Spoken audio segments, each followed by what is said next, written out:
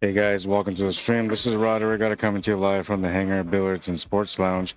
We're here at 121 Scurfield Blvd, and we're here for the Sunday Open 8-Ball Tournament.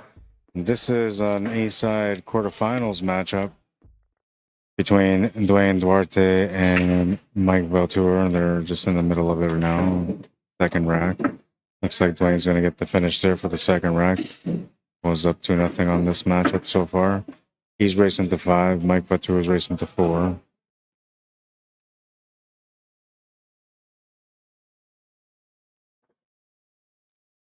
We'll make that official there for you guys. Well, we'll start the clock on this match too.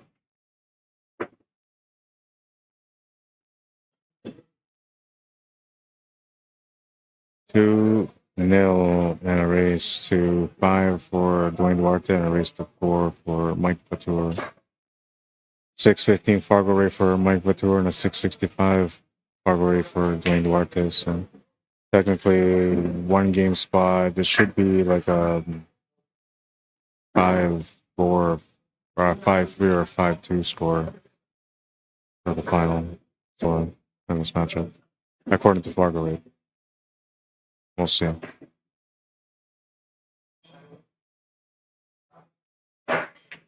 I tend to lean on stats, but I don't really trust stats as much. They do kind of give you a general idea of what to expect. But I don't know. Sometimes it doesn't play out the way it says it's going to play out.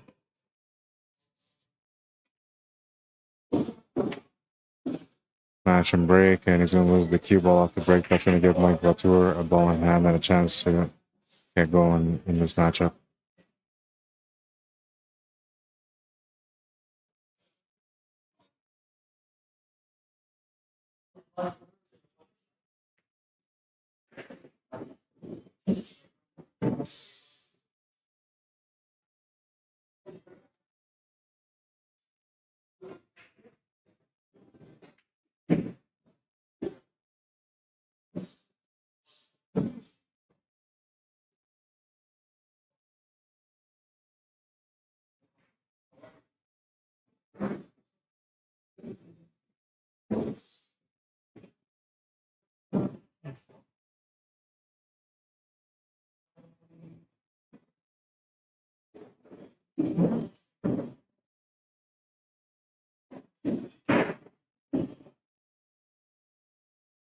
I have to run to the 7 ball a little bit here.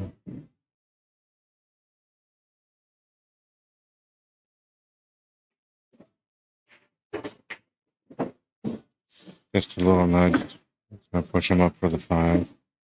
And now he's going to have to try to play shape around this 10 ball. If he was to go straight top spin and try to come down to the left side of the table with just straight top spin on the 5 ball, he would end up running into that 10 ball, so he has to get around it. It actually may not even be worth it to take the 5 right now, actually. I like the idea of the 2, but I kind of actually like the idea of the 7 ball, then the 2, then the 3, then the 5. He's got to play some perfect shape on the 5, which is the only reason why I would maybe play the 5 here, but can't do anything with it unless you play through and do the top and in between the 10 and the 8.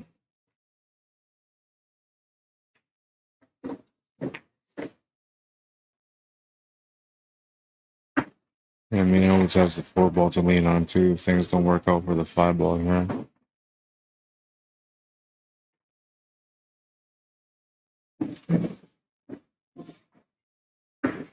It's going to work out for both here. Might want to take the 4 ball though, maybe lean into the 12 ball a little bit just to get straighter.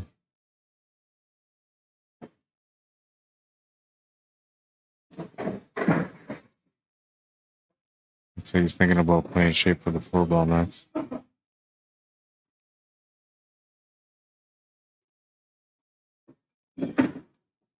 No, I'll get over for the 7 ball, so never mind, he's good on the 7. Basically just has to hold position, draw back a little bit, and he'll be good for that 4 ball next. Nice little stun draw angle here on the 4 ball to get onto the 8 ball. Too much juice. I'll get over for the 7 ball, so never mind, he's good on the 7. Basically just has to hold position, draw back a little bit, and he'll be good for that 4 ball next. Nice little stun draw angle here on the 4 ball to get onto the 8 ball. Too much juice. Too much juice. Gonna still have a shot though. It's just a lot tougher than what it should have been.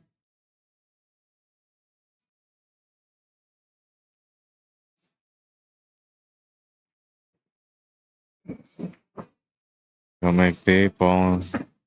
We'll get down by 1 now. Almost ran that cue ball too far on the shape for the 8.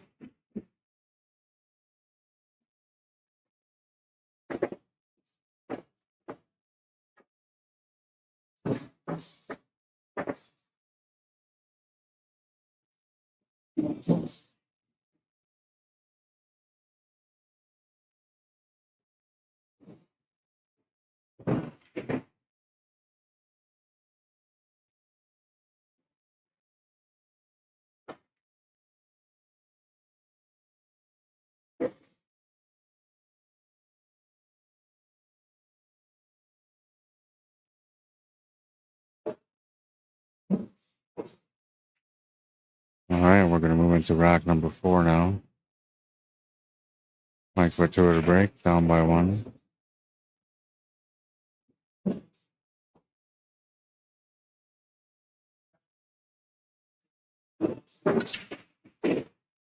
Gonna smash into the right. And I think I'm pretty sure I heard something go down.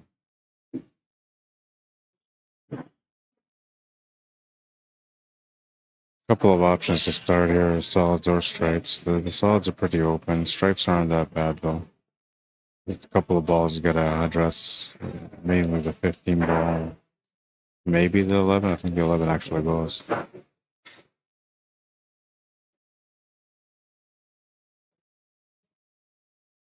Now, if you're gonna start with low ball, I think you're kind of stuck starting with the 5 ball. You would have to shape up for the 4 ball after that. You could play the natural line to get over to the right side and shape up for the 3 ball, but then you would run into that 11 to 15 and change the table. Gonna want some somewhat straight, but with a forward angle on the 4 ball. Yeah, like that. Good shape. I just gotta find the spot. Gotta be precise on the finish here on the table. 2 balls, the toughest ball to get to, I think. And start heading that way after the 7 ball.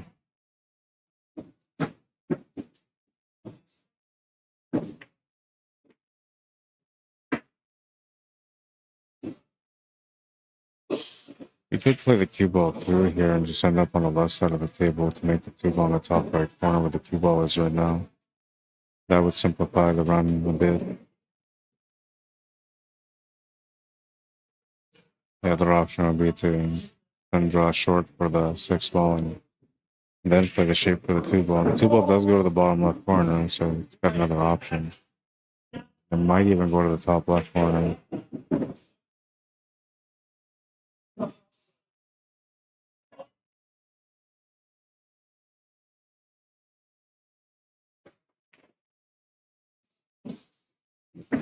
And he's got a little bit of angle.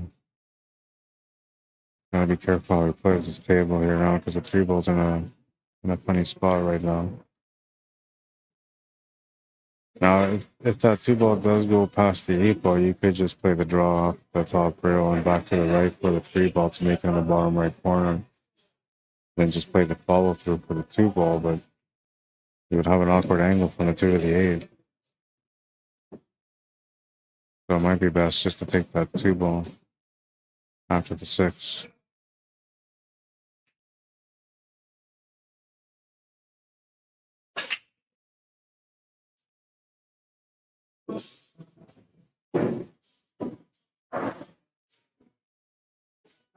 And you're going to play the draw shot for the shape on the 3. 2-1.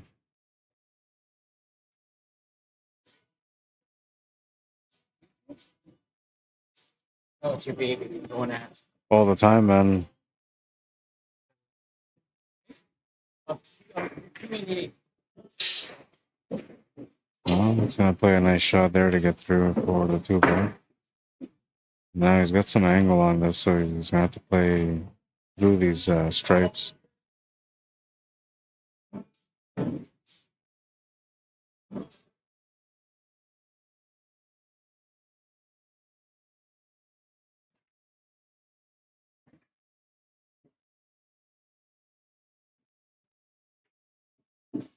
Oh yeah, he was too focused on making sure that he got through for the 8-ball. Come up short, but he got a little bit of a lucky roll by having the 2-ball roll up on top of the 8. It's gonna force Dwayne to have to look into breaking that out. Got a lot of possibilities here, though. You can start off with this 13 ball set up for the 11 ball, get the breakout on the 8 ball there, and then have the 10 ball to the side pocket.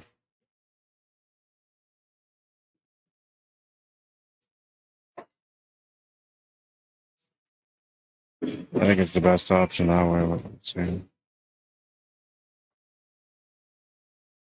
Shooter's choice, usually.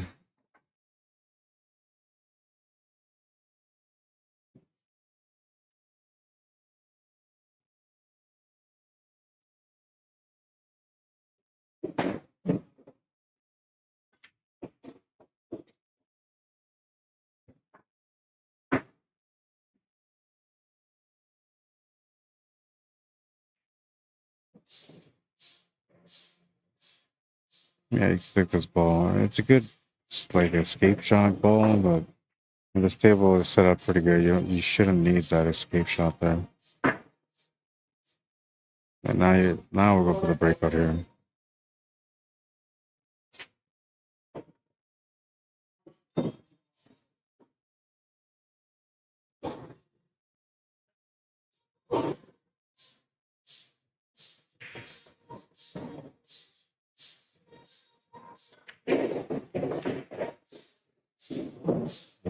He got the breakout, and he's got the shot to the side. He's still good to go.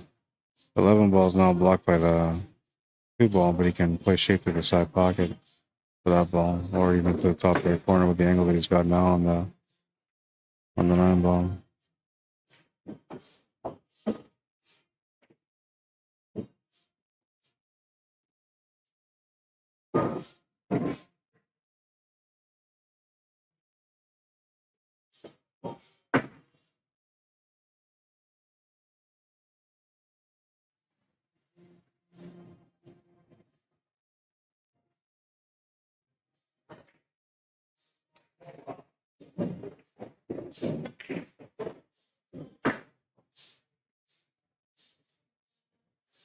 Let's go past that 2 ball if he played the shape that way.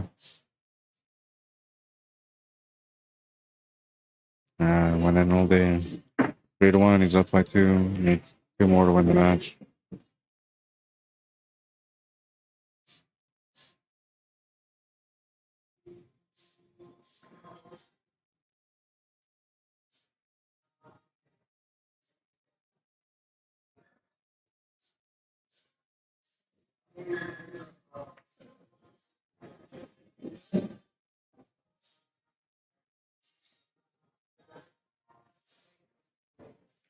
Lots of good players today in the tournament. It's going to be a really, really, really nice showdown as we get to the final 8, the final 4.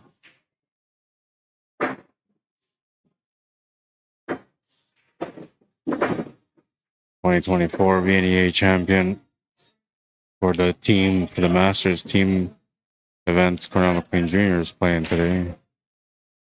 He's going to have a matchup with Tim Sinclair next. Here, McKenzie, who's a dangerous player, he's out and playing. Guy Smith, last time, I think it was the last time he played in the tournament, he won the tournament here. Mike Waterman, another good player, slightly under ranked, but he's been bumped up slightly, so we'll see how he does. DUARTE, Mike VAUTOUR, both players playing on this matchup here. Mitch DuPont is here as well. See how he does. He's a surprise player.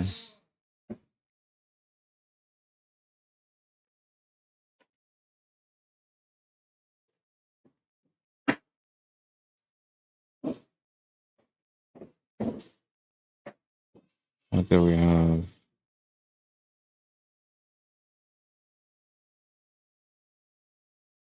There's 24 players today.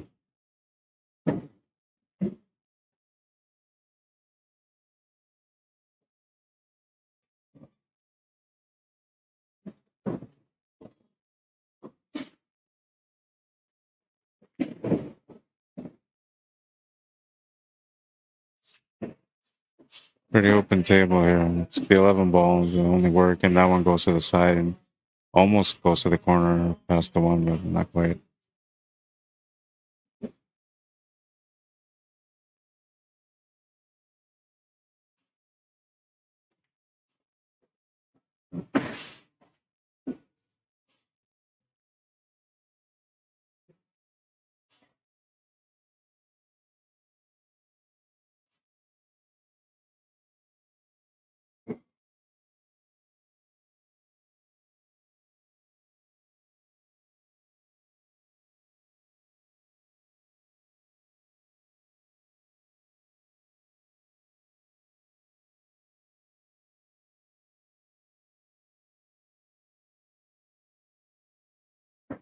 They don't want to be over the ball here on this one. It'd still be okay. I mean, you can take the 11 ball and just drop back and get a little better on that shot to the side pocket. I think it's the 12 ball. On the 15 ball, sorry. And now you play the shape on the 10 ball to the side pocket, opposite side.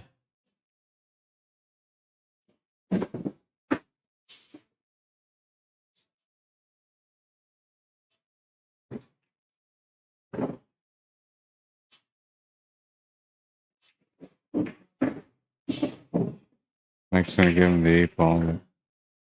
Yeah, he's gonna give him the 8 ball. 4-1, he's on the hill.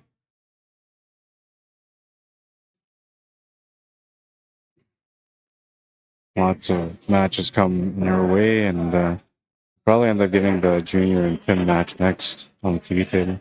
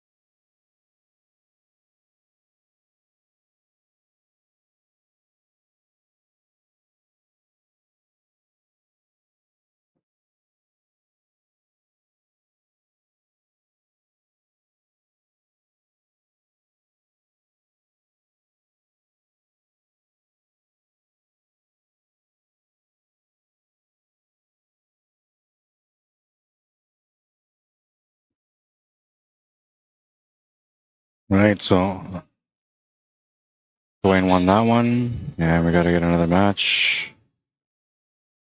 I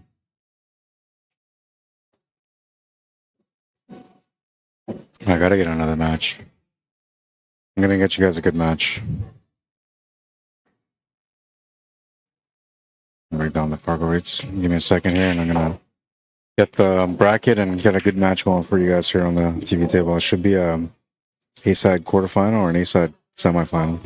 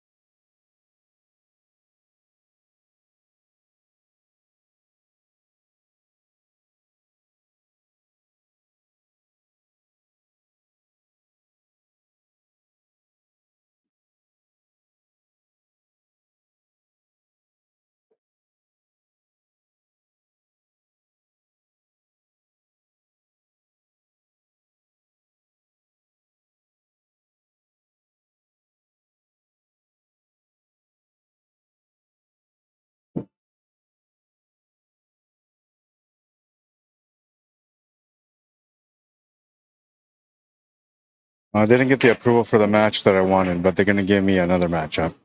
I get a chance to see a young little talent that's coming up in the game playing against a guy that's been playing for quite some time. David versus Goliath type matchup here on this one.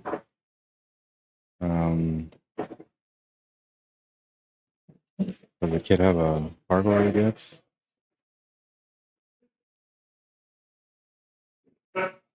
Is that an A-side or a B-side match? Might be a B-side match.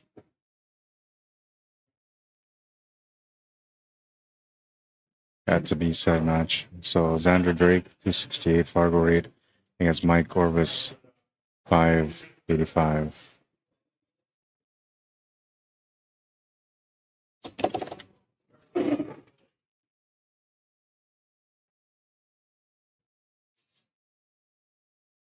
Xander on the left.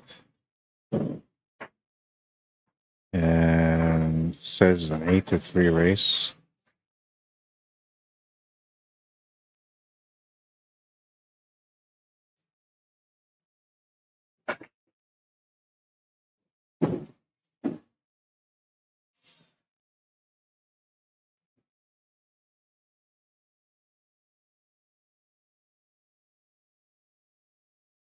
Gotta wait for them to get here.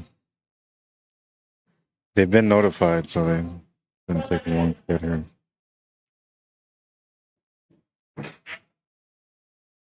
It's the 3, and this is a B-side match. Xander's coming up right now.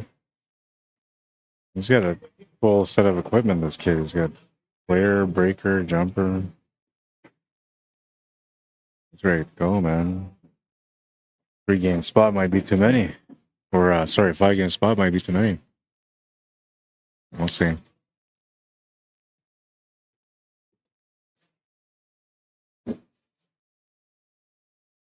We will see.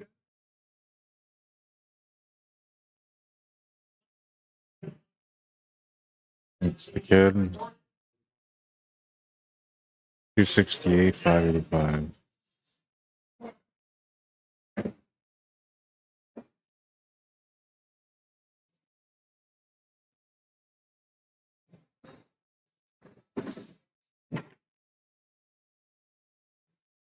This will be a bitter. It seems like hey, you're looking at the Fargo rates, right? So you're thinking 268 versus 585. Like it should be a no-brainer that the 585 is going to win, right? Because obviously they got more experience, they played more, and they have more knowledge, right? Put that all together with their how their day is going today. You know, whether or not the balls are going their way, if everything's going in, you know, the sight is good. Now that makes it a dangerous player to play against. But when you're playing against somebody in a race like this where you're racing to 8 and your opponent's racing to 3, or you're racing to 9 and your opponent's racing to 2, which is even tougher, it puts a lot of pressure on the player that's racing to 8 or 9. You know, you don't want to give up any opportunities. And at first it's like, okay, well, you know, I'm going to win this match because like you're supposed to be the better player. But then something happens early in the game and the kid gets, you know, the first game under his belt, and now like you start sweating, right? You start feeling the pressure whenever there's those iffy shots, and it actually will change the player's game. Instead of him being more offensive, using his skill to be able to be more aggressive on the table, they actually become a little bit smarter at the table because they just don't want to take chances, right? And if the run-out's there, they go for it. If not, they'll just play safety, and they have good balance, which these kind of games, you don't know. I don't mind these kind of games. They're a little stressful. They're, you know, a little challenging, but they're really good for, you know, getting that balance in your mindset for how you want to play in the end in order to be able to win the tournament, right? And because you do have to have balance. You can't just be a all out, you know, swinging type player and always win. You're gonna have times where you have to play safety in order for you to be able to win a rack or to be able to come back in a match, even, you know. So you need that balance, and matches like these will get you thinking in a balanced way.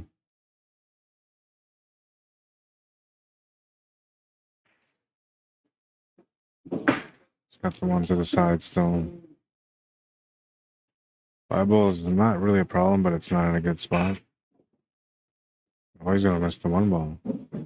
All right, so now the kid gets the first chance at it. He's got a challenging table, so I expect Mike to get another chance here. Oh, we'll start the clock too. Forgot to start the clock.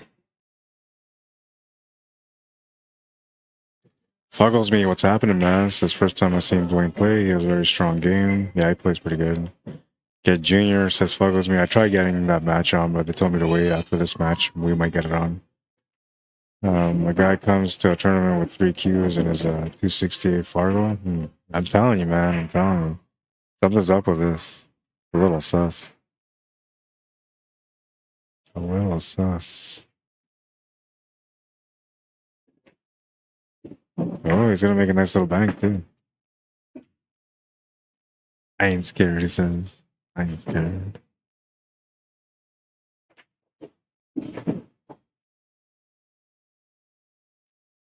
It's a nice little bank here on this one. Showing that, you know, knows how to play pool.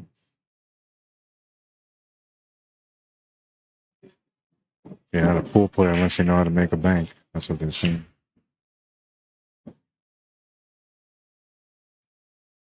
Yeah, just take over the pocket, man. Didn't take it over. It'll make it easier for Mike to open up that 6 ball.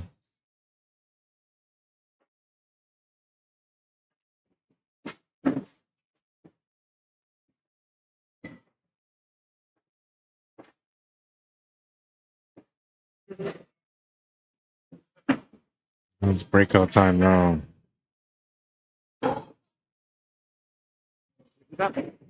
Yeah, just wait till this rack is done. Yeah.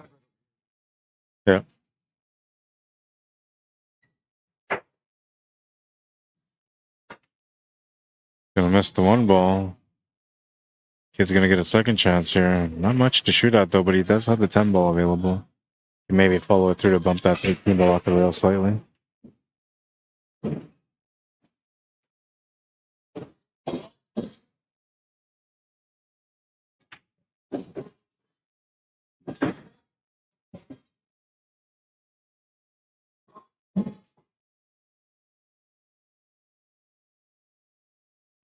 Gonna have to take on that 13 ball.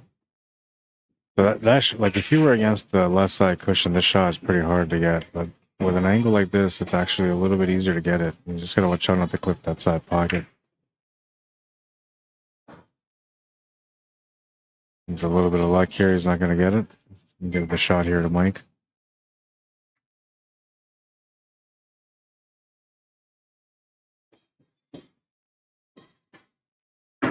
Yeah, we'll try and challenge him. See, there's a little bit of like nervousness in this, man, because you have to win 8 games. That's a long trail of winning. And, you know, you're still thinking like you're playing against the kids, so, you know, you can take it easy. You can try some harder shots, that kind of stuff. You know, maybe you're even trying to school the kid a little bit, you know, to show him, you know, a little bit of fanciness.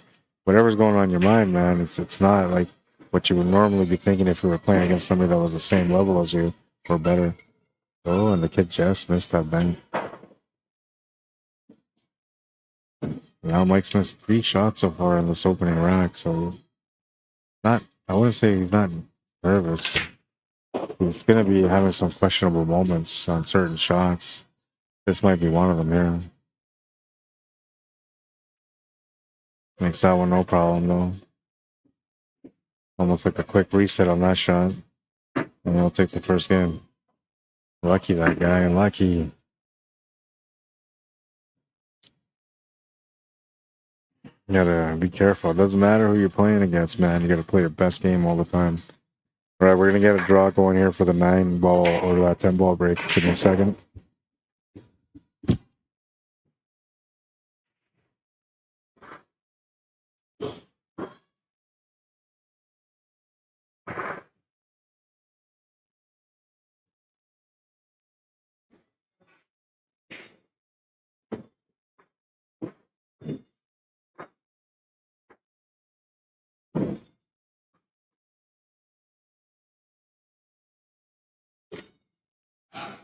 I know. Okay, hang on a second. Kevin's gonna do the draw there. Yeah, you can do it. I'm doing the 10-ball break and run. Oh, you want me to do it? Okay, hang on. I'll come get it.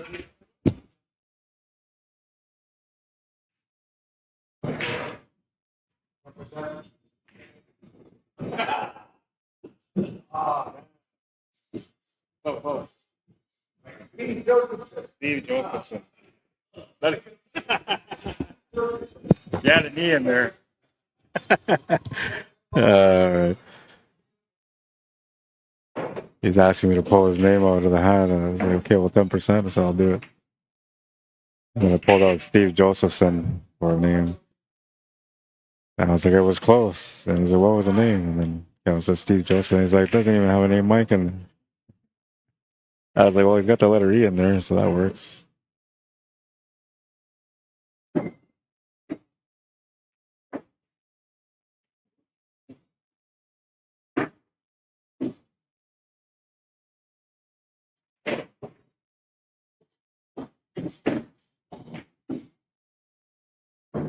Ken Townley, how you doing? He's like, I like Junior's game. Yeah, he's got a really good game. I'll watch the rest on YouTube.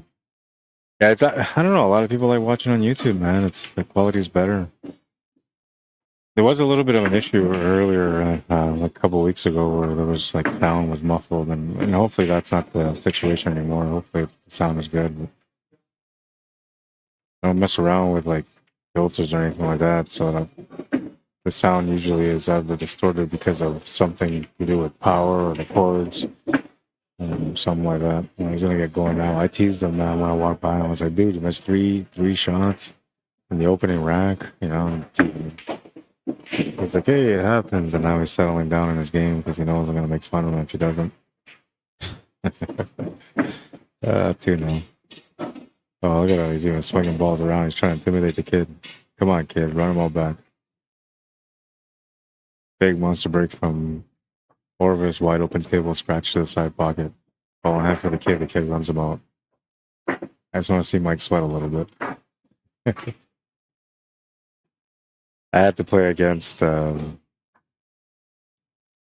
was it? It was Beck Rogerson I played, and he put some kind of pressure like that on me too, because he's a young kid, but this kid can play, and he can play pretty good. A couple of things he's got to work on, you know, the mentality, most of it, and little adjustments on the speed and aim. Maybe a little bit of grip too. But the kid's definitely like, he's right there. He's young, man, so few more years, you know, he's gonna be quite the player. But I had to play him already, right? And same spot. I think it was 8-3. Pretty sure it was 8-3. And man, I was sweating, man, because it was so stressful. You know, every shot you're feeling the pressure, man. You don't want to turn the table over, right?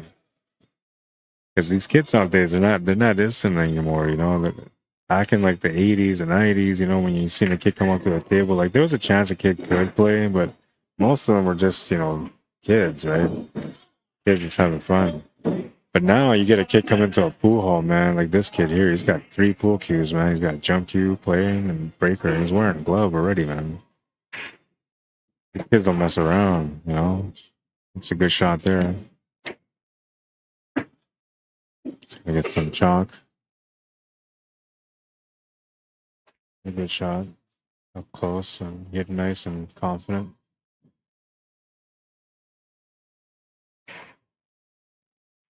Got another tester here on this one. I missed that shot. Now, the only reason he missed it is because he tried to play the cue ball through. I mean, he had to play the cue ball through still, but not the way he played the cue ball through. He was looking at playing the cue ball through a couple of rails, where he could have just played that with topspin, followed up off the bottom rail and back up, or even not even hit that rail. You know, it would have been fine. Just as long as he put some topspin on it, it would have relaxed the arm. I mean, given that he was shooting over top of the ball and he's a young player, so there's a good chance that he doesn't understand how to shoot over a ball, but Xander, if you watch this later, man, part of it is to take away the strokes. You don't really pre-stroke when you're shooting over the ball. You just aim and then you shoot through. And there's a grip adjustment too, which if you watch this video next time I see you, I'll show you it.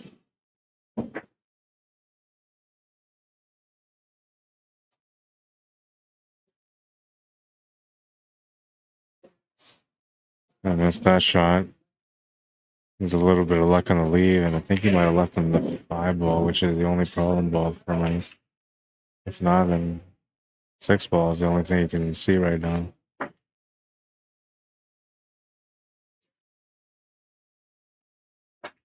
Trying to be smart here. He's kind of trying to get the kid to open up this 5 ball for him.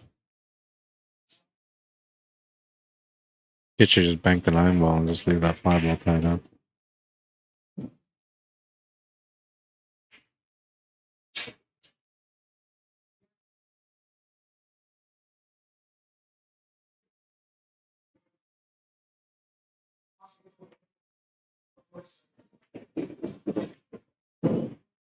Tried for the bank quarter, he almost made it.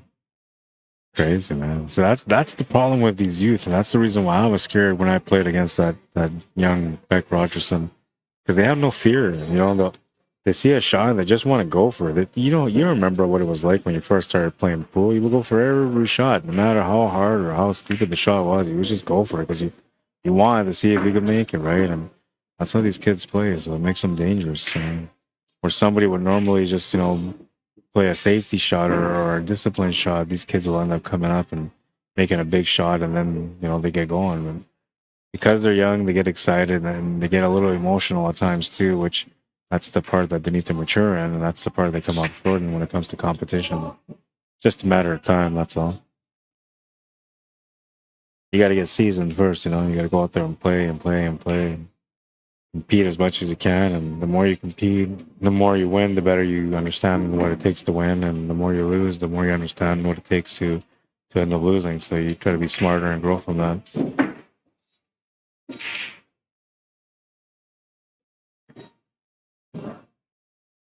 I don't see any of the 13 ball. So you see here, like, this is the inexperience. He's going for the shot, trying to make it, but he doesn't really have anything to shoot at next.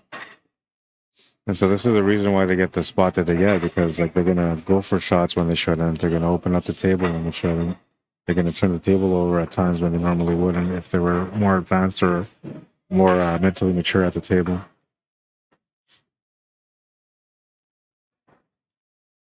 And so technically, the higher player, all they gotta do is just, you know, be patient or play a couple of smart shots, put them in a spot where the kid's gonna have to go for that shot, because they're not gonna think about going for a jump shot or a kick shot. They're going to hit the ball that's in front of them. So if you set them up for that, they're going to open it up for you. And then for the kids, you know, when they're playing, they just have to learn from that. Like, okay, next time, like, don't open it up. At the beginning, I think when you first start playing, like you kind of play like that. You usually don't go for the big shots because you say to yourself, like, I'll just let the better player break it out and deal with that trouble, you know? That's your protection. And in a sense, like you kind of have to do that at the very beginning. You kind of have to do that. But at some point, you got to let that go and you guys just start going for shots because the only way to win is by, you know, making shots in moments where you probably shouldn't have made that shot, right? And you come up with something special, you finish the table, you run out. But at first, you kind of, you know, do that. And I think in the middle stages, you kind of play like two-way shots. I'm curious to see the kid should play like a little safety, you know, bouncing the cue ball off the side of that 13 ball, making the 4 ball in the pocket. He's going to play this shot instead. And I think he might have got lucky.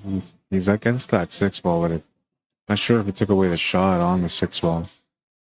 If he did, he's kind of lucky, but there's no shot on the 8 ball, so odds are still against him unless Mike opens up that 8 ball for him. I'm thinking Mike's probably not going to open that ball up. If anything, he might play a safety on that 2 ball. A two-way shot here. See, he's going to force him to hit his ball to open up the 6 ball. If he's lucky, the kid might even try to play with left-hand spin, which will open up the 8 ball for him.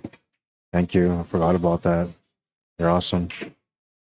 Oh, and I get a fancy napkin. Ooh.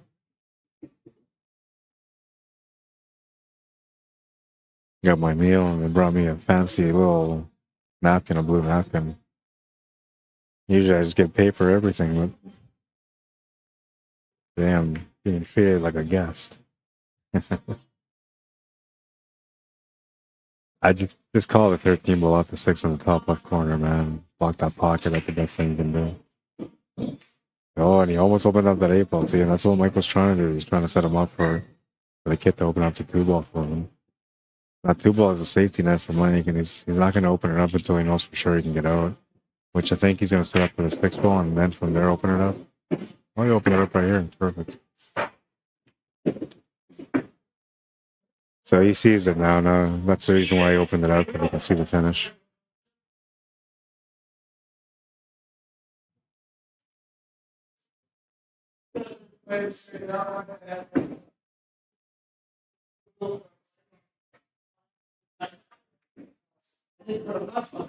Didn't draw enough for the 8 ball, so he's playing a 2-way here. Bank corner with a safety leave. But this kid knows how to bank, man, so that may not be safe. We'll see. I mean, he made one earlier. This is a little bit harder than the last one he made, but we'll see. Come on, kid. Hammer this 13 in the pocket. Some pressure on Mike.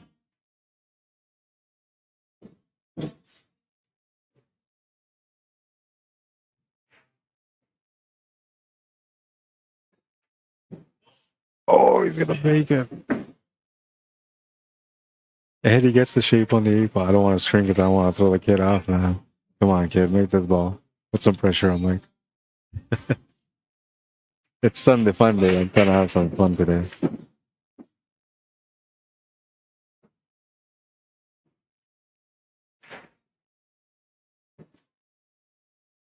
Nice. Good job, kid. So Mike played that bank because like he didn't get good shape on the 8 ball, so he played the bank on a 2-way, thinking, you know, like if he doesn't make it, he's gonna leave the kid a bank, and the kid's not gonna make the bank, right? Like that's the way it's supposed to be. But then this kid's like, no, you know what? I'll just call it in the corner and make it, and then get shape on the 8 ball too. It was good. You had to make this ball. You hit it perfectly, man. Little pop off the rail. Oh yeah, victory. Staring down that 8 ball like he just found a snack. See that? See the way, like, look at this, man. Look at the way he stared down that 8 ball at the end, like he just found a snack and he's gonna bust a munch. Watch his facial expression as he. Oof, that went in. He says, "Oh yeah, I found a snack." You gotta love it, man. Gotta love it. Moving into rack number 4, and well, he's got a little bit of an edge here now. He's on the scoreboard, so like now the pressure's on Mike not to let this kid get on the hill, because if he gets on the hill, all the pressure's on him.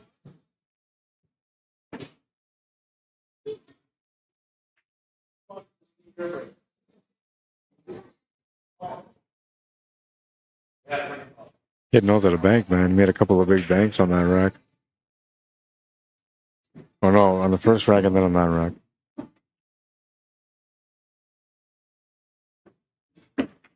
You know this kid's gonna go back and watch the stream later, so you guys do the honor of maybe liking the stream for him to see, you know, you guys enjoyed the way he won that game. He says, wow, nice shot. And the shape on the 8. I'm telling you, man, that might be the highlight of the day. But I don't want to curse the kid because usually whoever gets the highlight of the day usually loses the tournament. So I don't want to jinx the kid, but he's in the running for today. He's in the running. Just that stare down on the 8 ball, you know, the way he looked at that 8 ball is like, yeah, this kid's going to be a good player, man. He's got the stare down already.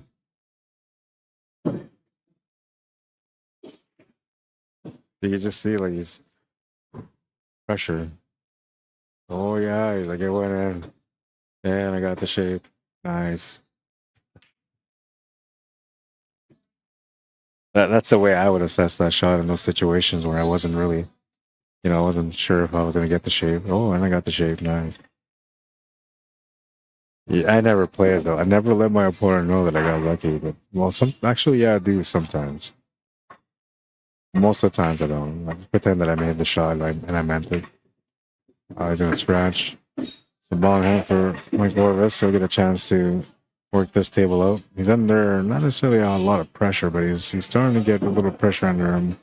You know, kid got on the scoreboard, needs 2 more to win, 1 more to put all the pressure on Mike. So he needs to start playing, you know, not necessarily aggressive, but smarter and try to get the wins as quickly as he can, build them up.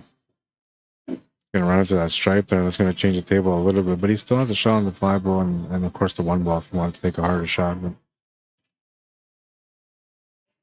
make the 5 ball and got the 7. Finish here is gonna be interesting, trying to get from the 3 to the 2. Unless he changes the table slightly, maybe running into the 8 ball here. Gonna run into the 3 ball. Gonna give him just enough to be able to make it. He's gonna miss the shot. And he wouldn't have had the shape on the 2 ball. Kind of missed it on the pro side though. It didn't leave the kid a whole lot to shoot at.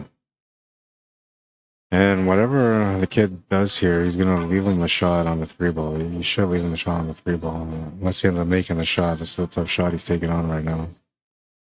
Scratch angle to the side pocket. Actually ended up going off the 8 and scratching. Ball in hand for Mike. This time, you know, he should be alright to win this game. That ball in hand's gonna help out for sure. First thing he's gonna do is open up that 8 ball.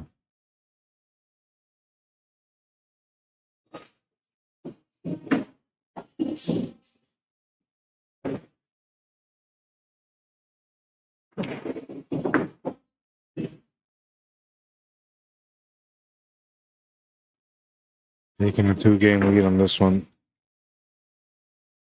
Needs 5 more to win. Xander, Drake looking for 2 more.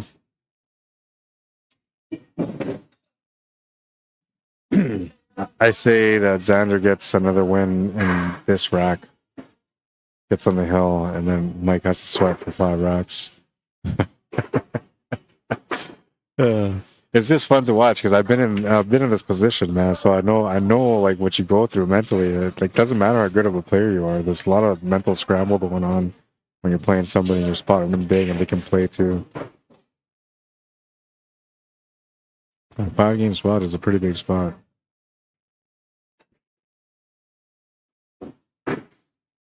Massive break, but he's gonna scratch out the break and the kid gets a chance, man. Work it out. I don't root for anybody. I usually don't pick any favorites either, but I gotta root for the youth on this one, you know.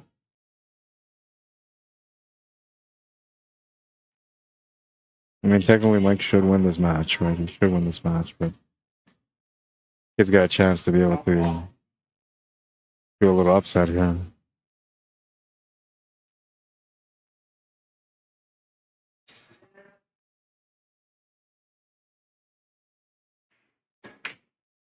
Oh, and he missed the opening shot.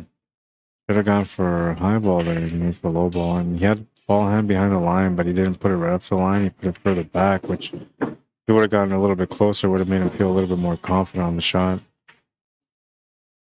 I just tied up one of his stripes, so now he's got a little bit of work to do himself.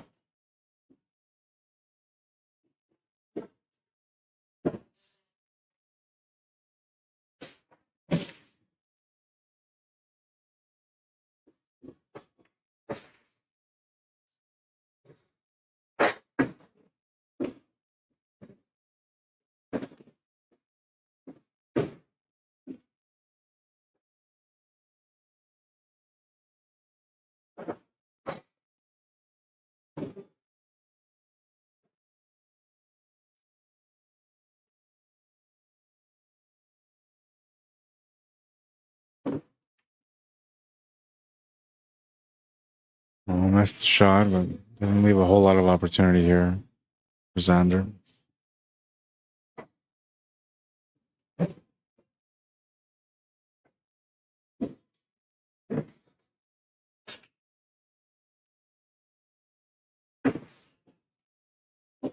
Made the 3 ball. I don't think you can see the 5 or the 1. Maybe the 1.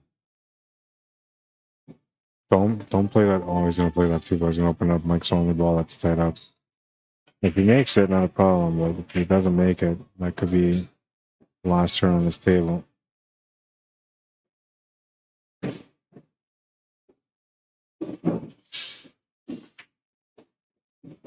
All part of the learning experience, the growth process for a pool player. To learn from these little mistakes. Eventually, as years go by, he'll find a way to play a safety shot there instead. Mike's gonna miss the shot.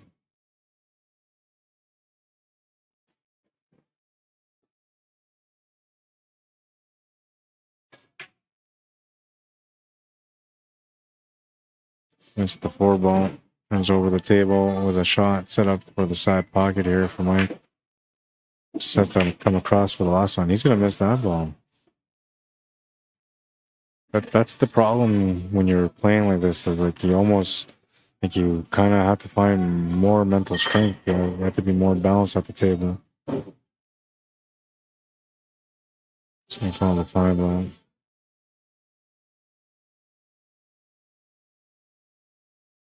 And I missed the 5. And now Mike has to win this game here because otherwise it's going to start affecting his game in the long run.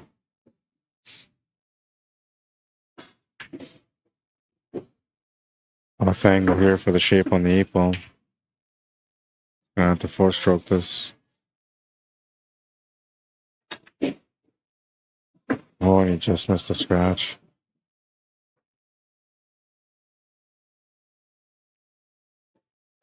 Oh, and he'll miss the 8 ball. Opportunity knocks here for the young fella. Plays it with topspin. He might open up that 1 and 5 ball here too, but it looks like he's pulling away from the 1 and 5.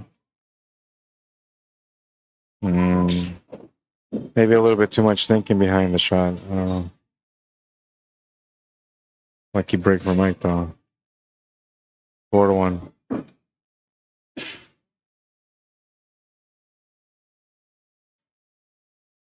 Xander Drake gets the break next. Still looking for a chance to get on the hill first. His opponent needs 4 wins to win the match. He's looking for 2 more, but just getting 1 more would feel good because then you're guaranteed to go to the last rack, and that's a good feeling all on its own, whether you win or lose.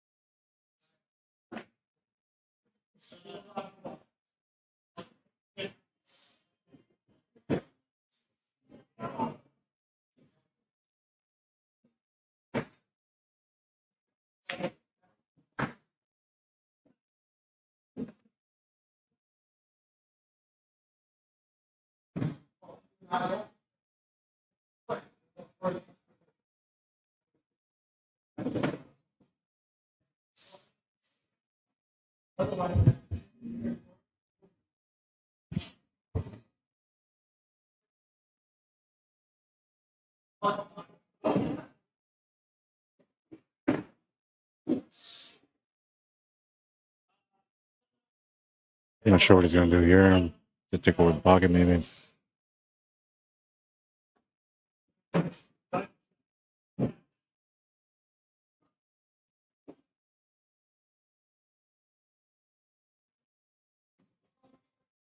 That's what he was trying to do, but he didn't quite get it.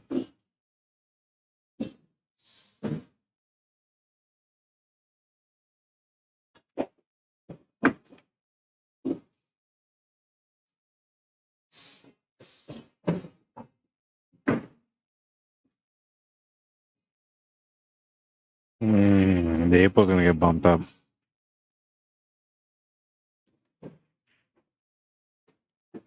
Always something. Always something. This time is gotta get a breakout. No real options around it for the breakout.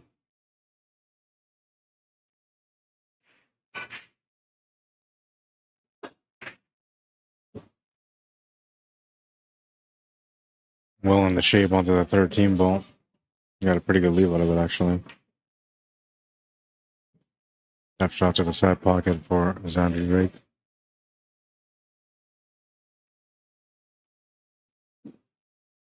Almost made it, but he's going to lose the cue ball.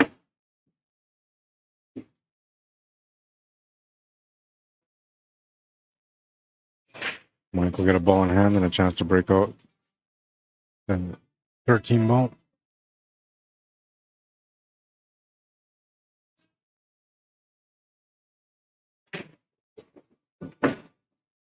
We get a nice breakout out of it too.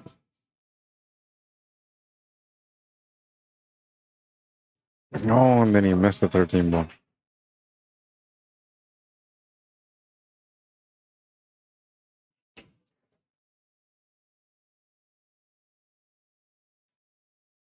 Might not be mentally engaged in this one.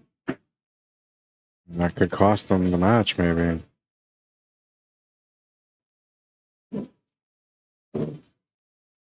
One thing I'll tell you, though, is that if he's not mentally engaged in the match and the young Xander Drake ends up getting on the hill here, he will have no choice but to engage, and the kid's going to see a different side of a player.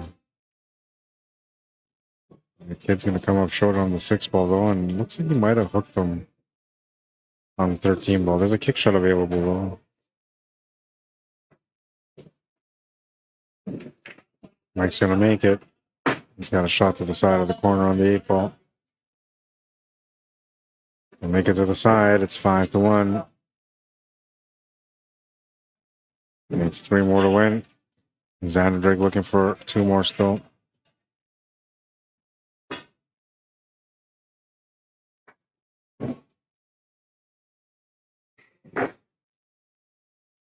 I got a feeling today's final is going to be pretty exciting. My instincts tell me that it's going to be a pretty exciting showdown for the Sunday Open 8 ball today. The Hangar.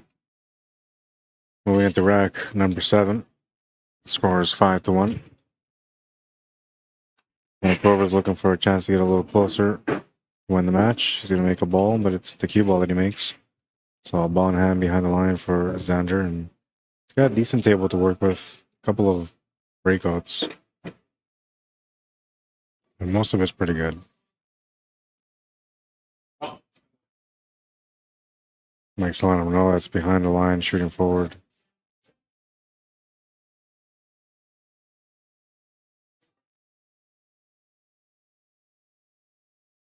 It doesn't know that it's a second line, though. He's going to the first line just like last time. Oh, this is okay. He's got a shot to the side pocket with a breakout on the 7. Oh, it looks like the 7 ball goes on the line. Oh, maybe it didn't. Either way, I'll turn the table over to Mike. We'll have limited options here. Maybe the 11 ball. Possibly the 14.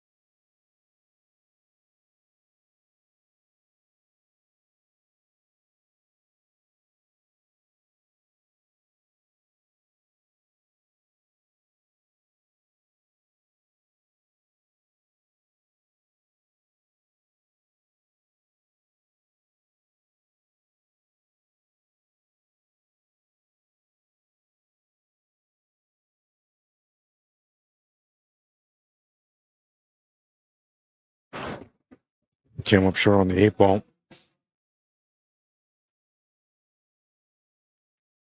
Almost for a big back cut, and he almost made it.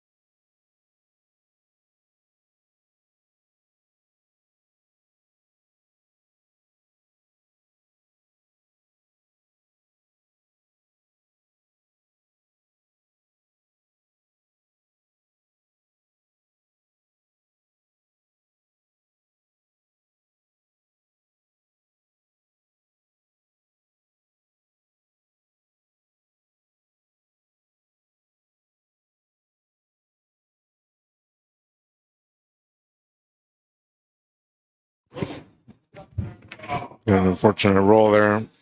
Calling out for Mike. 6-1.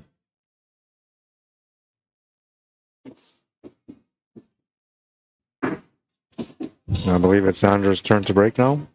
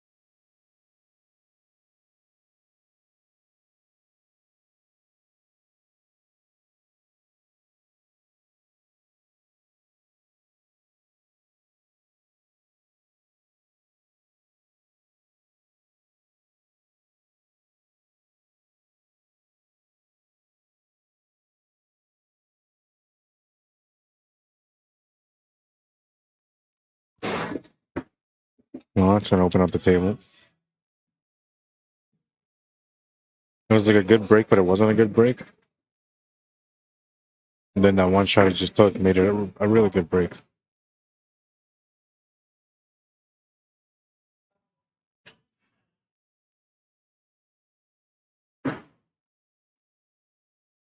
Six baller's got to figure out.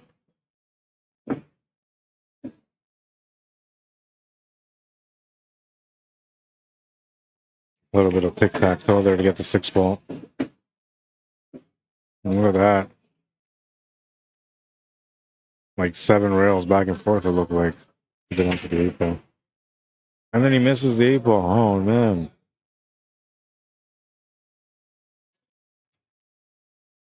One, two, three, four. 4 rails to get onto the 8. 5 rails to get onto the 8.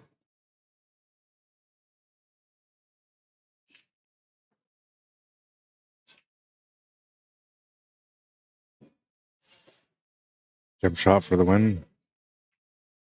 Masse for the win. Let's say he goes for the masse and then he follows the cue ball through to make it hill.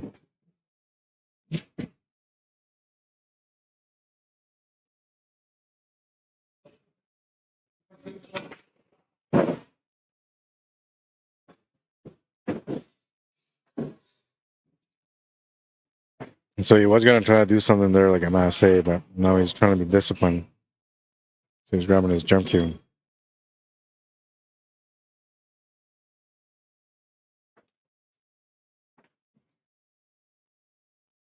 Will the kid get a break here and tie up the match? Or will Mike Orvis finish the match with a jump shot? Pretty easy jump shot because the 8 ball's so close to the pocket, but dangerous because the cue ball can follow it through. He's going to make it though, no problem.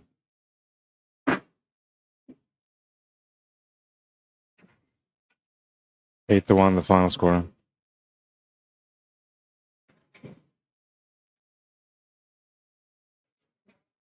Now I got to find out what's up with the next match.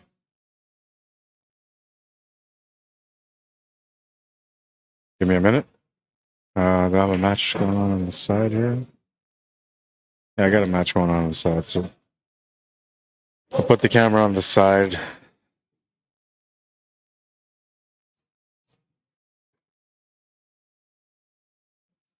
Onto this table here. This is Mike Wardman and Zach Hermantrout. I'm playing a matchup right now. I have to find another matchup for us.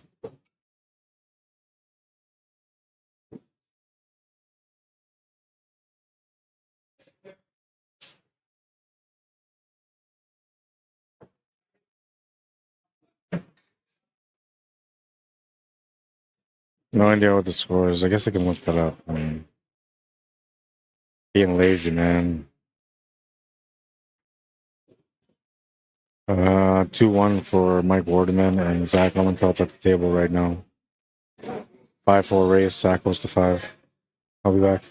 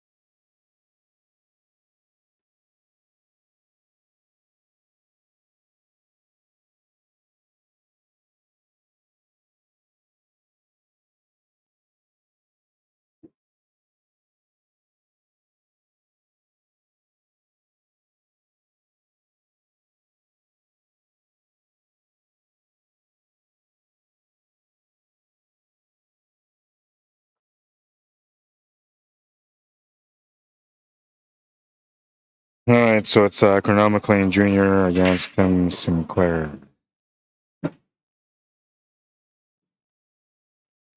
Not sure what the race is, but they're gonna show me that shortly here on the bracket.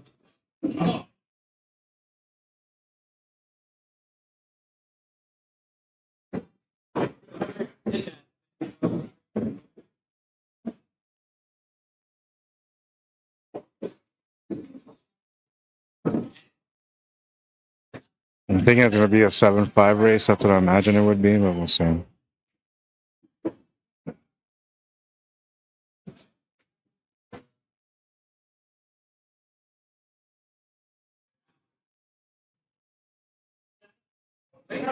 I'll mark it as 7-5 because I think that's what it will be. Or it could be 6-4, actually. I think that's what it's actually going to be, a 6-4, so I'll mark it as 6-4.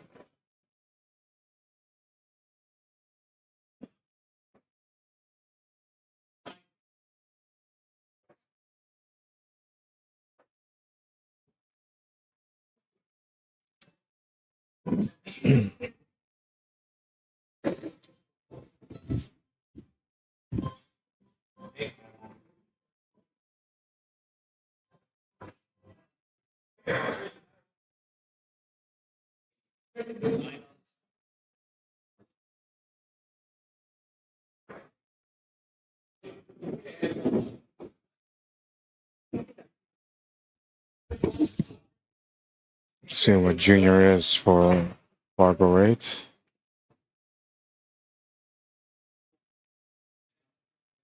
At the top. 710 versus 599.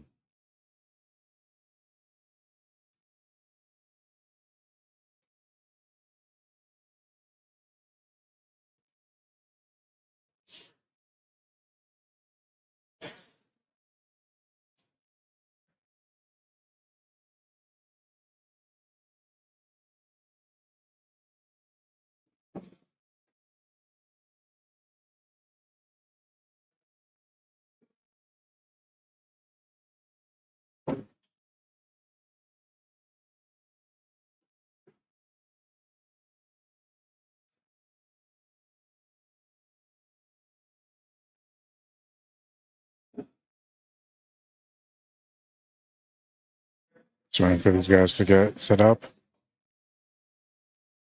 I don't think they even know they have a match yet, but we'll put up their Fargo rates here. Reset the clock. 710 Fargo rate for Cornell McLean Jr., 599 Fargo rate for Tim Sinclair.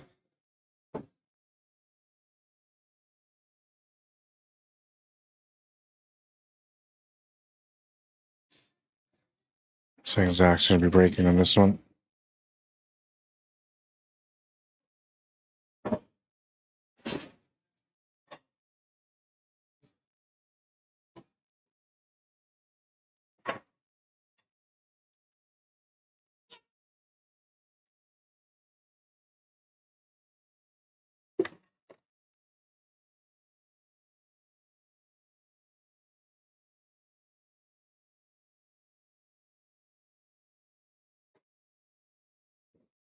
I'll just be patient because the girls are not ready to get started yet.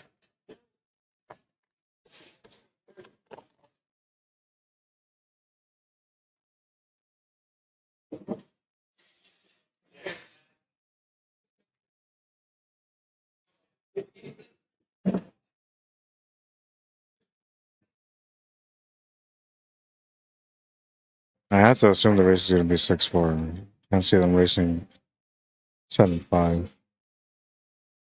Because it's based on race to 5, so then if it was based on race to 6, it would give them a 7-5 race.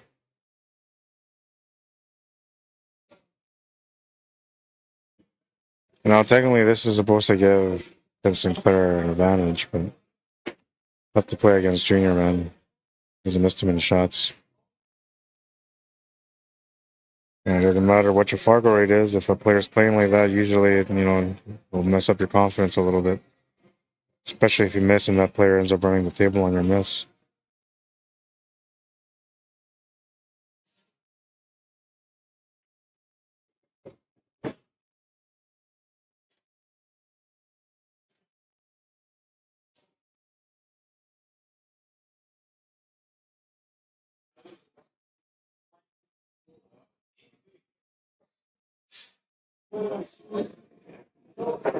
Only 4 players this week. Lots of good competitors.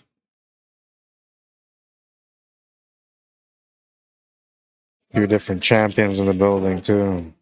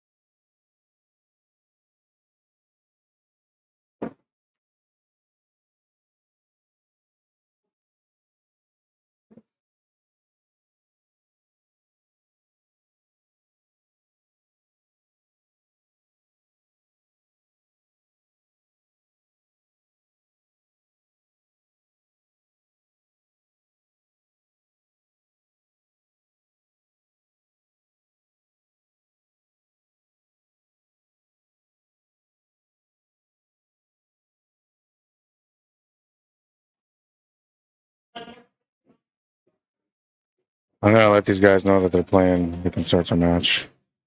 I'll be back.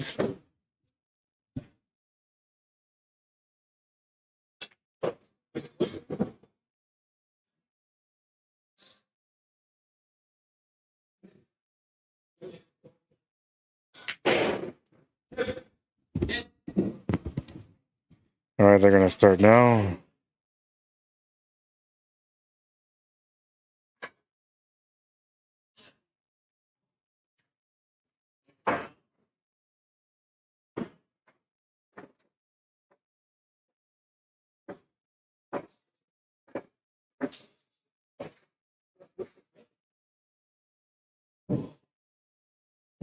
Timer will start when the first break gets going.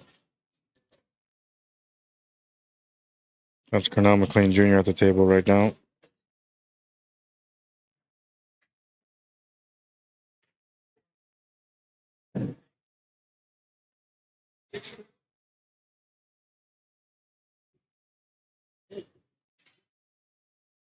Yeah, man, you're welcome. Cornell McLean Jr. to break first on this one. One of the biggest breaks in Manitoba.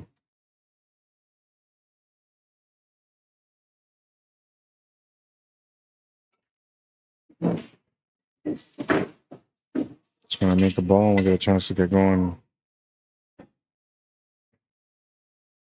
I'm gonna be back in a few minutes. I'm gonna go get a water, use the bathroom quickly.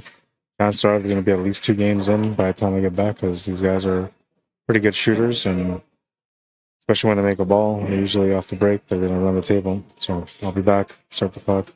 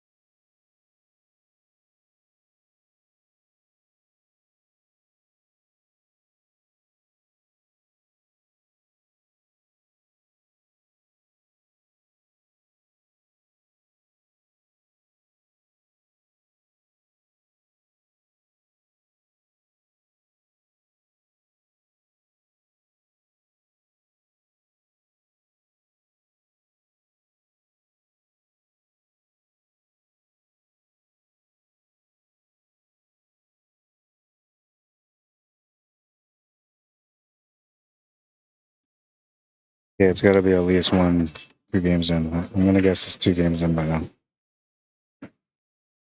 I wasn't even gone that long. It's only a few minutes, but it's in.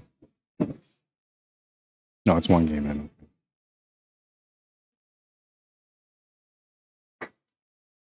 Alrighty. Time to enjoy some top quality pool.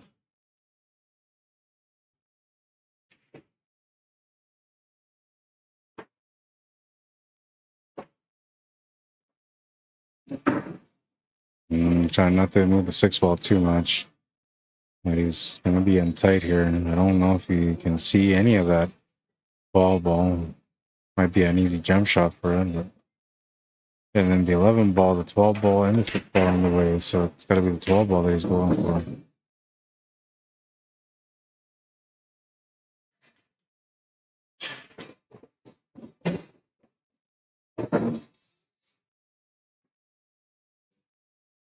We've also got a safety option here by banking the bottom straight to 10 ball. But the jump on this one is it's like maybe, I don't know, 6 of the ball.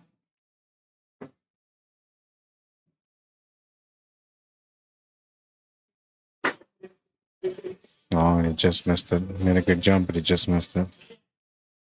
And he missed it decently too. I don't think he's left too much here for Tim. Using out the safety here and using the 7 and the 6. Huh? Are you doing a Thursday tournament? Possible. Yeah, no, I am. Yeah. Possible. See that. See you, man.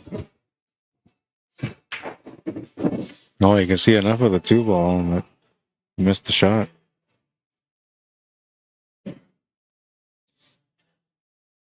Playing against a tough opponent, though, so you know he's gonna feel a little bit of pressure and maybe even jump up on a few shots.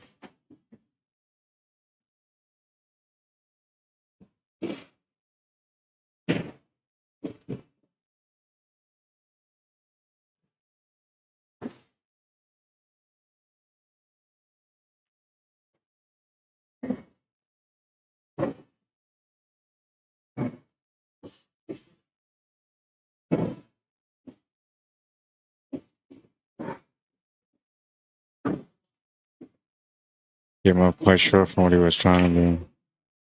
Still gonna have the shot to the corner, but he's gotta be more focused on the shot than the shape. Shape is gonna be about the speed of the shot, not so much the angle. The angle of whatever he's got on making the shot alone is what he's got first. It's gonna go the other way. It's gonna give him a good shot on the people. Definitely a tougher way to go because he had the shot to the top right corner, but the 2 ball was in the way there, so that was gonna make it tougher.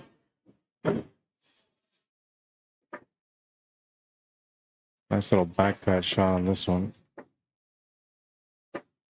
It's across perfectly for the 8 ball.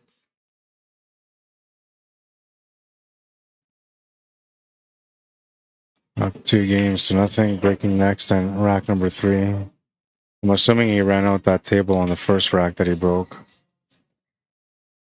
One of the things that when you're playing against him, you always have to kind of more or less just be and the understanding that when he breaks, usually if he makes a ball, it's going to be a run out. So you got to rely on your own breaks. Every now and then, though, he'll get in trouble and turn the table over. And when he does, that's when you got to do your best to capitalize.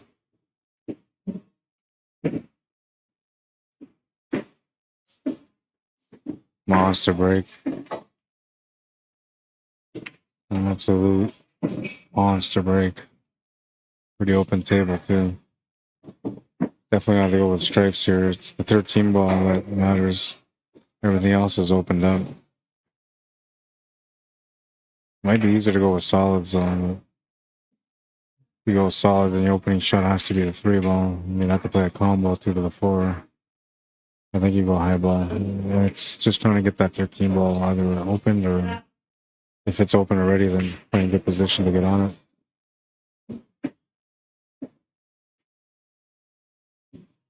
So he's got options here to cut either the 15 ball or the 12. He can cut them both. The 15 ball is the way that he was playing shape. The thing is, if he breaks out the 13 ball from there, he needs a shot on the 13 ball.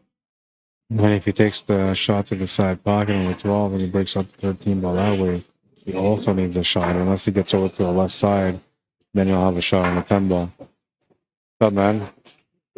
How you doing? I'm still on the A side. Still on the A side. Good for you. Yeah.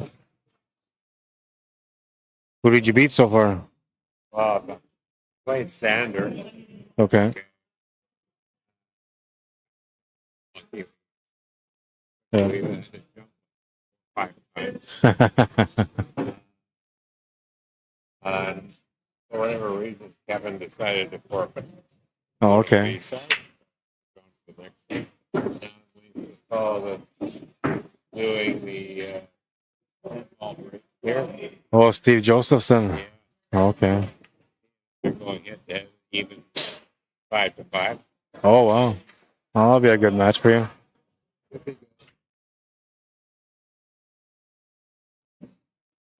Watching the match last night with Claire and Barry. It's pretty good, right? You beat him twice. You beat him twice. She beat him on the A side and on the B side. He's not a favorite.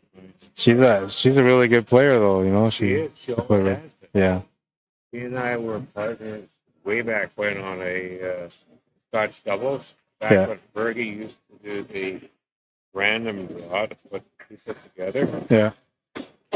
I can't remember the fellow's well. I don't remember his name. He's gone now, but he's a very big guy. Okay. And he did a really good job. And he turned. We were on the first table at Blue Room. Okay. He broke, and the cue ball goes flying. Okay, so it's gone. I go to get it. He grabs the cue ball, throws it at the table. Yeah. I grabbed it. It threw me right off. Forgot it was off the break. Yeah. I dropped down, made it volume. Oh, wow. Oh, yeah, for sure. For sure. Yeah. See him, but I can't remember his name. Not around anymore. But you passed away. I think so. Okay. Health issues doesn't mean you can be an asshole. No, yeah. To some people, that's what it means, but it shouldn't be like that, no. I said to some people, that's what it means, but it shouldn't be like that, no. No.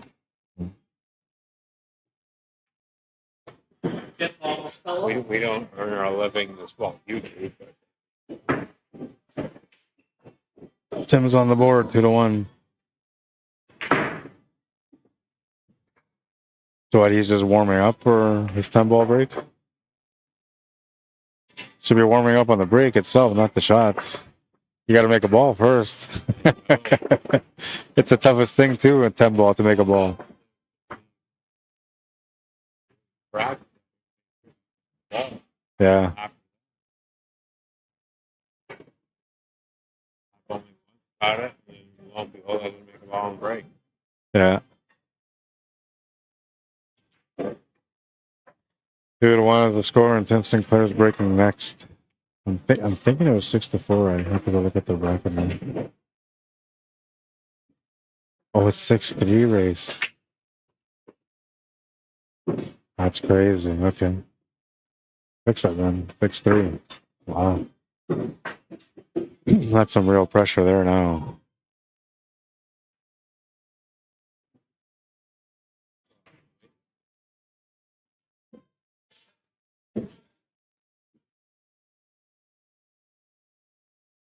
Hey, does he know you're supposed to be playing? Was the match called for you guys? Was your match called?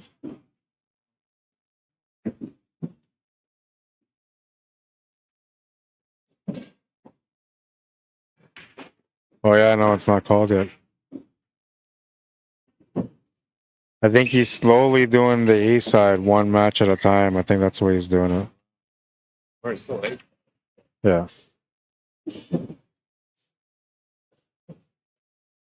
Should just have these other matches going. It doesn't really matter. Said he was going to come and do this once he finished his match that he was doing. Oh, I see. Okay.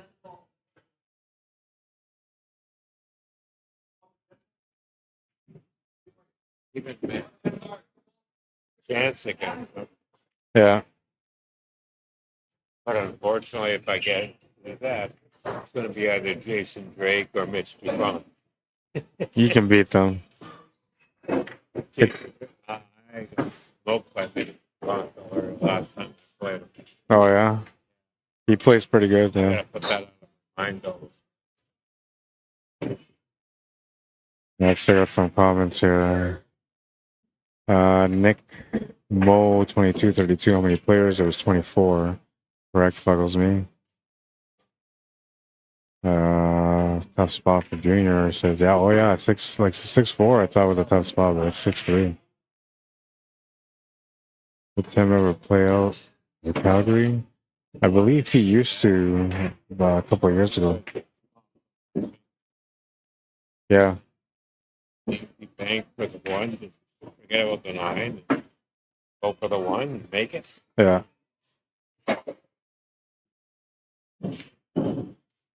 Yeah, the 9 ball or the 10 ball breaks soon. Very missed by Junior. Yeah, that doesn't happen too often. They were rolling the 1 ball there. Junior missed his first shot on the first rack. Oh, okay. Yeah, we'll see you, man. Good seeing you. Good luck in your match.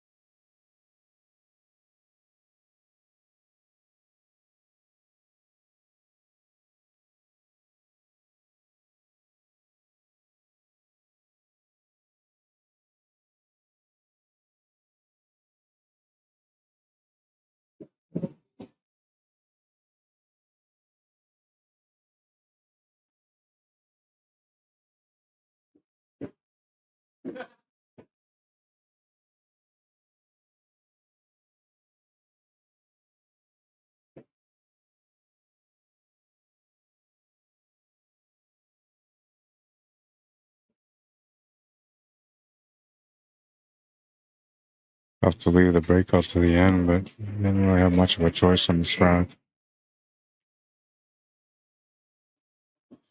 He needs some angle. Well, maybe the combo goes, so maybe he doesn't really need the angle. He's gonna need angle here, though. I would just, if the combo goes, I would stop the cue ball flush right with the 3 balls.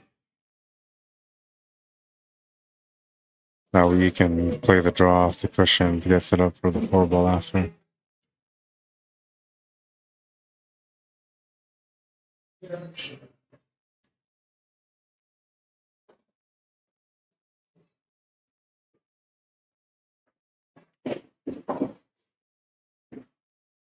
Mm.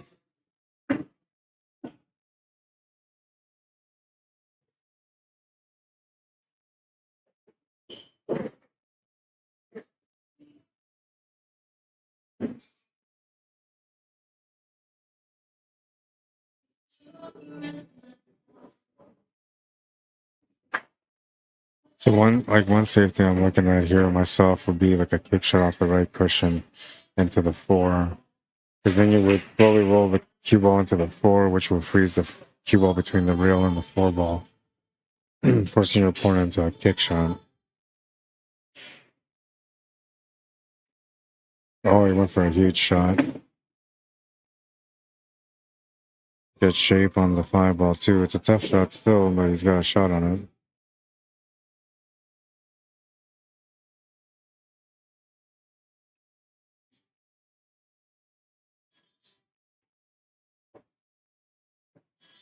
Oh, and he doesn't make the 5 ball. That was a beautiful bank, though. Got some draw off that, too, for the 5 ball.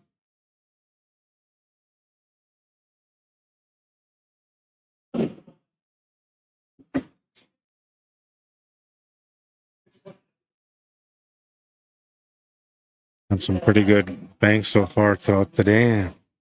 Been some pretty good shots throughout the day, but most of them have been banks.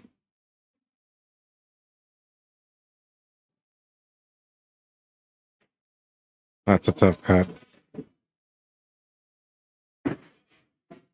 He made it look easy, but that's a tough cut to see.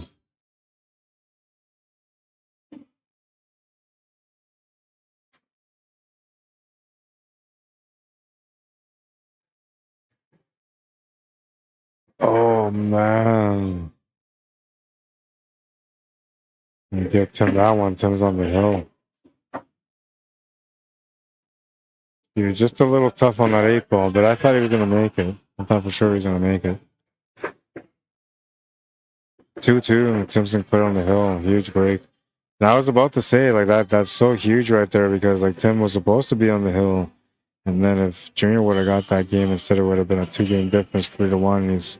He's comfortable still in that match.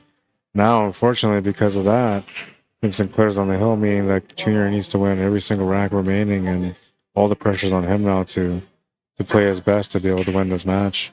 That's a tough spot, 6-3. Really tough spot. I played against Jason Cloud with a spot like that. It was the spot between him and I was 7-3. But Cloud was a 768 at the time. So 58 points higher than Junior, so it should have been 7-3. And I beat him, I think it was like 3-2. Now, normally I would just say, okay, bro, let's just play it straight. But that day, I was early on in the years when I started using FargoRate. I wanted to see how good FargoRate was, if it was accurate or not. So to me, in my mind, if they're saying that him and I had to go 7-3, that he would likely win 7-2. I would have a chance, but in the end, I wouldn't win. Instead, I ended up winning 3-2. So. And he wasn't happy that day because he's like, oh, man, I'm spotting this guy that many games and the way he's playing. I made a gross cut, too, on him, like super gross, man.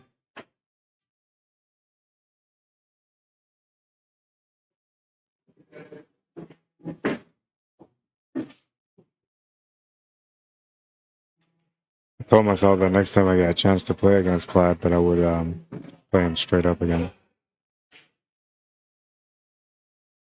Because I want to see, I mean, the spot, winning with a spot is like whatever you want with a spot. But when you beat somebody straight up, then, you know, you kind of see where your game is at and how you handle yourself in those matches.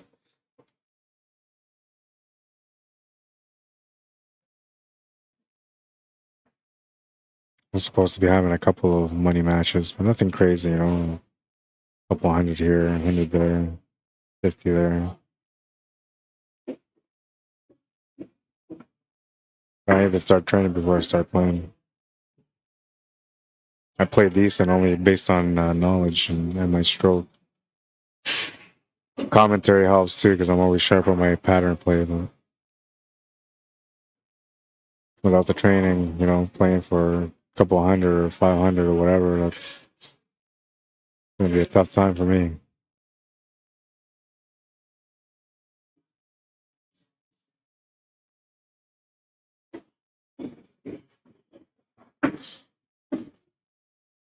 Seven ball doesn't have a pocket anymore.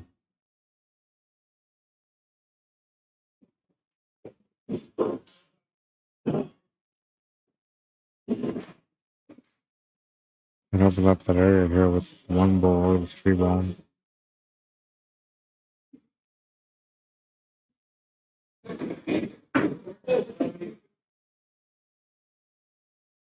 Good cue ball control.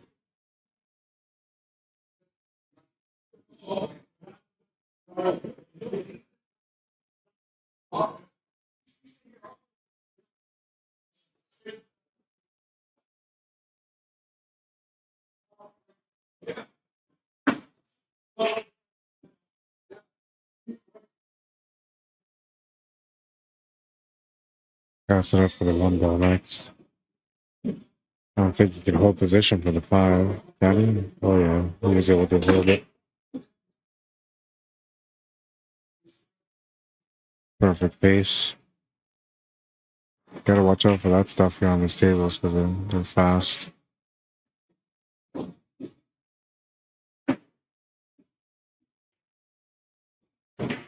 Oh, the pressure's on for him to play well. If he wants to win this match, he's gonna do a nice little breaking around that one. 3-2. Now Tim Sinclair looking for some action here on his break. He would like to close this one out on his break. Coming up dry would be the worst because if he comes up dry, now it's 4-2, and then Junior breaks, and if Junior makes the ball there and runs that one out, now it's 5-2. It's hill, and you're breaking again with more pressure trying to make a ball. So this one is important. This could be the most important rack here for him right now. Rack number 6. Tim Sinclair to break. Mash and break. He makes the ball. He makes a couple. Pretty good spread too. 6 balls in a tough spot. Stripes look pretty good right now.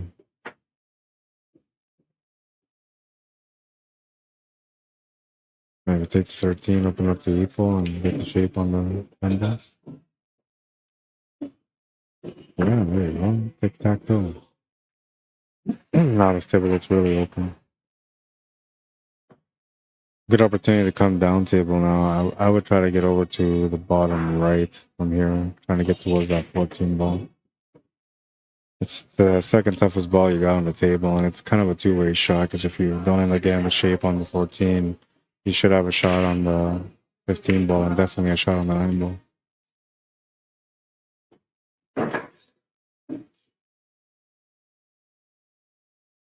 This looks like you've got to set up for the side pocket now with a forward and stun draw angle to get onto the 14 ball. Gotta be very precise here on the shape.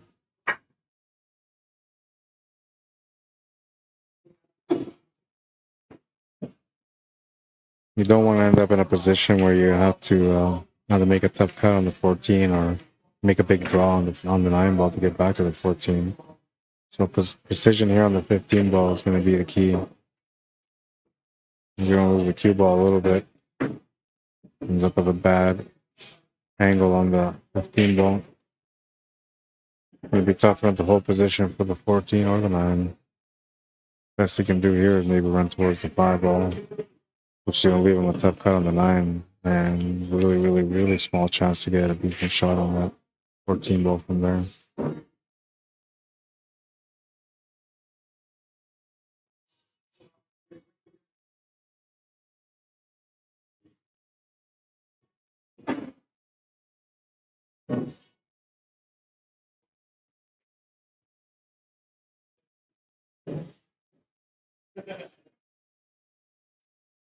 Oh, they're doing a 9 ball break. And hang on. He's gonna miss the shot. And switch over here. This is the 10 ball break. The Josephson at the table. Makes a ball. Oh, he's gonna make a ball. Oh man, he's got to make a legitimate shot. Almost had a chance at the 1 ball, but then the 3 ball is going to come block it. He needs to make a legal ball for that ball to count, otherwise it doesn't count. He needs to legally pot something, and the only thing he's got options for here is the fly ball to the side pocket. Big shot, fly ball to the side pocket, and that's going to be tough to do. That's going to be a foul. That will end the run.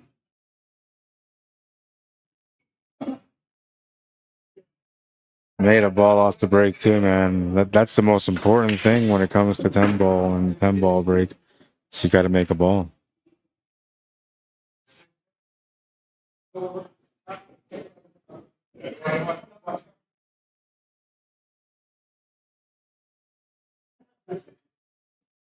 The 4-5 wire, Junior missed his shot. Both right, I feel Junior will still have.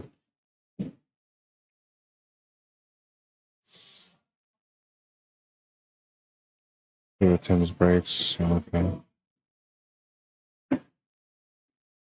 Would it be 2? Hang on. So this is 1. So this will make it 4-2 if he can win this one. If he wins the next round, it'll make it 5-2, which will be his break. So then, no, it would be, yeah, it would be 2 breaks long, technically. So he's gonna do a jump shot here to get out. Doesn't have to either, because he's got the 6 and the 5, but the jump isn't too bad, and he can get the shape for the 3 ball. So why not go for it? He thinks. Always, but he's gonna miss Q. Ball in hand for Tim Sinclair. Now he's gonna have a chance to be able to close out this match at 3-3. Pretty open table too. I was with him on that jump shot though. I thought it was alright because it wasn't that much of a jump. It was a small jump. And that's a huge break for Tim Sinclair because him winning this, you know, sending Junior to the B side allows him to get a nice comfortable position on the A side. If he was fortunate enough to be able to win the A side and he has to deal with Junior after in the championship match, then Junior would have to double dip him. So that gives him a little bit of extra security. This is a pretty important round here. Unfortunate that Junior miscued on the jump shot.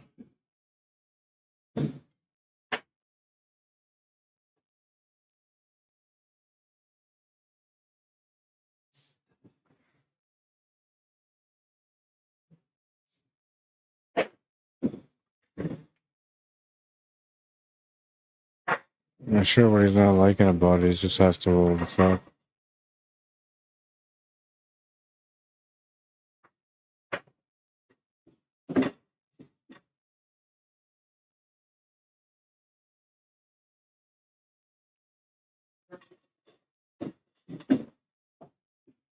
Easy 8 for the win. Huge break for him on that one. Super lucky. 3-3 final score, and let's check out where we're at in the bracket. Now we should have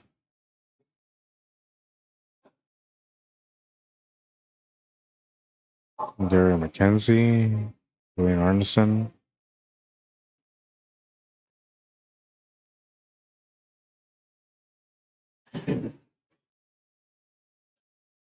Find out in a second. He's got to update it here. That was a huge break for Tim. If he lost that game, we were going to push to the hill. I was like 90% sure we're going to push to the hill. Super lucky break.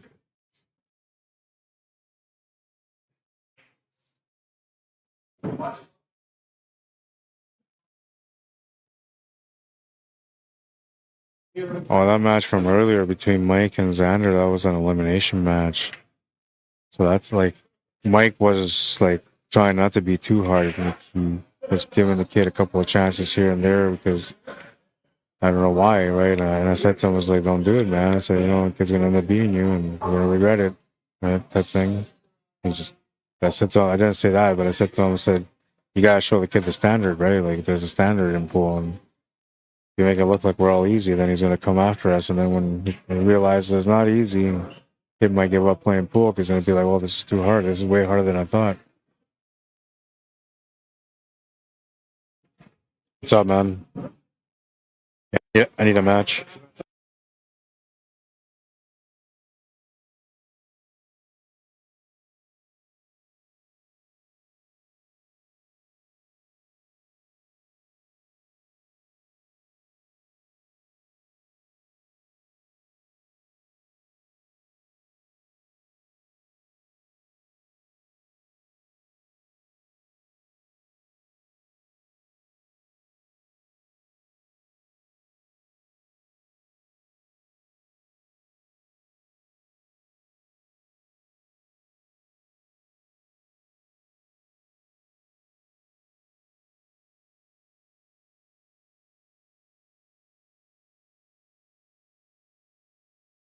All right, so we have a matchup between Gary McKenzie and Dwayne Arneson. This should be a good match. This should be a really nice match.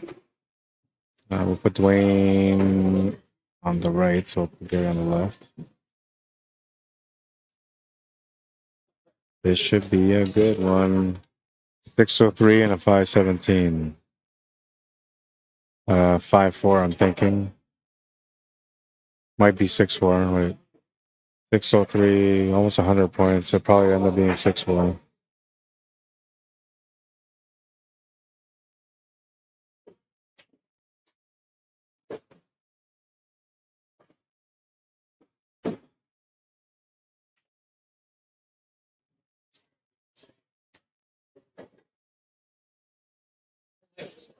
Yeah, it is 6-4.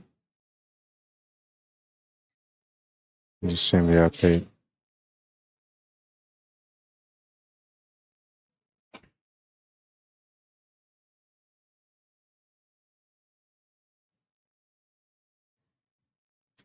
Oh, McKenzie, it's McKenzie. Butchering people's names on the stream, Jesus. All right, and what is he again? You'll break better with a work. Yeah.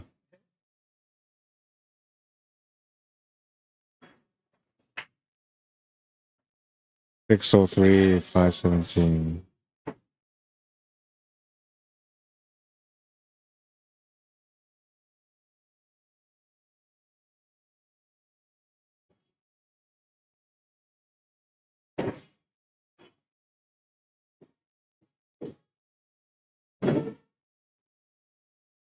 All right, Fargo rates are up. 603 Fargo rate for Gary McKenzie.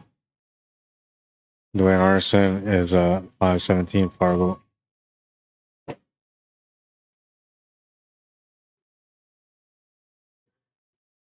I'm just getting over here to get started.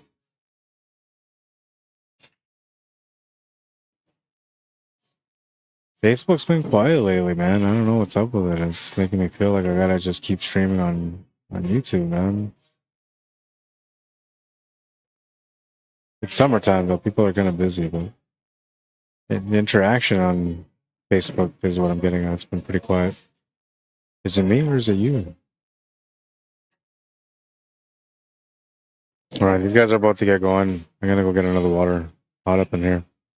What is it? 24 degrees Celsius in Winnipeg right now. It's mostly sunny, you know, maybe a little bit of clouds, but it's pretty sunny out there right now.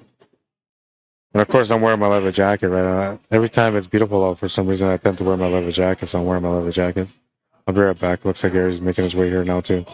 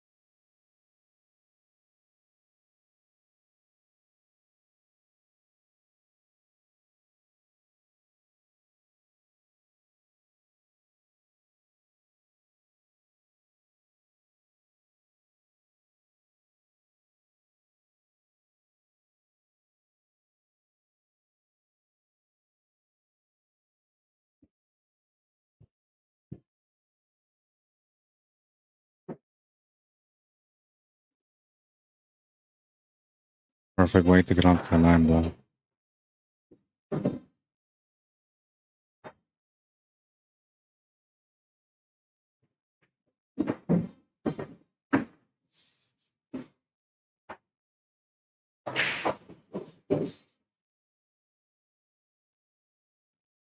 Gonna have the back cut. I need to get this other camera set up.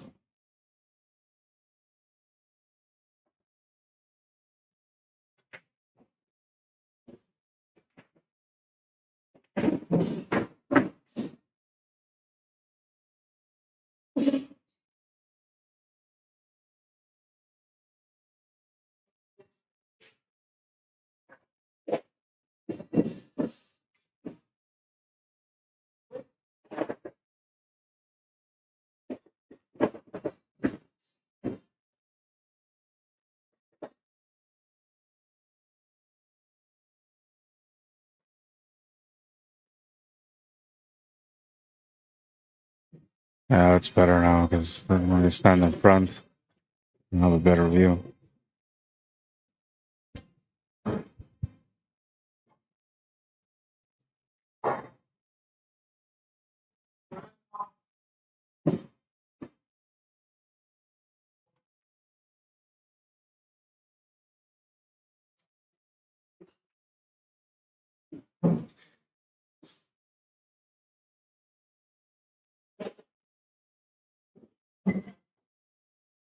Not bad. He's blocked the bank corner to the left side.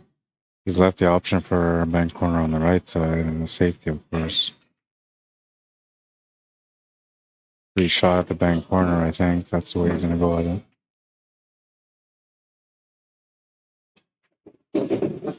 Oh, no. That's not a good thing for him there, having the 8 ball. It's still a good spot, you know, he's still in control because both the 1 and the 4 aren't available right now. Now what Dwayne has to do is he has to get that cue ball up table away from the bank side option on the 8.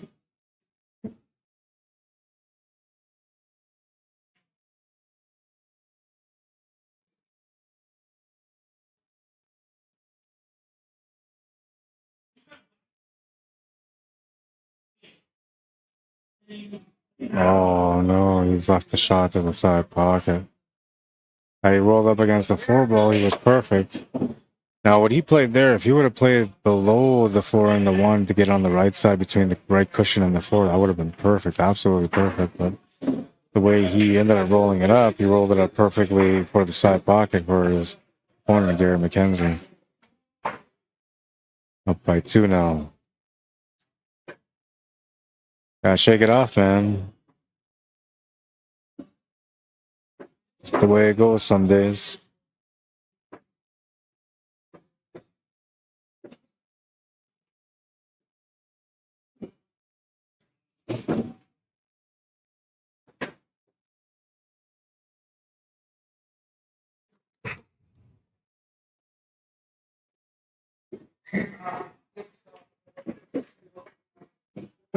Two nil.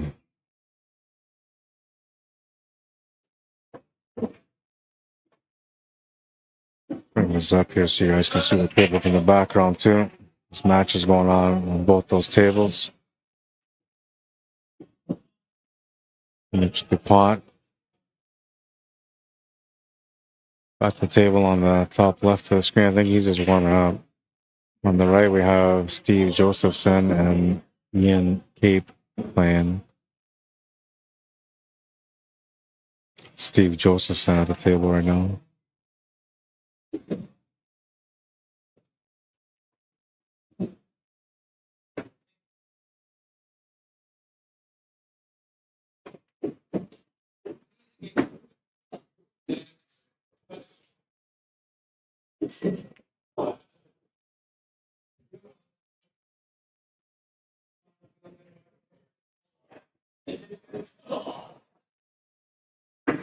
Just gonna get an empty set up for the 5 to the side. It's tight cut, but it's available.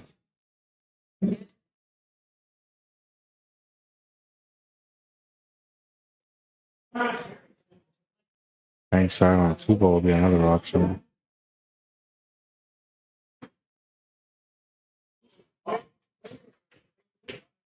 Balls option number 2 and comes up short on the bank. Opportunity here for a breakout. Grab to hop. And Gary, he's going to play a safety instead. Take over the pocket. He's left an option there for the 3-ball and might be able to add an option here on the 7-ball even.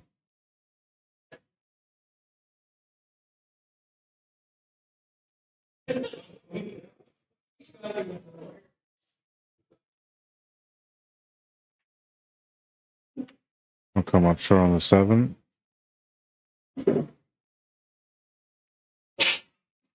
McKenzie with a fairly open table now. It's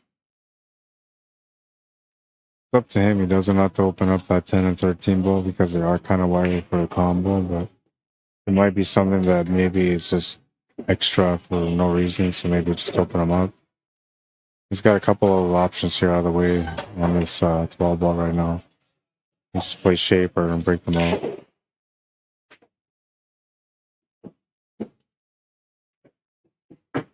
Just gonna break them out. Has a shot on a 14 ball still. Gonna have to draw this maybe to set up for the 9 to the side pocket.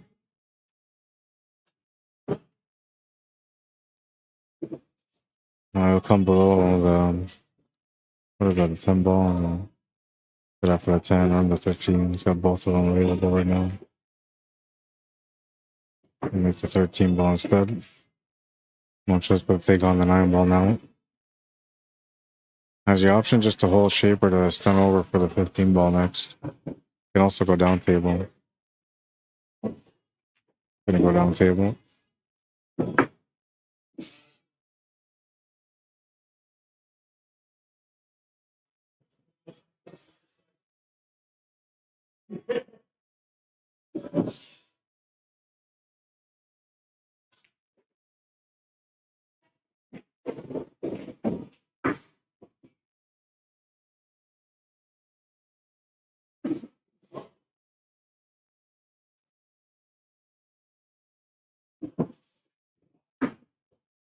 Got around for it.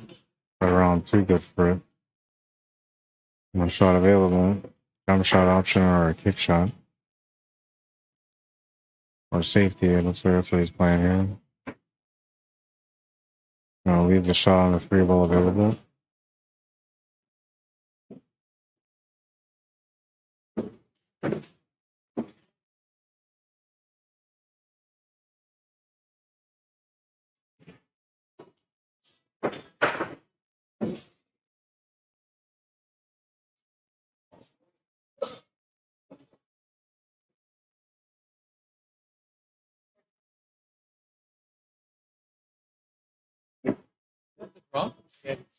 They have it over there, yeah.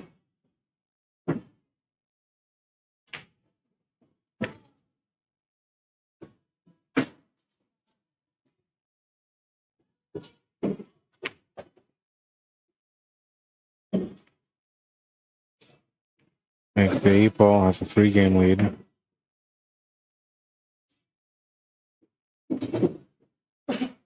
Start for Gary McKenzie.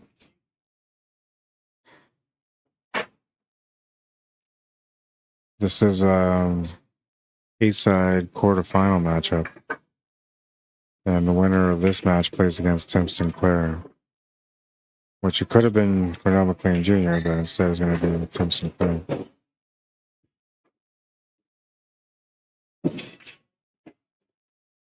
Dwayne Duarte and Mitch DuPont have a matchup still on the 8-side quarterfinals. Ian Cape and Steve Josephson are racing right now. It's an 8-3 race.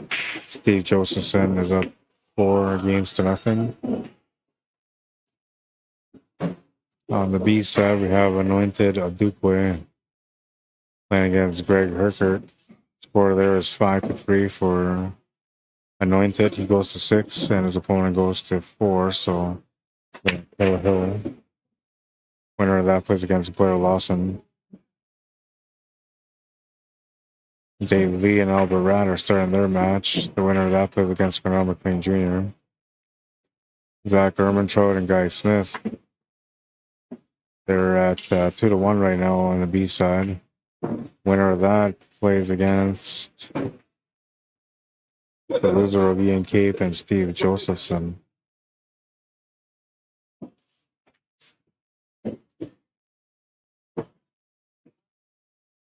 Mike Corvus and Shelly Duffney. Looks like Shelly won 3 games to 0. We'll be waiting for the loser of the match between Dwayne Duarte and Mitch DuPont.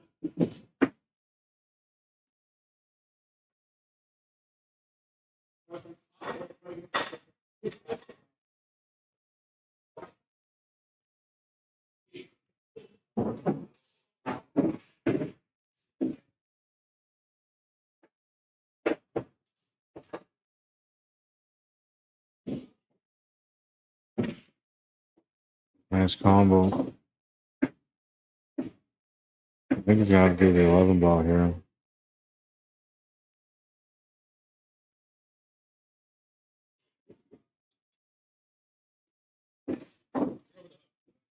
Smart to play through the shot. Took the whole shape here for the 9 ball, but he did pretty good.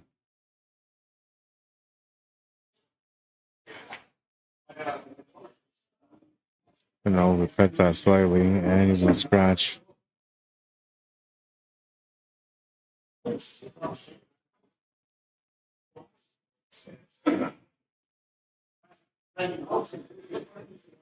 Ball in hand and a golden opportunity here for Dwayne Arneson. Got people that know him from Gimli, Manitoba. Haven't been to Gimli in a while, but they got a nice beach out there. They got some nice stores, restaurants, all on the beach strip.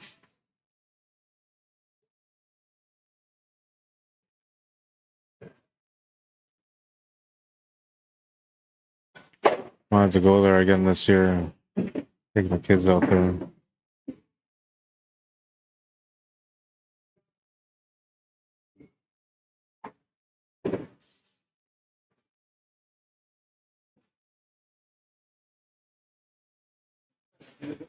That one's gonna roll out a bit.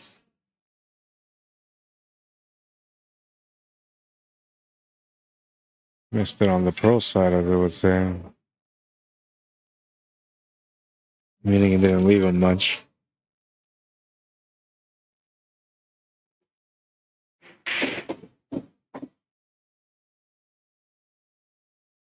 Here we'll just take the intentional foul.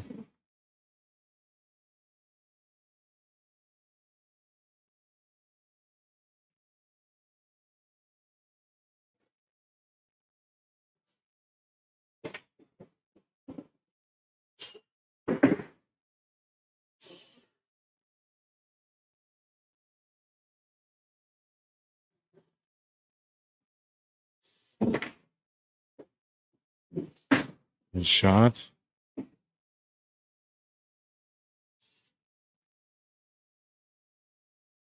It's a good breakout here on this one, or a good positional shot. If you can get onto the one perfectly.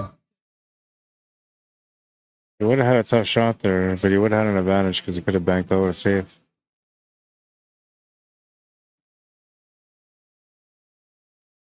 Nice little back cut here on this one. Backing up his cue to make sure that he got a nice little draw off the rail too.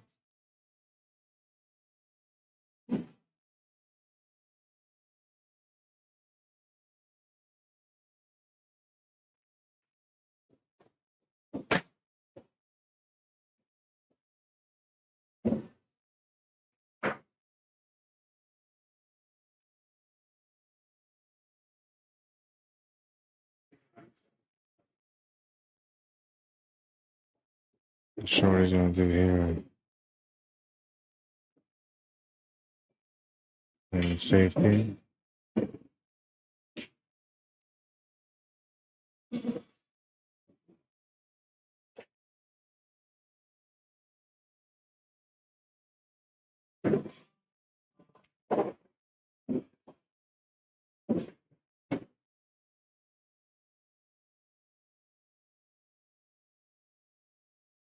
Pretty good shot.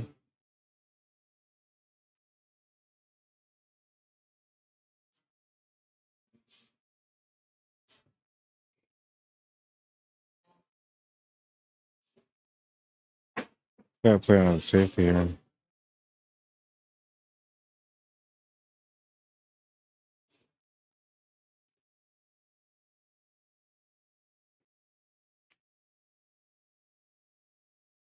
That's a good one. Got him pretty good with that one.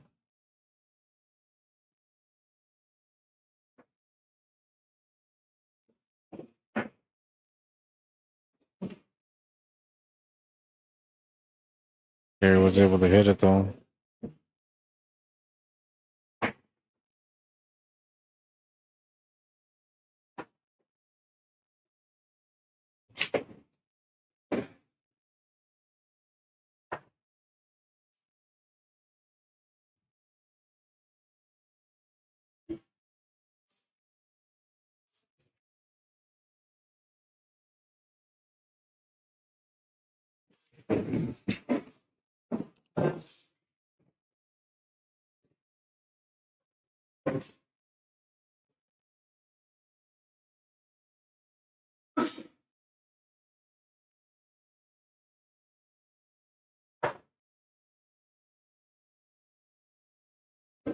They don't want to get that extra pushover. The way it's going to work out, he's left the fixed ball to the corner with an angle to be able to get set up for the finish.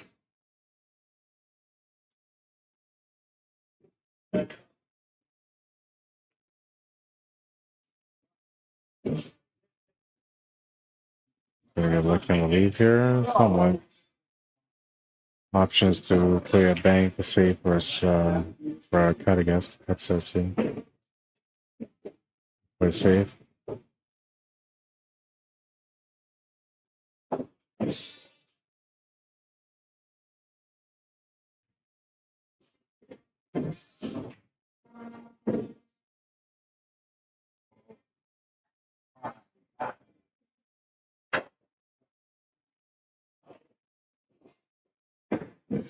Too heavy.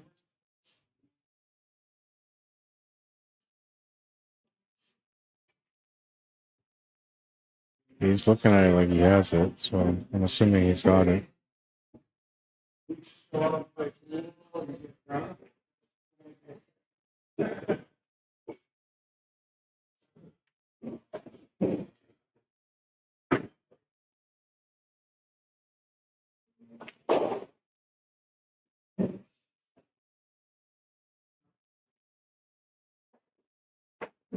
It's the 8 ball. It's 4-0.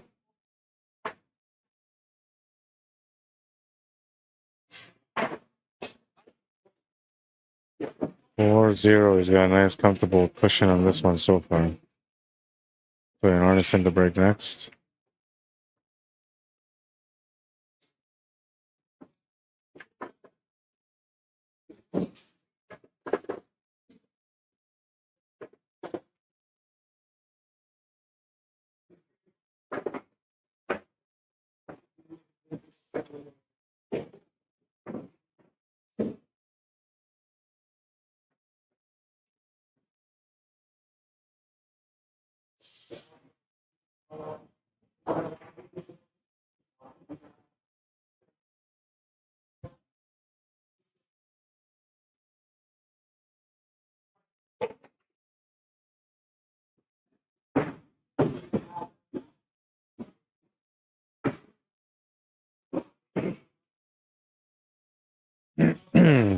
Smashed that one pretty good, but lost the cue ball. Ball in hand for Gary McKenzie. He'll get a chance to get on the hill now. Ball in hand behind the line because they're playing VNEA Rules. Match time on my clock shows 19 minutes, but match has been going on for a little bit longer. 32 minutes now.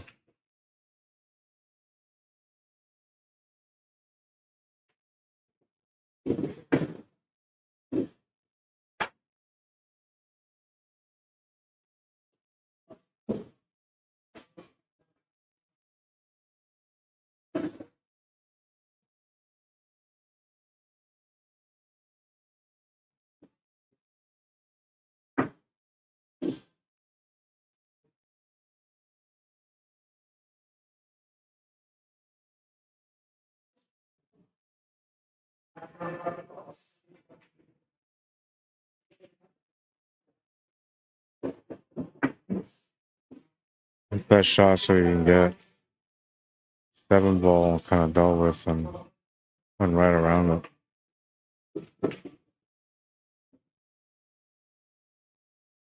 The breakout angle here, or at least an angle to be able to get into the position for the 7 ball, because I think it might go to the top left corner from there.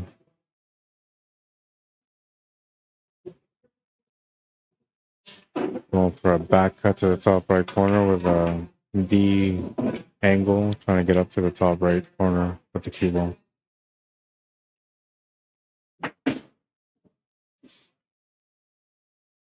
Got pretty good on that one.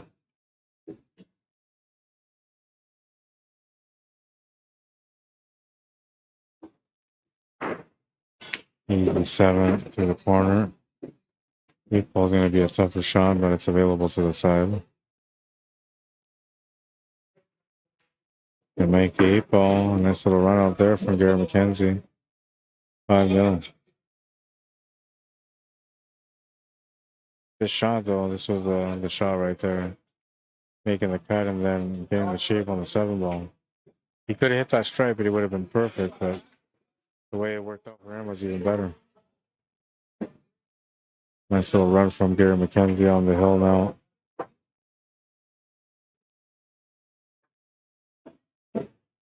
Don't forget to check out the Lake St. Martin First Nation Mud Bog and Poker Derby happening July 13th and the 14th. That's a Saturday and Sunday, a couple of weeks from now. They have all prizes guaranteed. $100 entry fee for the stock classes, $200 entry fee for the open class. And the payouts are pretty good. Like you can see on there, side by side, open class is $5,000 for first, $3,000 for second, $1,500 for first. Just an example. If you guys want to sign up for that one, or you're curious about it, you want to find out more information, you can contact the organizers, Brad Beardy at 204-290-4101, or Jules Beardy at 204-799-6399. You can also message me if you're interested in checking it out or you want to sign up for it. I'll show you my favorite ride from last year.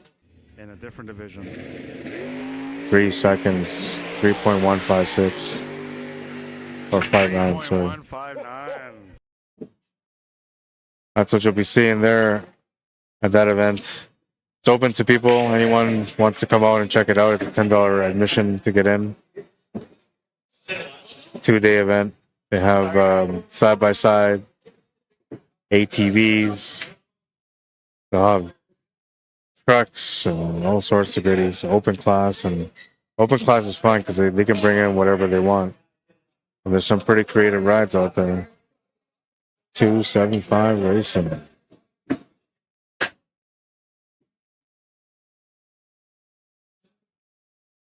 The Poker Derby is registration at 9 a.m. on Sunday. Ride starts at 10 a.m. It's $20 per hand. You can buy extra hands for $20. And cash prizes are first $4,000, second $3,000, third $2,000, fourth $1,000. Pretty good. It says here daily admission fee at $10 per day, but it's free to members from Lake St. Martin, Lake St. Martin First Nation, Manitoba.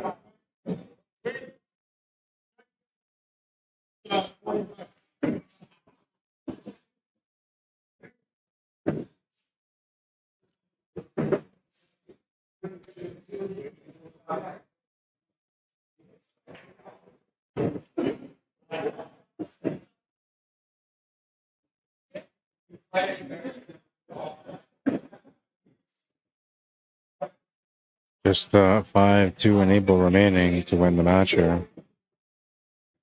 It's going to overplay the shape on the 2 ball. Got options to take it to the corner or the side. The corner is probably best though. That means it's got to take the cue ball for a ride off 3 rails to get around back to the E ball.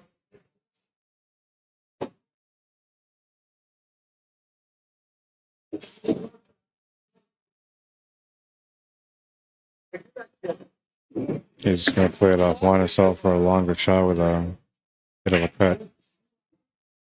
Not bad, smart though, instead of forcing anything, playing crazy, keeping it simple. I like the way he played that one. Not the way I would have played it though, but definitely a good way to play it. 6-0 stopped the score for the timer.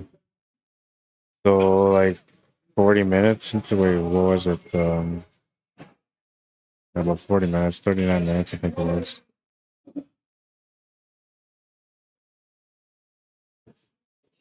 $40 minutes it says, that's how long the match was. 6-0. That means that McKenzie will play against Tim Sinclair in the semifinal. Mitch Dupont and Dwayne are playing right now. Ian Cape and Steve Josephson are playing right now.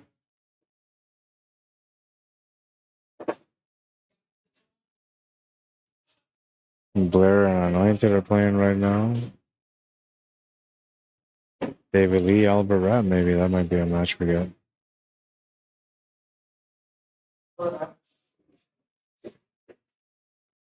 I put it up. I think that's the only match I got available.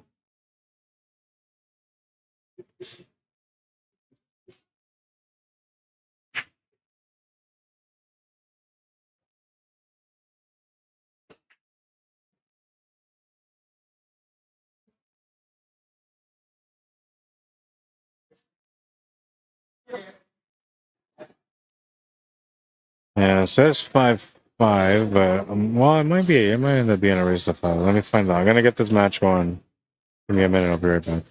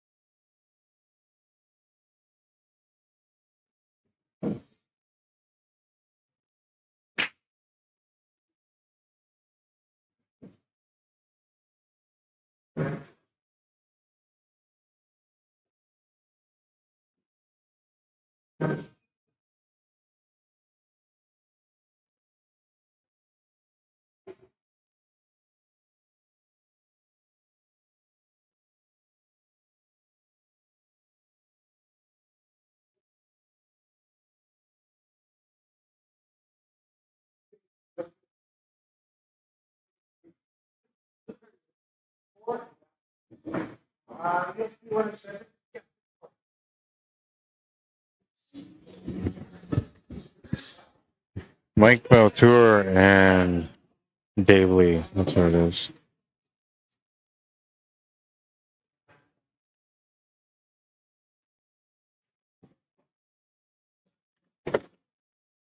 Six-4 race.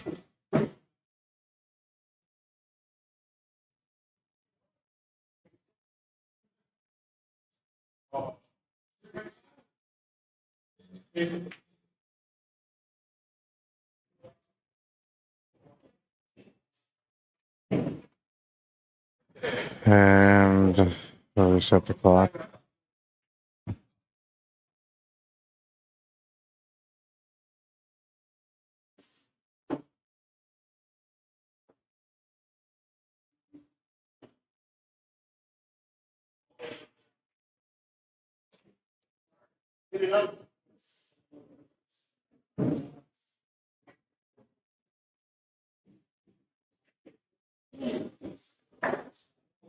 Looks like David Lee's going to get the break first.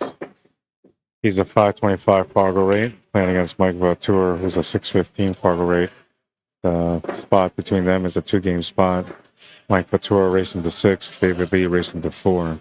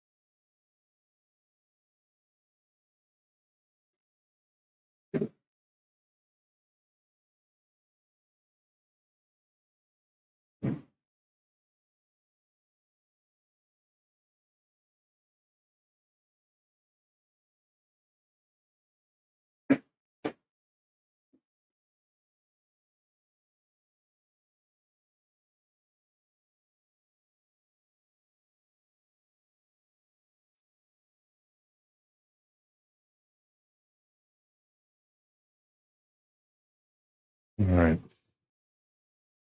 Another couple of things there. If they go now. Really quiet on Facebook. 5 people watching right now.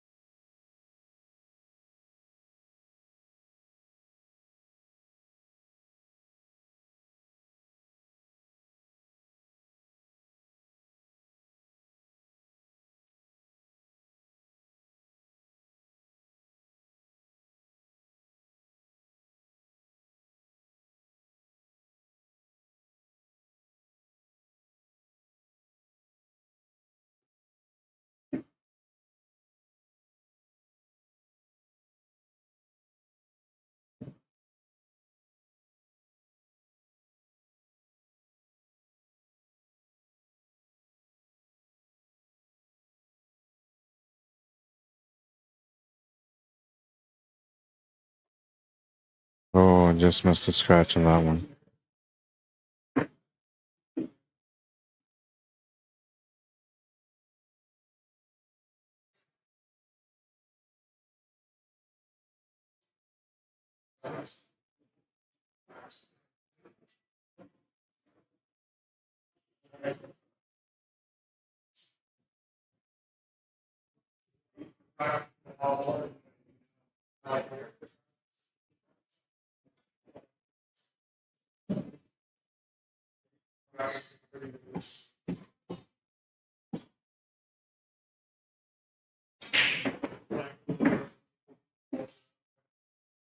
Good shot, man. Get set up for it.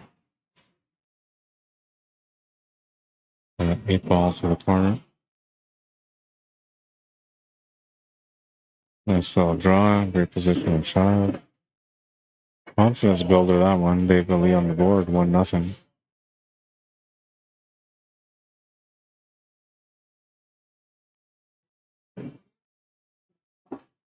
A little bump at the end there for the perfect shape. Oh, I forgot to start the timer on these guys. According to Digital Pool, we are. Where's the B-side match? Hang on.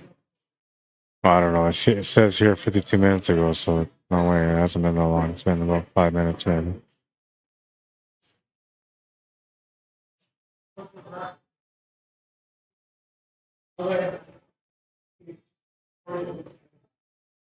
We're at number 2. Like we're 2 at a break.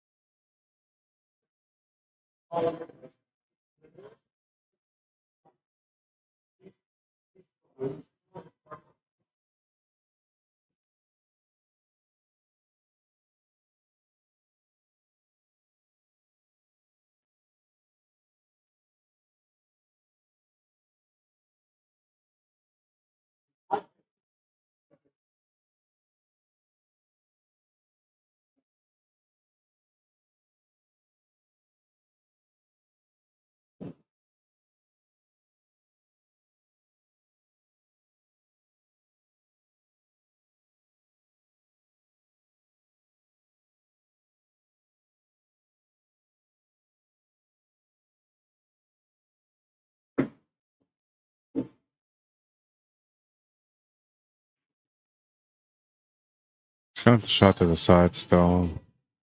Shouldn't go to the ball slightly.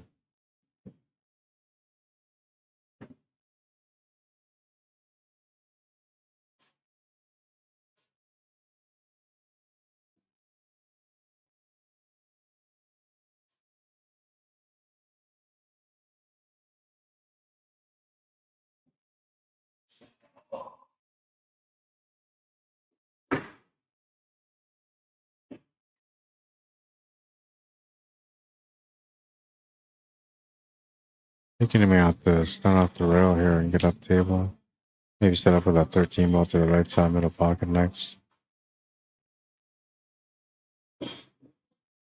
No, I was going to run into it. Was not supposed to run into it.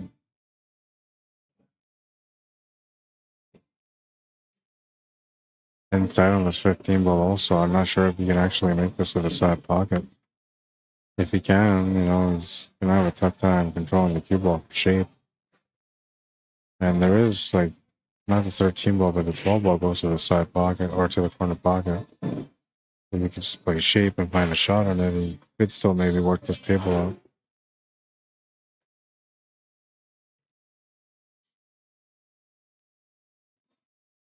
He was trying to set up for that 13 to the side, and then he ran into the 13 ball and changed the table for him.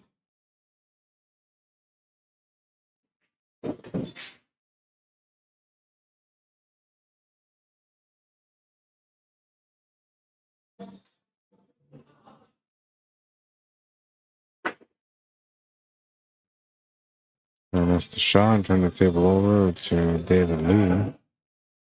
He's going to have a chance to take a 2-game lead now.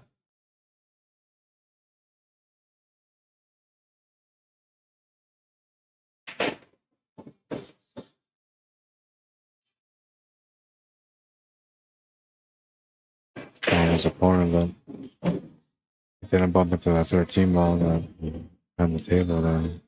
And he's right. Unfortunate to get that bad roll at the last second.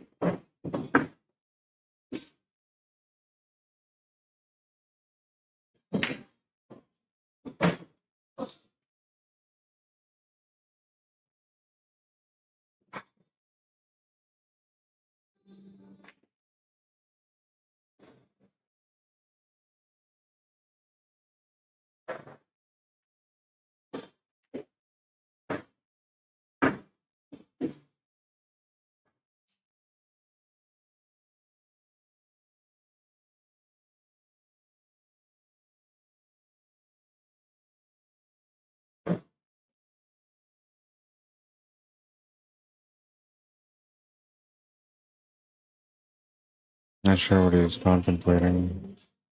Gotta get up to that 6 and then take the 3 ball afterwards. He's opening up that 8 ball as well, but that can wait.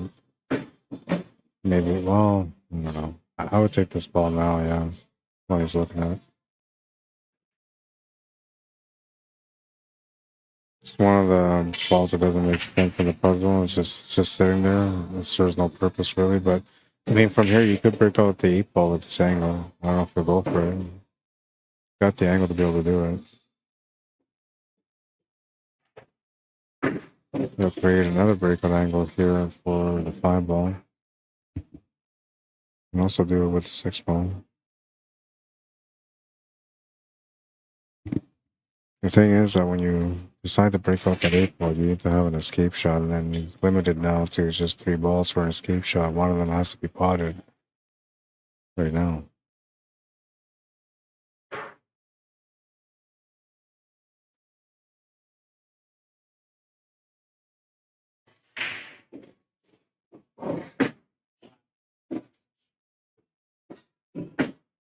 And I'll overplay the cue ball and scratch the cue ball. Make a break for Mike VAUTOUR. It's the ball on hand here.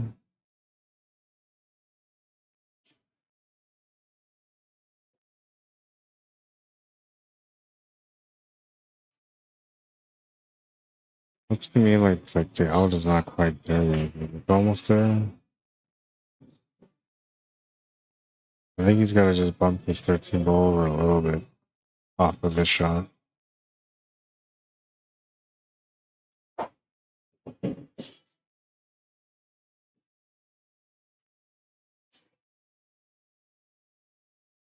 Uh, 24 players today, Dan Anderson. How you doing, man? 24 players today.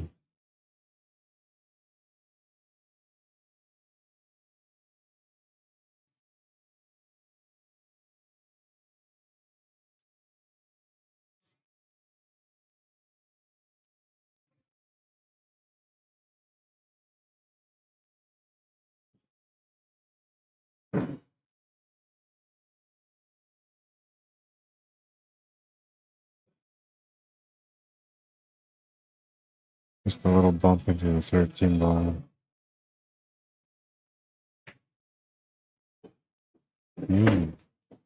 Alright, so it's got to go to the side pocket then if he didn't bump it out. He was overhit it a little bit. Gotta make the shot still, doesn't matter.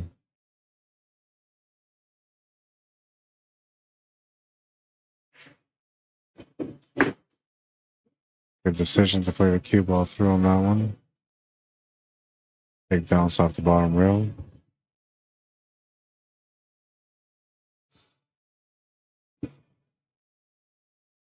Couple different options here on what he can do for the 8 ball. He went to IO at the top right corner as a finish.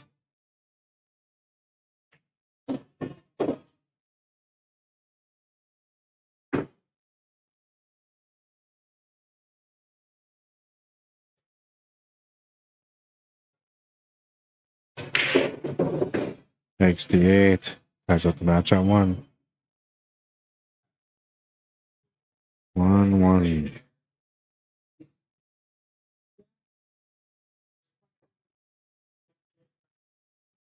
Are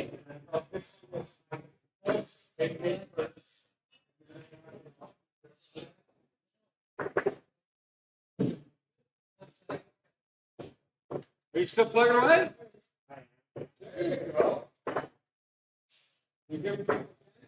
How are you? I gotta mute my mic for a second. For a minute or two.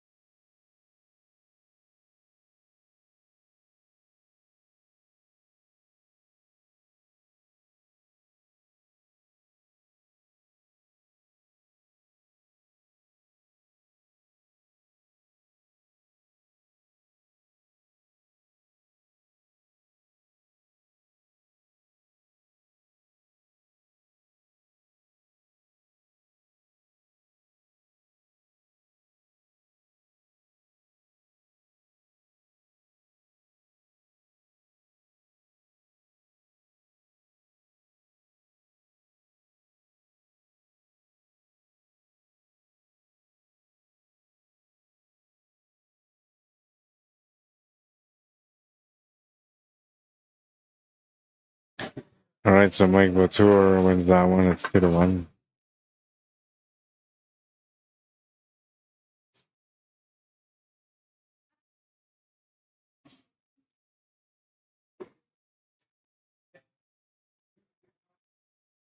His Q control is amazing, said Nightwing. Which one? And a few players have had some pretty good control, but Which player were you talking about, Nightwing?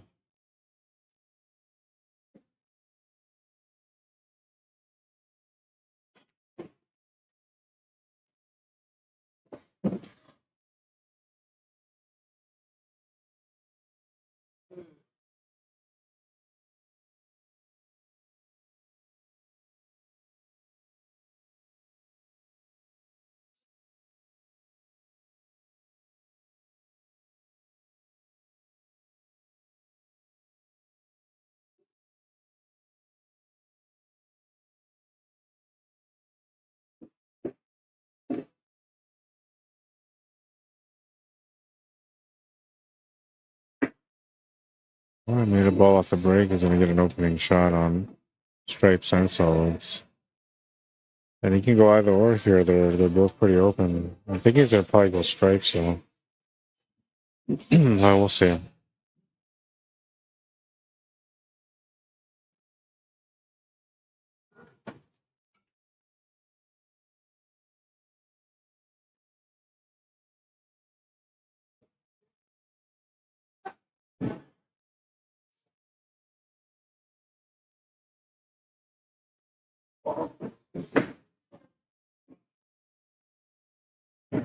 Oh, Mike's cue ball control. Yeah, he's pretty good. 615 Fargo. So usually guys that are around 600 already have pretty good cue ball control. The difference between 600 and 700, a lot of it has to do on pattern play and mentality. And then 700 to 800, it's all mentality and focus.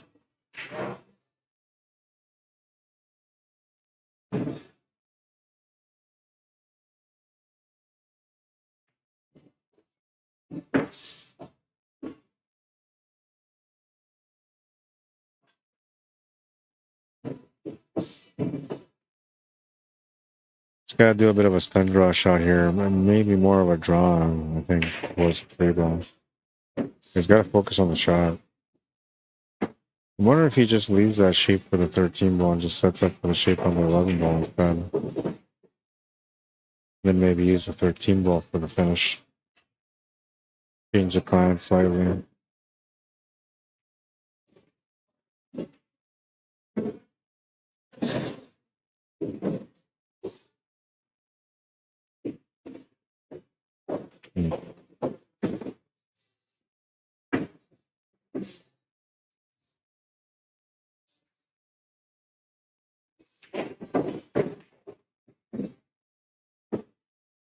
Nine ball's gonna be the finish.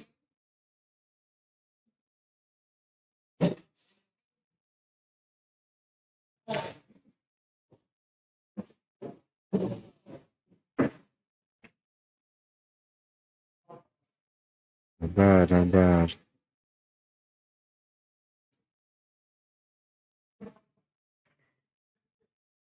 Oh, he's gonna miss the shot to the corner.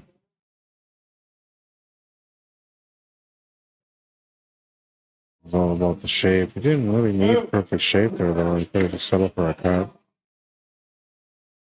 Huge opportunity here for David Lee.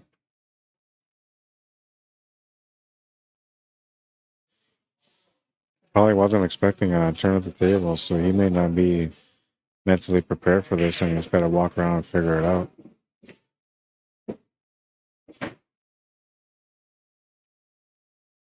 Definitely was not expecting a turn at the table.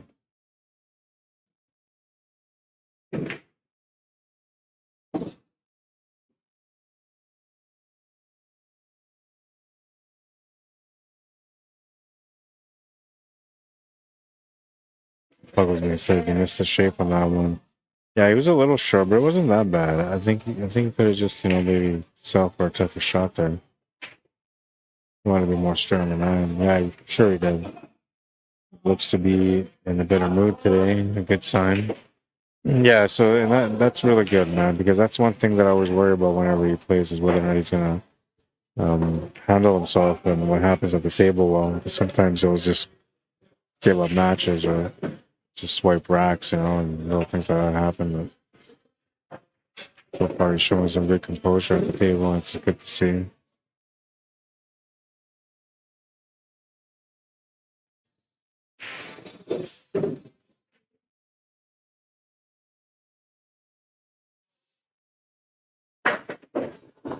Makes a beautiful jump shot there.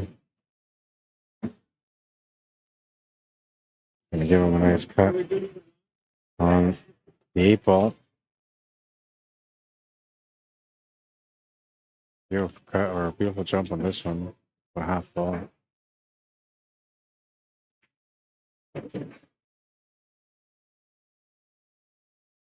Shape on the 8 as well.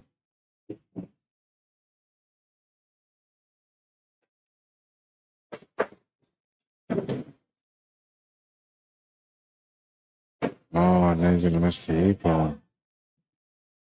No, he's gotta be patient. He's been patient so far. Good news for him is that if he gets another turn at the table, the 8 ball is waiting for him. Bad news says that he has to wait and see whether or not he gets another turn at the table here.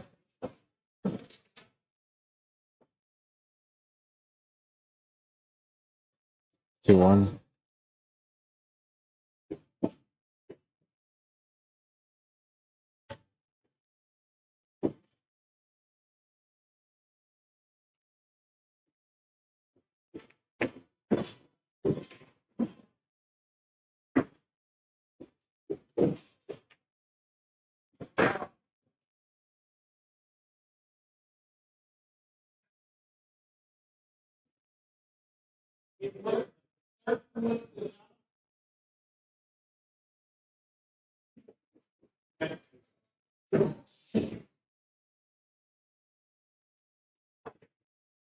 Missed the shot. Gonna give the 8 ball here to Mike. Mike will take a 2-game lead. Looking for 3 more to win the match. So as David Lee, it's a race to 3 now.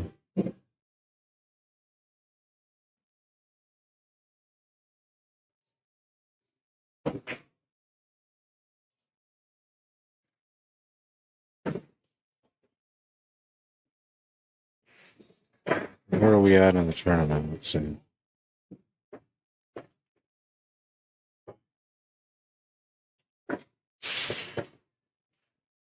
Says we're at 14% complete. That can't be right. Let me refresh this. Okay, it says we're at 61% complete. That's better. They're only at 14% complete after 4 hours. I was like, oh my god, this is like the longest tournament in the world. And no, they're at 61% complete. So getting there.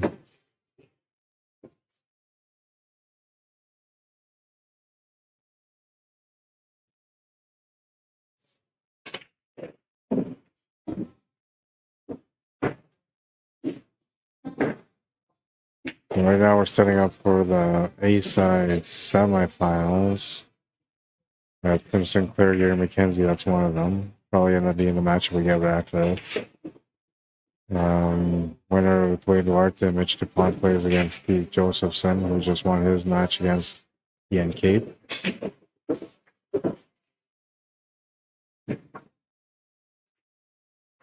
Arneson waiting on the B side for the winner of Blair Lawson and Anointed Adukwe. And now McLean Jr. waiting for the winner of this matchup here on the TV table. Guy Smith and Ian Cape are starting to play. Kelly Duffy is waiting for an opponent, which is loser of the matchup between Dwayne, Duarte, and Mitch DuPont.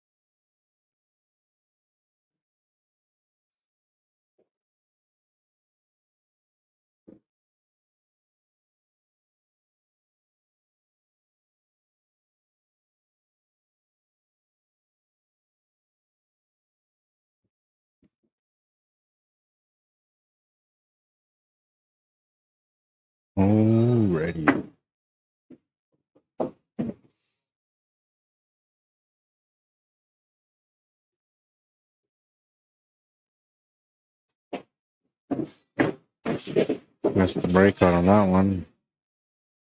Now he's got a bit of a situation in his hands.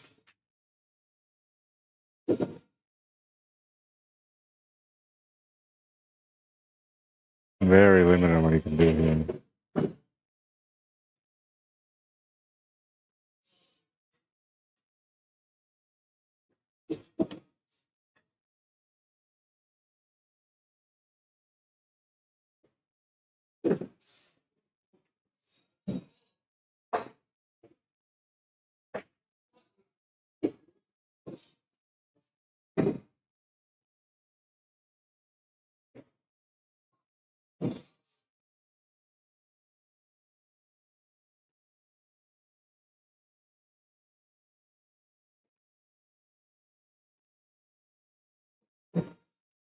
This table's going to be a bit of a grind up.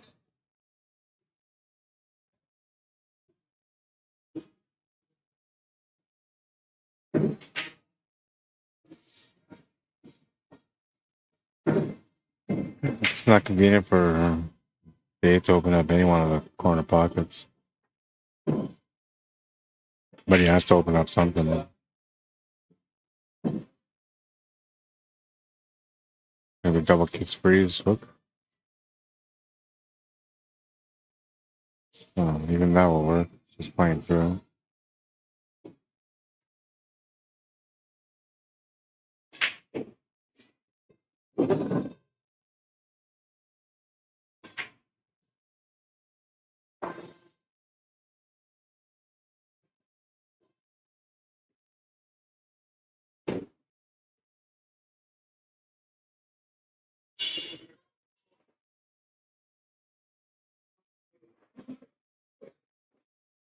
Oh, it's just a shot.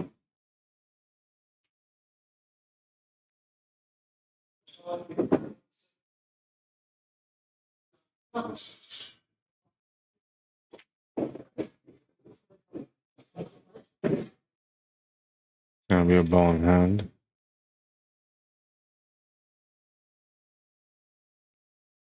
Slightly better opportunity here for David Lee.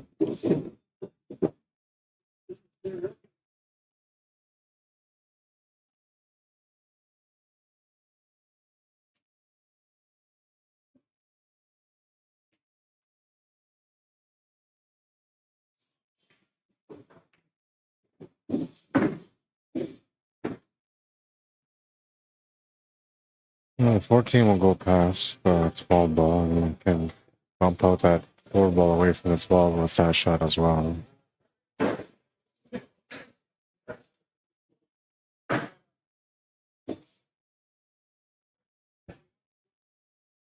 Should be taking that 12 and then that 11 ball next. Leaving the 9 for the finish. You could take the 9, then the 11, then the 12. That would be another way to finish.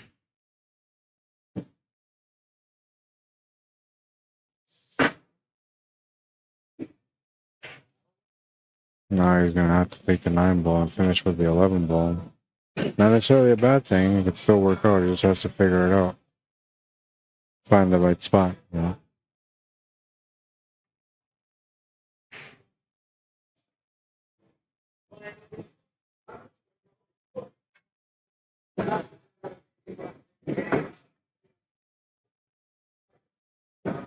If he's got a forward angle, it looks to me like he's straight. If he's straight, he's in trouble. If he's got a forward angle, he can play forward off 2, almost 3 rails to get onto that 8 ball still.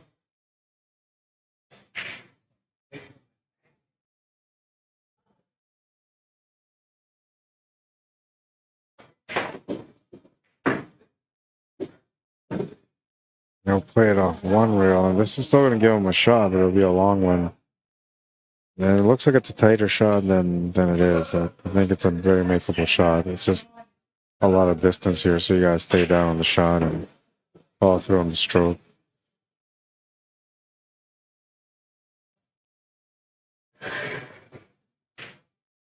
He'll make the shot.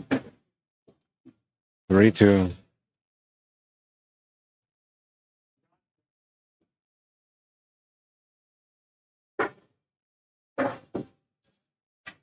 3-2, and a race to 3 for Mike VAUTOUR, a race to 2 for David Lee.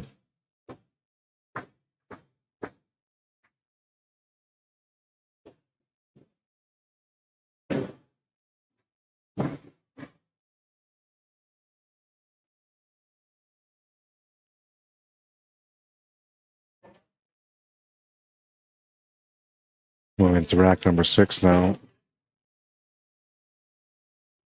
Mike VAUTOUR to break. It's to get, well, he doesn't have to, but he would like to get this game under his belt.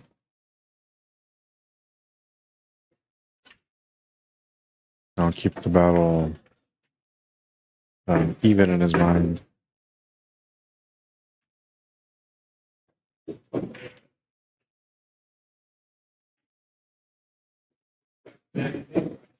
Decent break. Bit of a cluster with the stripes, but solids look pretty good right now.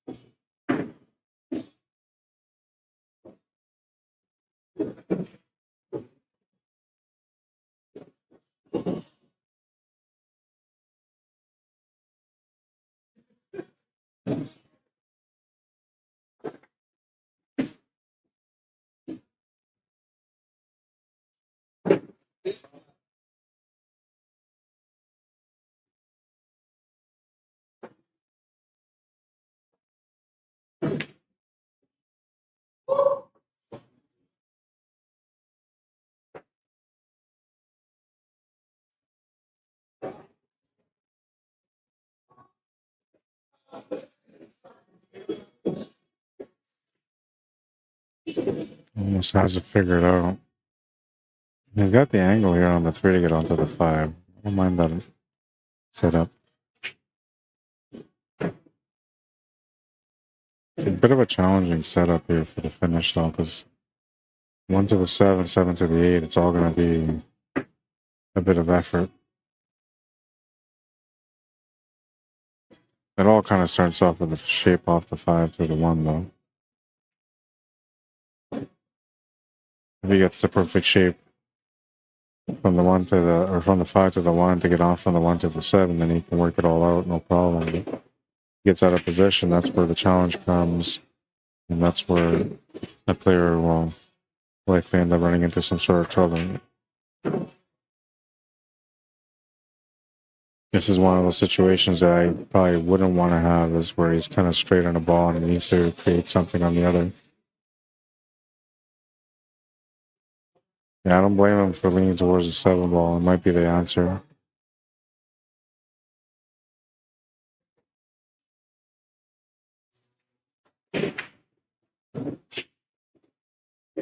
Perfect shot.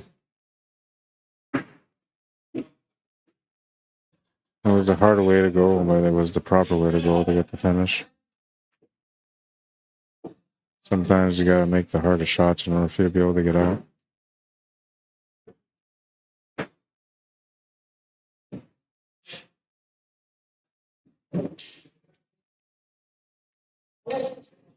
Oh no, then he's gonna miss the 1 ball. Getting lucky maybe? Yeah, got a little lucky.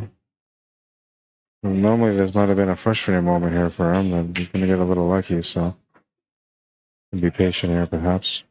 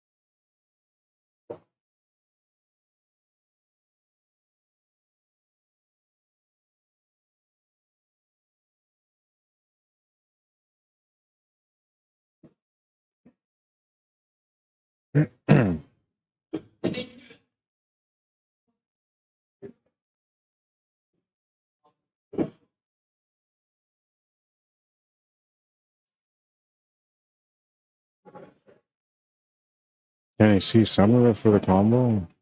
I mean, if you can see some for the combo, or almost see some for the combo, you can just do a jump shot, right? If you can't see anything, what I wouldn't mind doing here maybe is just banking that 10 ball, getting the white ball to go through the rail and then onto the 12 ball, taking away most of the options on the 1 ball. And then you're kind of more or less looking for a ball in hand to reset that area.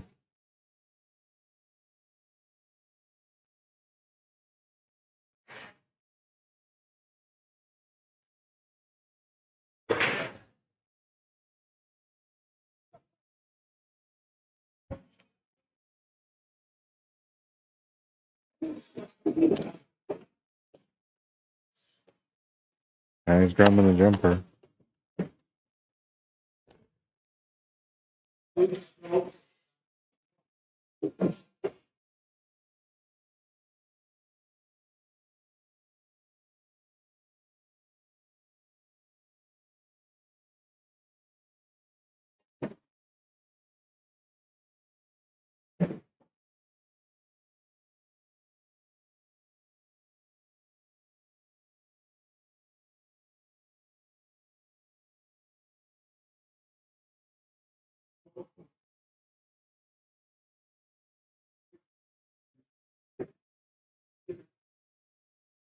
It makes sense to go for the jump shot because it looks like it's barely hooked. Didn't get much of a follow up here on this one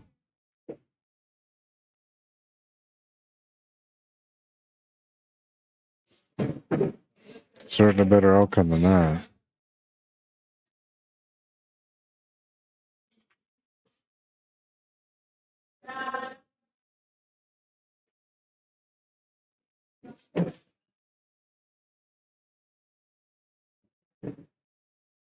Good old jump cue revolutionized pool quite a bit. I always remember how they used to complain about it because like guys like Efren Reyes work so hard on the kick systems, diamond system, just so they can compete well in those situations, and then they would hook a guy expecting the guy to have to go through the same efforts, calculations, and then he would just come out with a jump cue and jump over, and it's like, man, it was just take away all the effort between the safety and the way that they would leave the ball there for the opponent, and then the opponent would just come in and jump and kind of killed it. But I think it's been a big change for the game. I wouldn't mind it like maybe like pro events, no jump cues allowed.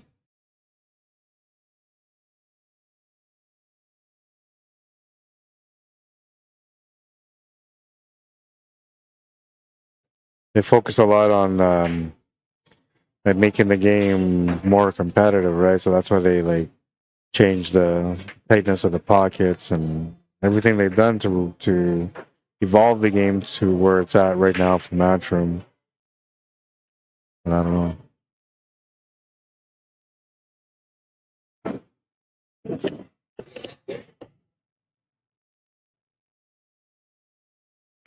Great draw shot coming up on this one.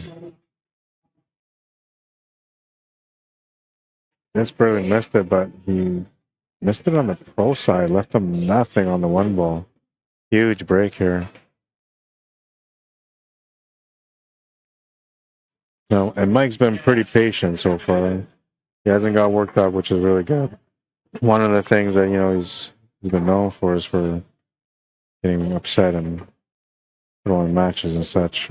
He's been really good today. I commend him for keeping his cool and being patient, especially because the table's been challenging.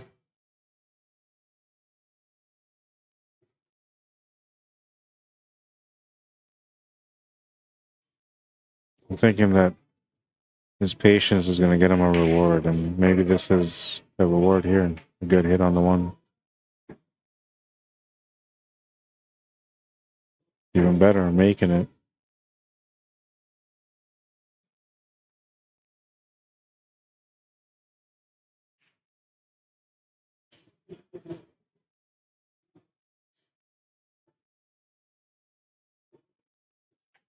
Oh, great hit.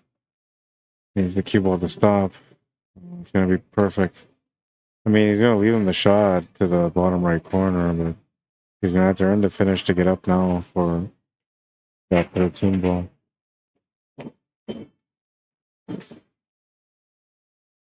At the very least, he needed a good hit. That's what he got.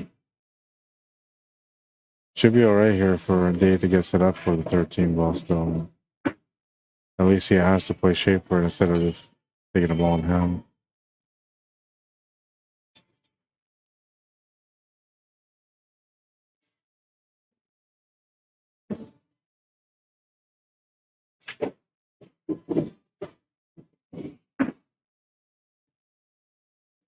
Eight ball's good, says Mike.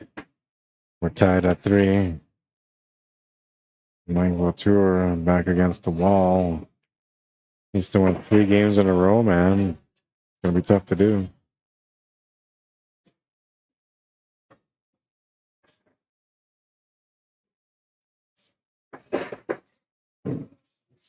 Can he get her done?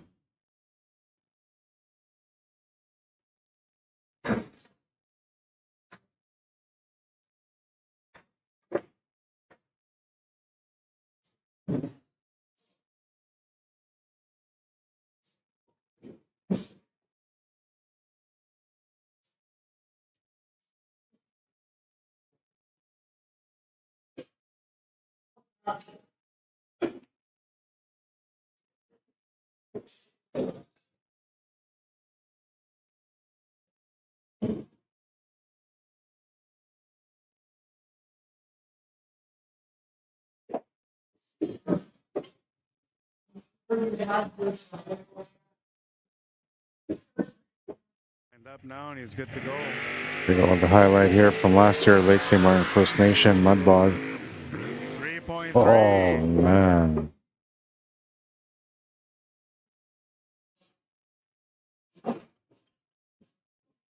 That's my favorite ride. I'll take a look at it again. I mean, the green one's my favorite one, but this is my second favorite one because this one reminds me of like a toy car.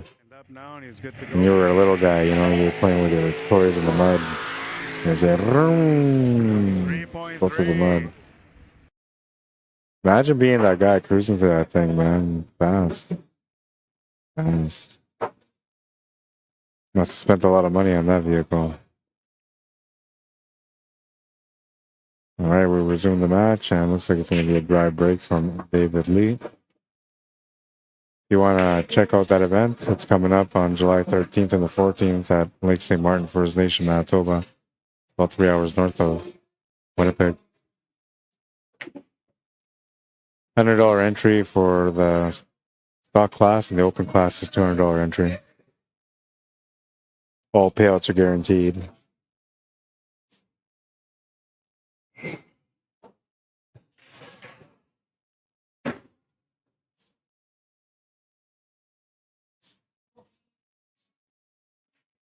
One of the best mud bog events in Manitoba for sure.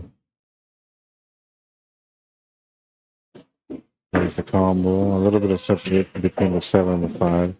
Looks like it's a bit of a problem, but it's not that bad. He doesn't have much to shoot at here, though.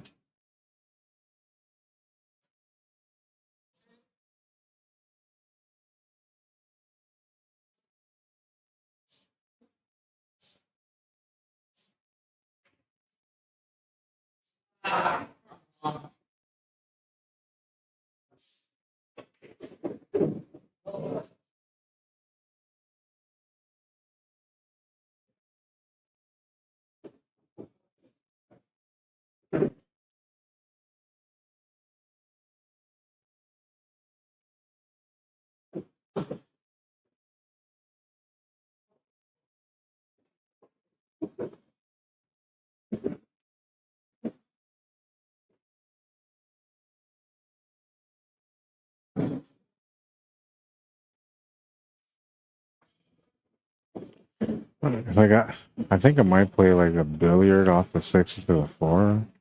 I think that's what I would try here.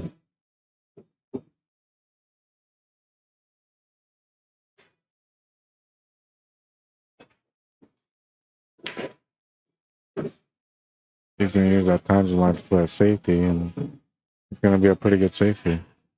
I think he might have left on a 13 ball. Let's see.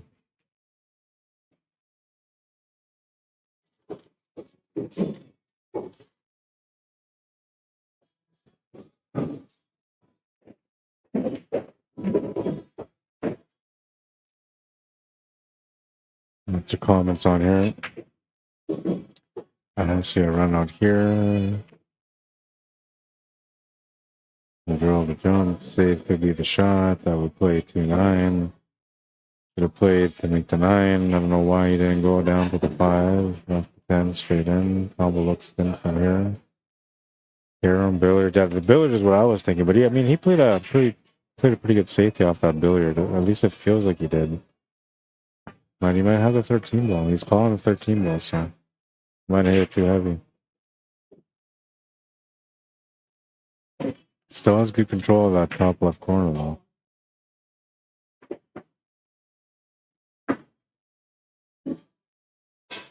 Got a jump action on that one. He's not too happy with the result, but got a shot. He's got an angle to kind of work with.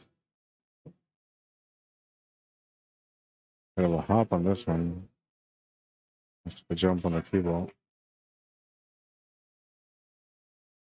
Big shots, I tell you.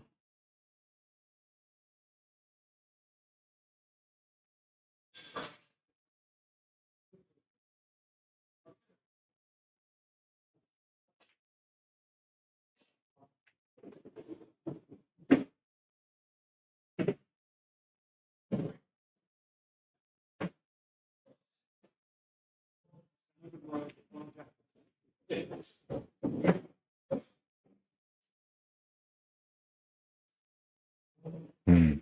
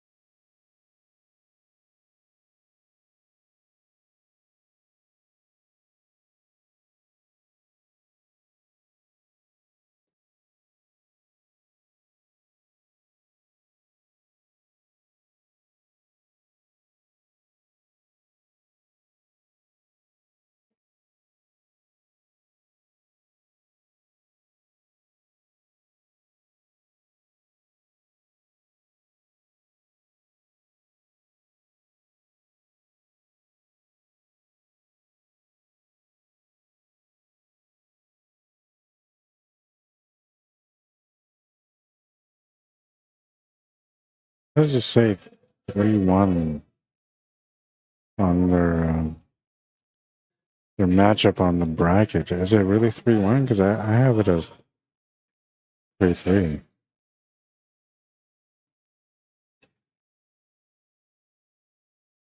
Well, I guess I'll find out if Dave wins this game in Manitoba, according to my scoreboard.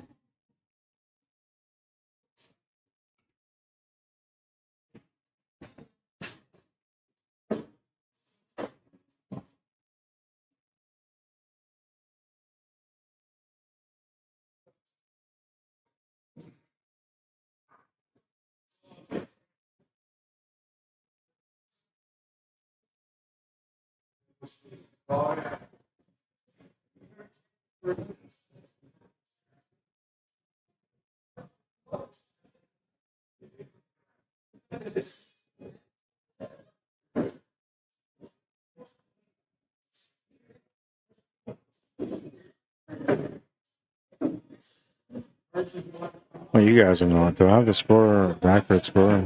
I believe I do. Players didn't update the score. Okay, thanks, Fugglesman.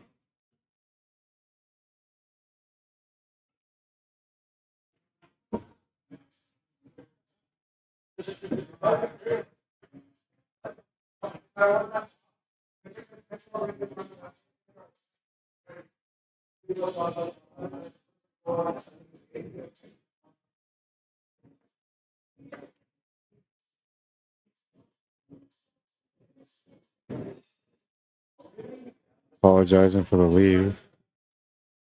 And you got lucky on the leave. I think you give him a starting point anyway.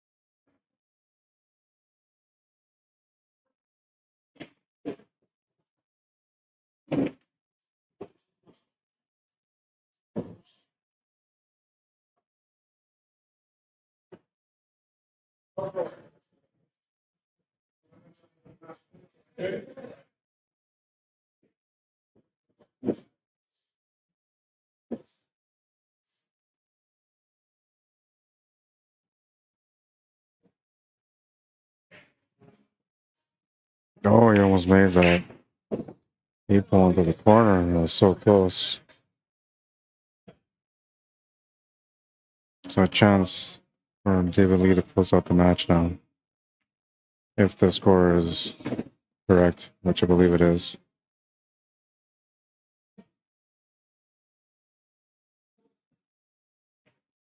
So then we'll try safe under the 2. Now it's going to block the 7 and the 4. It's going to give him a real chance here. Because that ties up basically 1/3 of the rack for Mike VAUTOUR right now.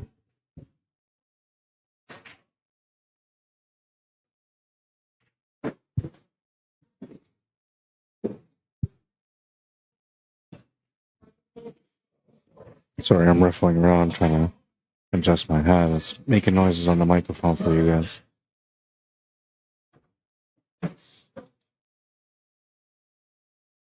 I don't think he really wanted to make the shot. He was just trying to play safe there.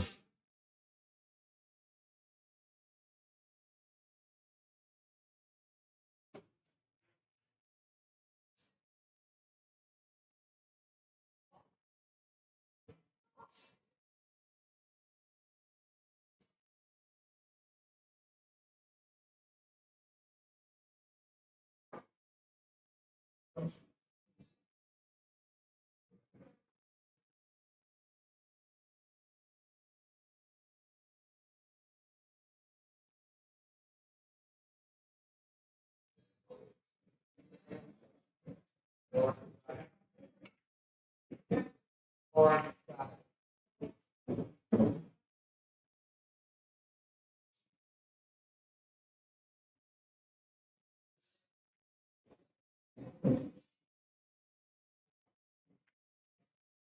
miss the shot.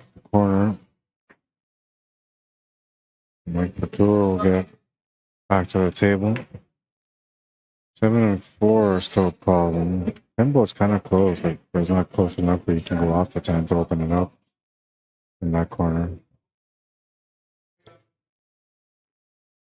The angle on the 5 doesn't quite help for a breakout either. You can maybe get into the 4 well, that's probably the best you can do. Might want to maybe take the 6 ball and change the angle. Or take the 6, then take the 2, and then try to draw off the 2 towards that 4 and 7.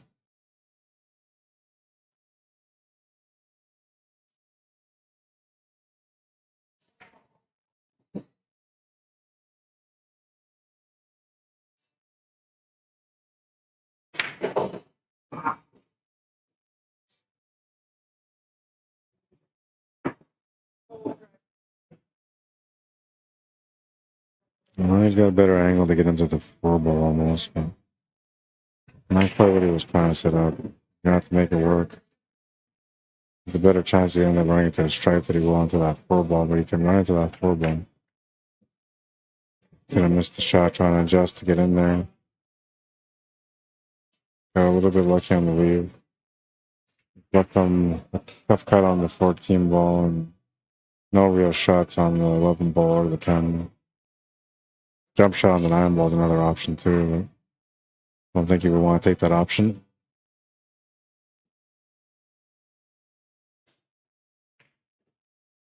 What's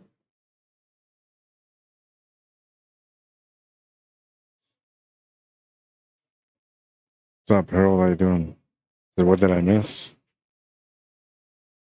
I missed your shot, man. You didn't miss a lot. There's been some good competition. There's been some highlights, a lot of banks today. But we're getting into the kind of the best parts of the tournament because we're heading into that final 8 area. Let's see. Let's see, Harold. What do we got here for you? So on the A side, we have 2 semifinal matches waiting to happen. Dwayne DUARTE versus Steve Josephson, and Tim Sinclair against Gary McKenzie.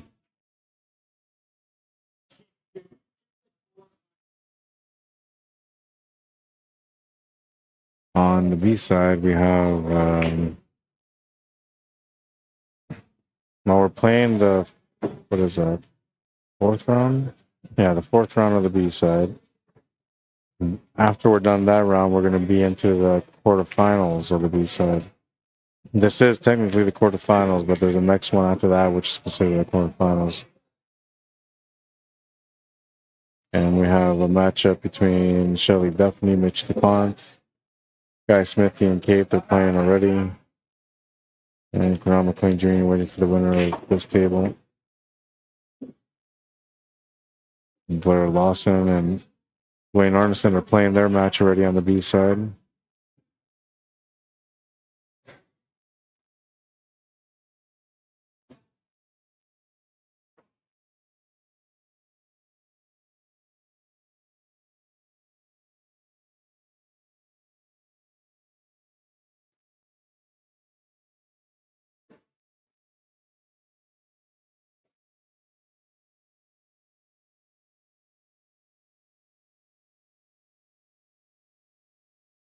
Kind of like a locked up table.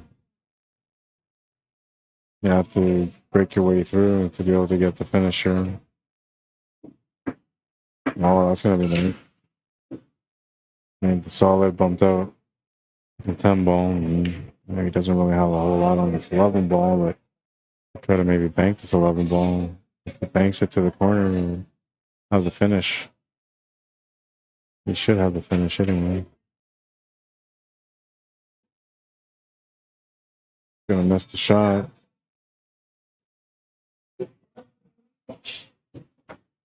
opportunity here for Mike VAUTOUR for sure. Everything's opened up for him. He just has to play shape.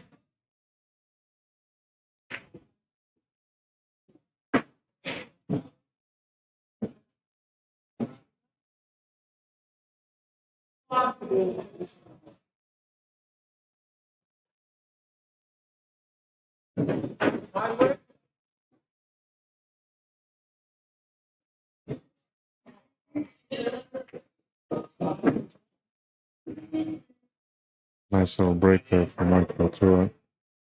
He's been pretty patient. The table's been kind of rolling against him. It's challenged him a few times, and through all those situations, he's just remained calm, which is something that he hasn't done as of a while. You know, usually he loses his temper and forfeit racks and stuff, but his patience so far today has been key in the situation, and now he's going to have a chance to be able to take the lead in this match.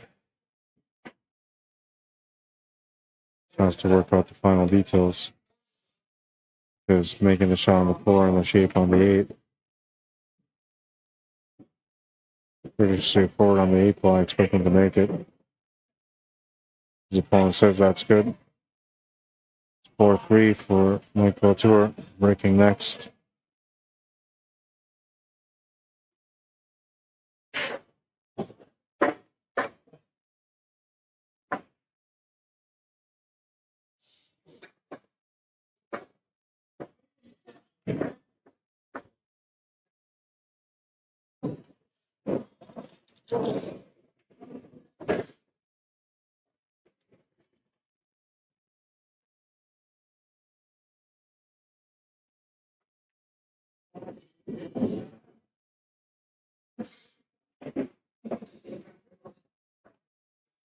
All right, moving into rack number 8. 4-3 score. If Mike can win this game, he'll push it to the last rack.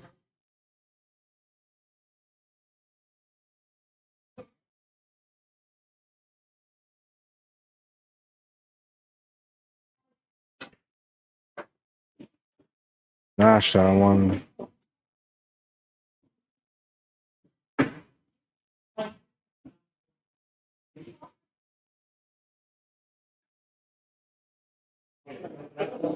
Made the ball off the break.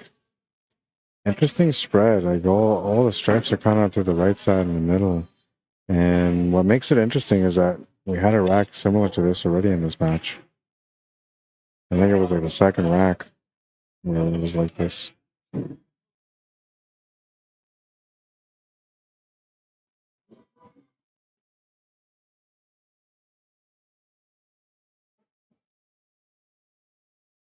One ball to the side might be the shot he's calling right now. Gotta watch out not to tap the 5 ball.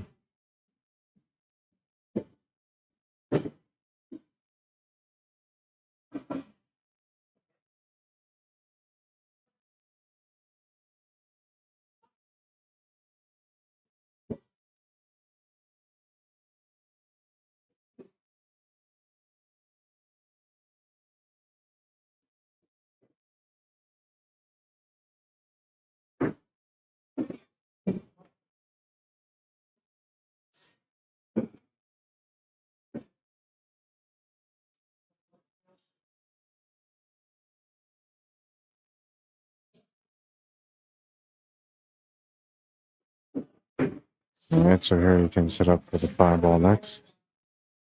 6 ball should be the finish ball.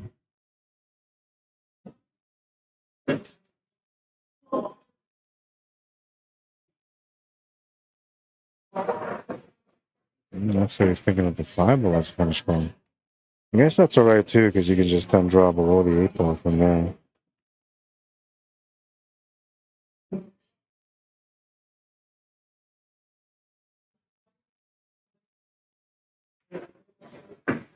Watching these guys play pool is making me want to put my cues together so I can play some pool now. I might just drop the stream and go shoot some racks on the 9-footer. Yeah, so I'll be back with another stream shortly. Yeah. Yeah, right. Once I put my cues together, that's it, man. No more streams. I've been playing for the rest of the day. Makes the 8 ball, ties up the match at Hill. 5-3. Hill. And David Lee to break for the match.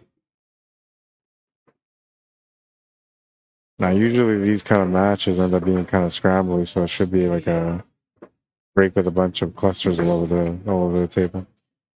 We'll see. That's the way it usually goes, though.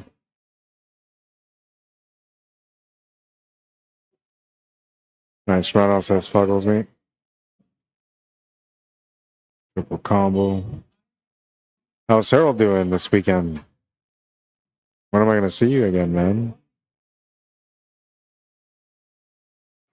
Come around all the time, bruh. What happened to you, man? Summertime, though, right? Time to chill. I'm thinking about taking some time off from pool for like a month. I don't know. I just want to go and enjoy the summer with my family, go hit some beaches and enjoy the weather.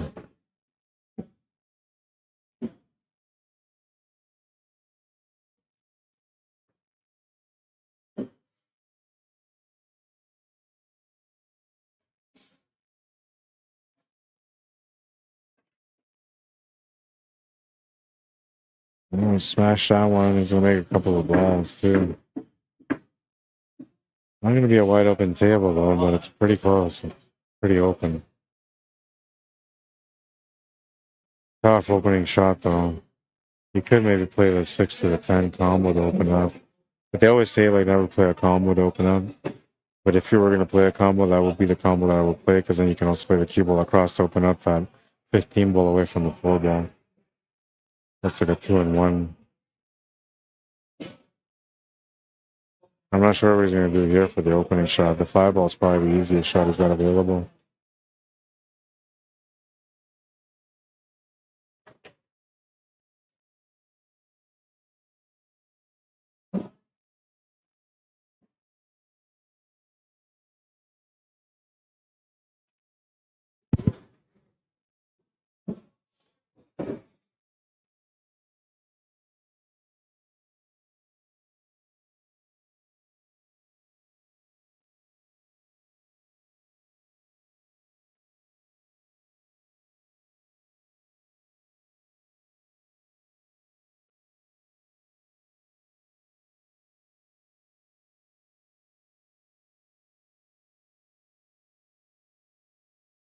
And looks like he's going for the combo.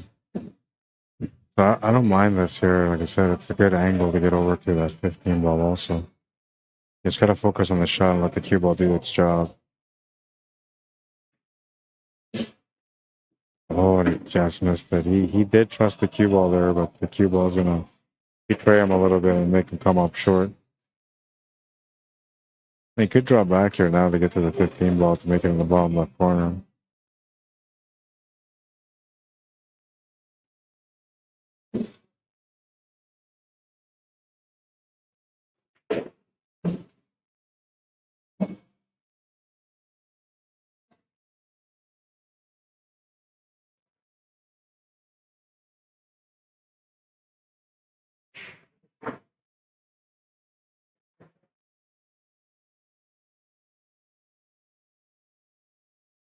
All about the 15 ball for him.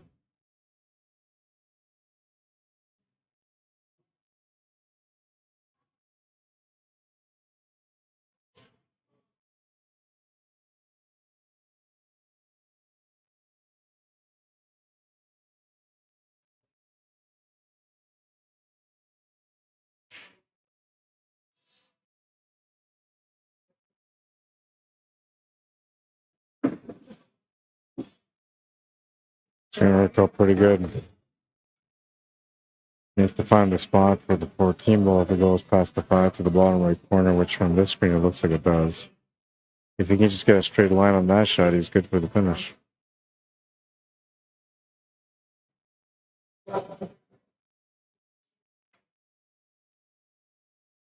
Oh, he thought he missed it. And the shot though. Needs to hold position now. off this 14, and the best way to do that is by drawing back, which is going to bump him into that 4 ball a little bit. Or is that the 8 ball? I think that's the 8 ball. That's to the left. Yeah, that's the 8 ball. And I just have to keep it simple and play forward, so that means I'm going to have to play a cue ball up table or draw the cue ball towards that 3 ball for the side pocket. He's just going to hold it right there. Never mind. His angle was good enough to hold. I'm surprised Mike didn't give him this one because it's a pretty straight and 8 ball. It's going to win the match. 4-5, the final score. Hour and 10 minutes. Hour and 20 minutes, actually, I think, that matchup. So the winner of that plays against Bernard McLean Jr. now. They just haven't updated their score. And so that takes us to the East Side semifinal. And I'm thinking we're going to have Tim Sinclair and Gary McKenzie. That would be a good matchup. They're right around same level. Is it you and Gary playing? Tim. Is it you and Gary playing? Yeah, they're playing. This is going to be a straight race to 5. This will be a nice little matchup, too. Oh, yeah. Things are starting to get there now. We're getting into matches. The most competitive matches of the day. Tim Sinclair, Gary McKenzie. Should be a straight race to 5.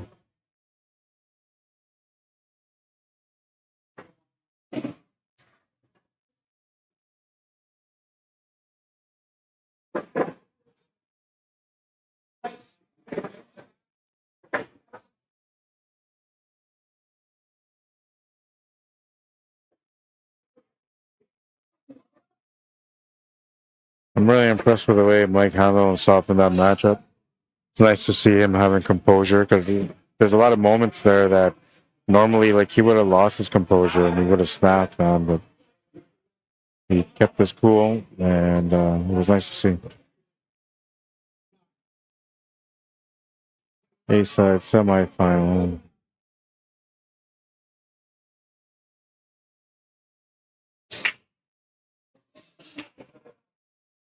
All right, so there's the players' names. We'll reset the clock. FARGO rate's got to go up.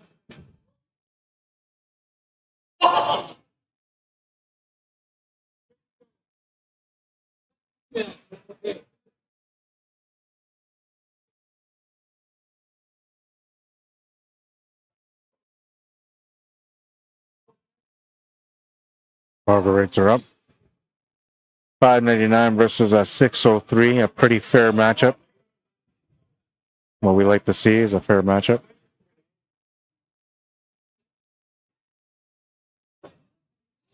Now, did I show you my favorite ride from, well, my second favorite ride? I don't know if I did, but here's my second favorite ride from last year at Lake St. Martin First Nation Mudbog. Up now and he's good to go. It's like a toy car, man. 3.3. You can check out that action July 13th and 14th, Lake St. Martin First Nation, Manitoba. About 3 hours north of Winnipeg on Highway number 6. Lots of good times. I'm not sure if they have a band or anything this year, but last year they had a band there. They had Doc Walker and performances, and it was kind of cool. Everybody's having a great time. All right, these guys are going to get started. I got to go take a bathroom break. I've been drinking a lot of extra water today, so we'll start the clock as soon as they break. I'll update the score when I come back.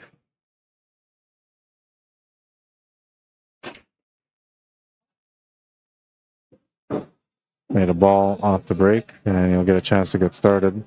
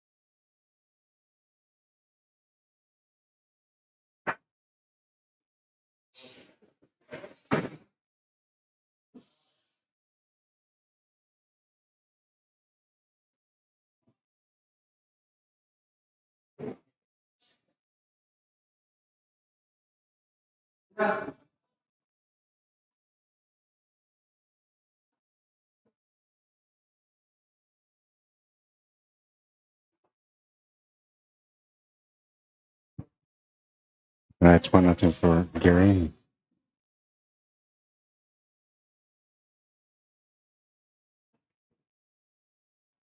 Just trying to create a problem there.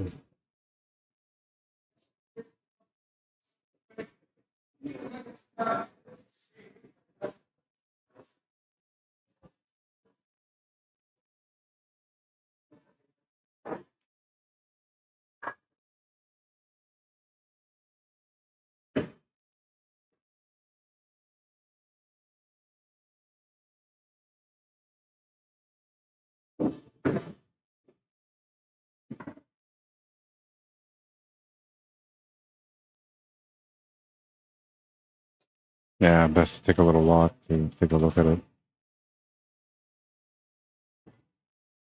Just needs a little bit of angle to play the 8-ball in the same pocket as 3.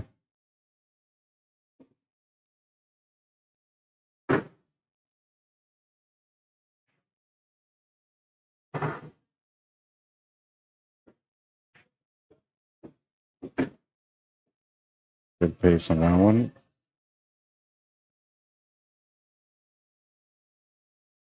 And tie up the match at 1.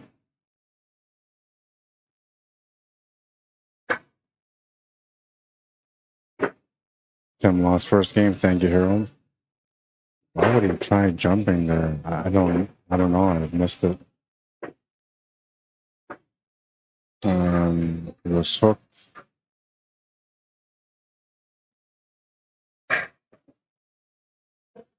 and have room off side rail to make it. Except for the 1-1 is the score in this one.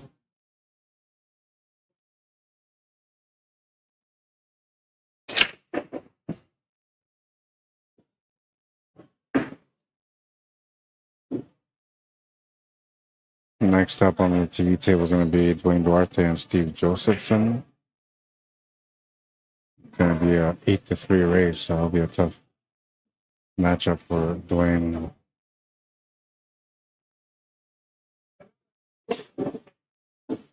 On the B side, Blair Lawson and Dwayne Arneson are at 3-1. Race to 5 for Blair, and race to 4 for Dwayne. David Lee and Cornell McLean Jr. are just about to start their matchup. They'll be playing on the top right of our screen. On that table on the top right. Guy Smith waiting for the winner of Shelley Duffney and Mitch DuPont. That match is playing on the far right, so we won't be able to see what's going on with that one.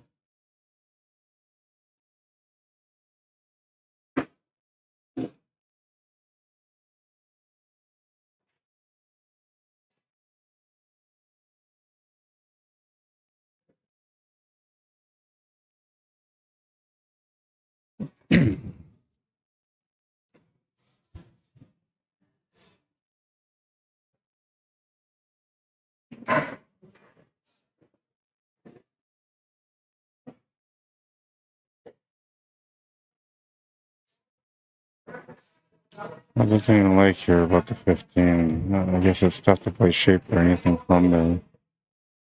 And the shot on the 12 ball might be available, but shape from there is not really going to do anything for you. So I think, yeah, you're stuck taking this 15 ball.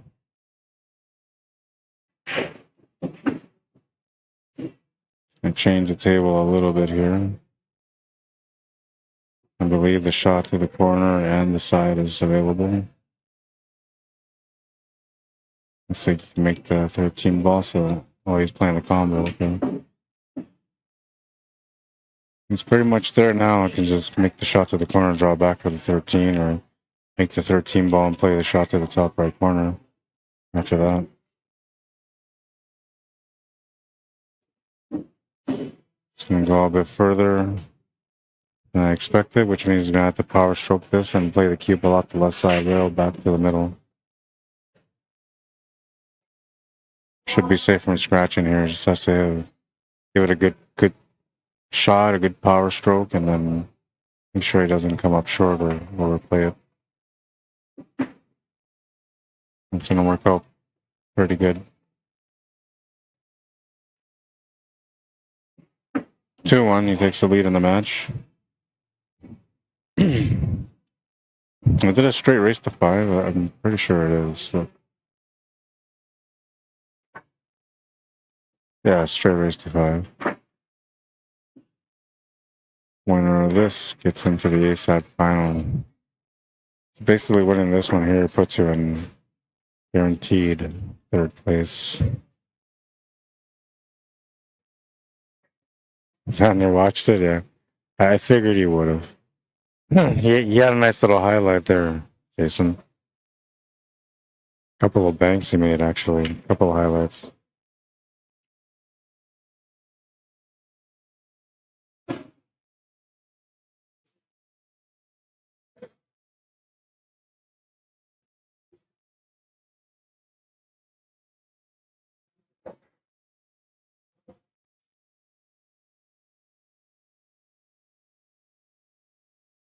Can he make it? Looks like a 13 ball's tucked right into it.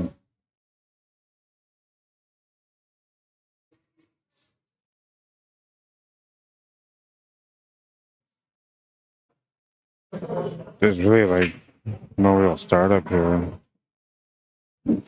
It's like weird setup here off this break. He's shaking it off.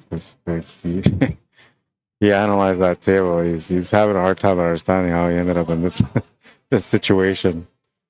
If you can see the one or enough of the one, then he's okay. And you can take the solids, but yeah, I don't think he really wants the stripes. He could have a shot at stripes, but it's a difficult shot over the ball. And you're cutting or you're back cutting, which both ways is going to be difficult.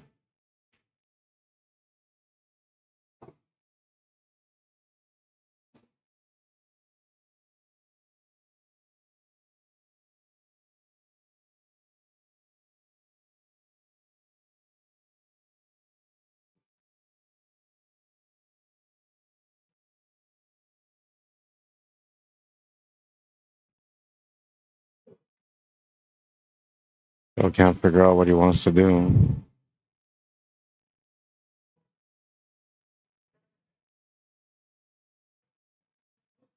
People walking by, so it's going to give him a little bit of extra time to kind of figure it out. But on the one ball. Okay, you can see it. Gonna be stuck taking the 7 ball now, though. This table was decent. There was a lot of potential at the beginning, but it's a little tougher now.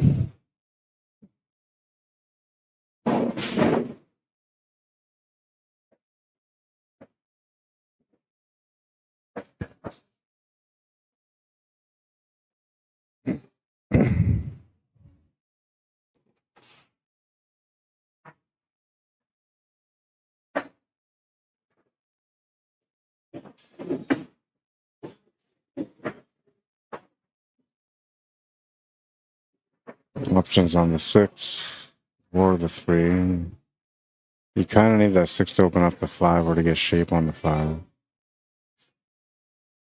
The 4 ball needs to be opened up also. He's going to try to save that 3 for later, but he'll come up short, and Gary McKenzie gets a chance at this table. Opportunity to be able to tie up the game here. A little bit of work, of course. 15 balls, probably about all of it, really.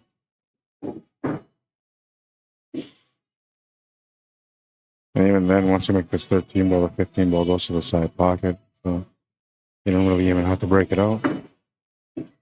At least I think it goes. It might be right up against that 4 in a way where it doesn't go to the side, but pretty sure it goes.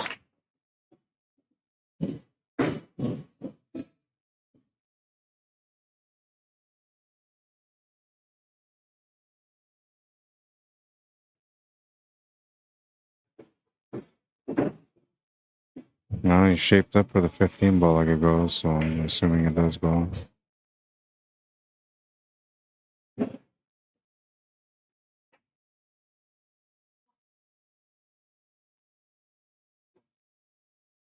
Well, I guess it doesn't go, or maybe it does go and he's just going to use it as a finish ball. That would make sense because then you can have the 4 ball to lean the cue ball into it. Set up for the 8 ball. Nice little touch on that one. He'll have a cut. He'll also be able to lean into the 4 ball, which will send the cue ball up a little bit for the 8 ball. Little nudge up. Should be all right.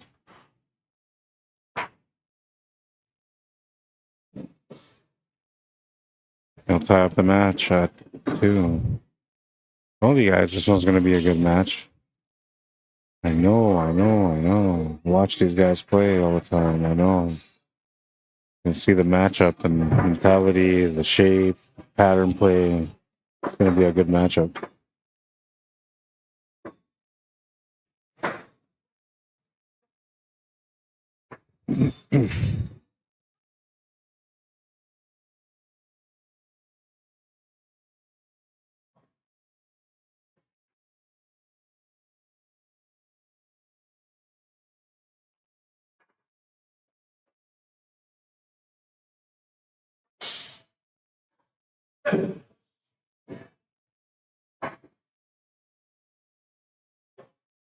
All right, we're going to move into rack number 5 of this matchup. It's a race to 5, and we're tied at 2, so it's the hump game. There's no meaning whatsoever other than that you're halfway through your match. He was going to lose the cue ball off the break. He made a ball off the break, but unfortunately losing the cue ball means it's a ball in hand for Gary McKenzie. And we are playing VNEA Rules, so that's going to be a ball in hand behind the line.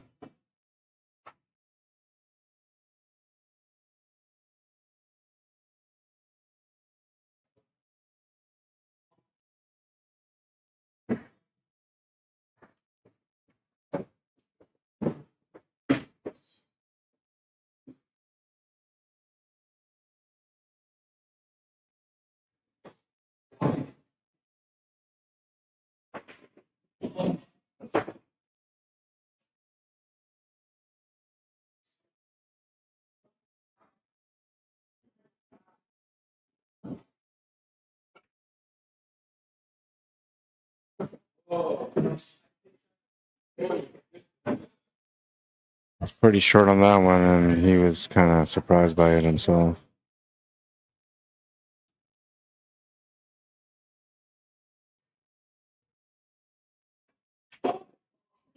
Breakout opportunity for Tim, and he's going to break out one ball, but tie out the other. No, if he's got the shot on the 11 ball, he's still okay, but then that ball is in a tough spot. And it's going to be tough to get it out.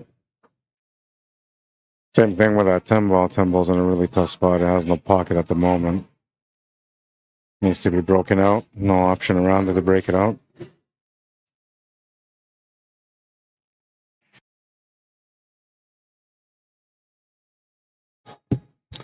Well, he went for the cross bank there to create a different opportunity, and it kind of almost worked, but he missed the shot.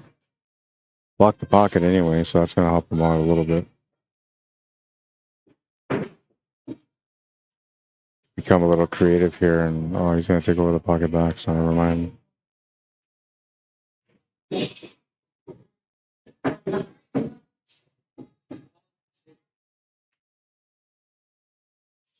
I have to play the one ball to the side, and with a breakout on the 6. He's looking to see if he needs to break it out or not. I think he's going to have to break it out. And, have to break it out pretty good. But he has the angle for it now with the one ball, but it looks like he's taking the 5 ball instead. And maybe there's enough room for him to get the shape on 6 ball. He went for it right away, so got the shot on it now. He's not going for it, though. Gonna open it up a bit more here, but the 6 ball's gonna tap against the 8. I don't think he's got the shot on the 6 ball anymore, and it's got a bad angle on this 1 ball. I have to play safety now.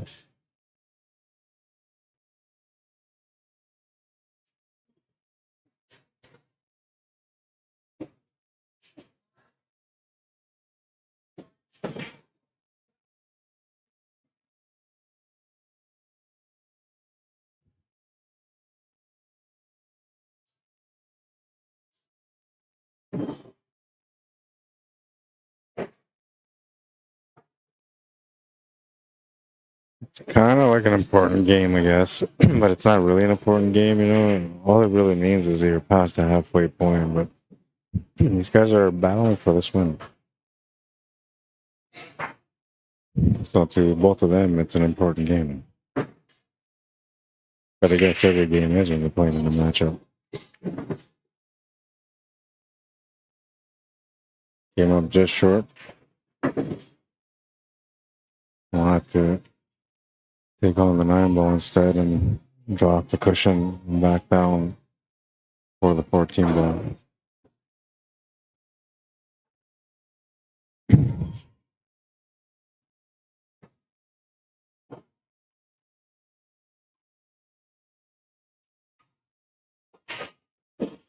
Just gonna play a safety instead.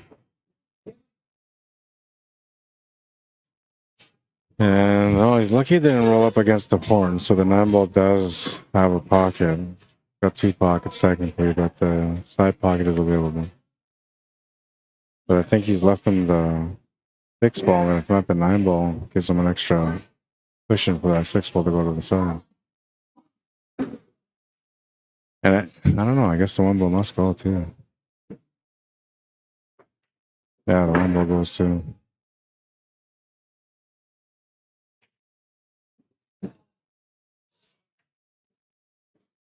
Good opportunity there for your McKenzie. He'll take the lead in the match, 3-2.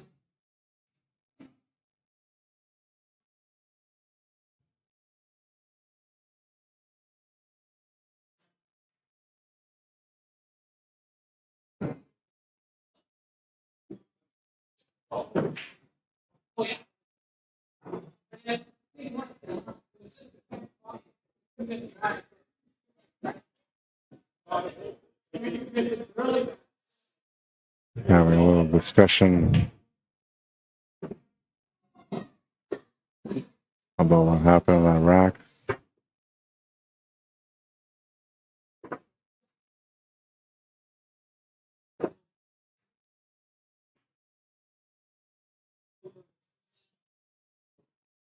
This is A-side semifinal.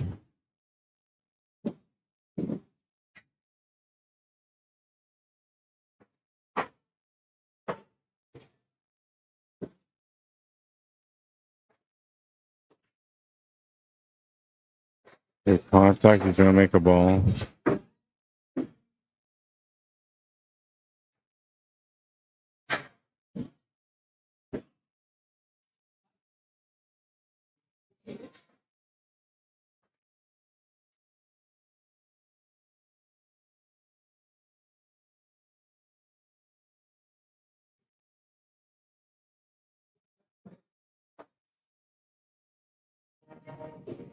Three, two, and he gets chance on this rack. Stripes are actually pretty good. There's just one trouble ball, which is that 13 ball. But yeah, the solids aren't that bad either, you know. The one ball opens up that 7 and the 2. The 3 and the 5 are pretty much wired. Just got to get the shape here for the one ball to get the break onto that 2 and 7. Since he didn't get that, he's going to have to leave the 3 ball down there now as a combo. Oh, no. Took that one a little bit for granted, and he's going to end up with a bad shot here on this 3 ball.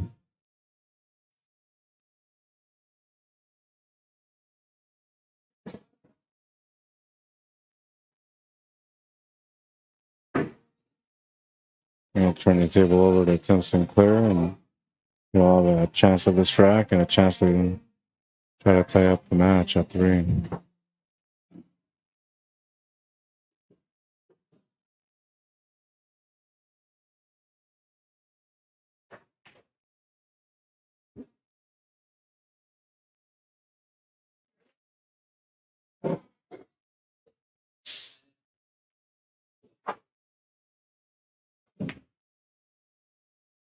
Not a whole lot of opportunity here, though.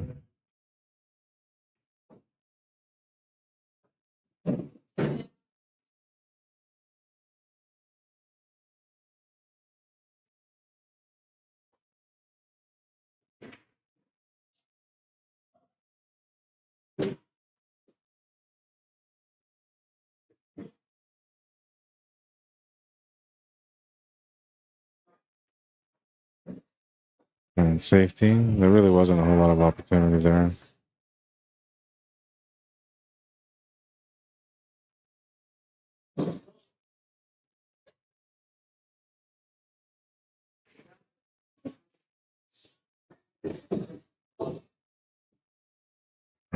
Just a bit too heavy on that 3 ball. He could have left that sitting by the side, which would have given him a breakout ball.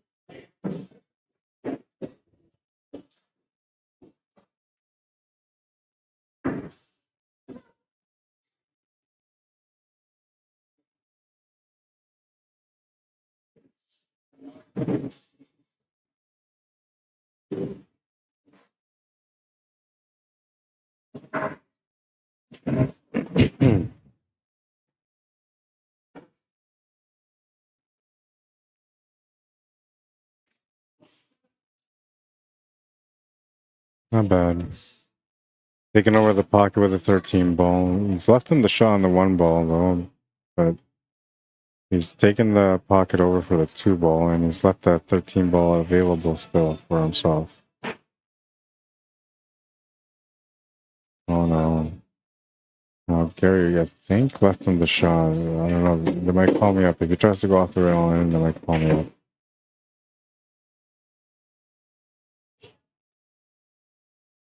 Not going to call me. Good hit.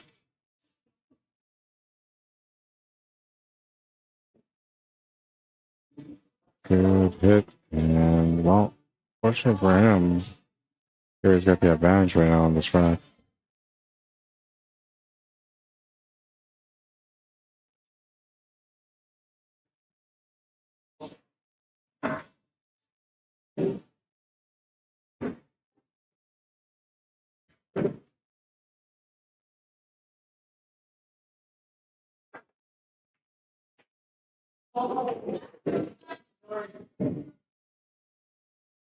That's not bad.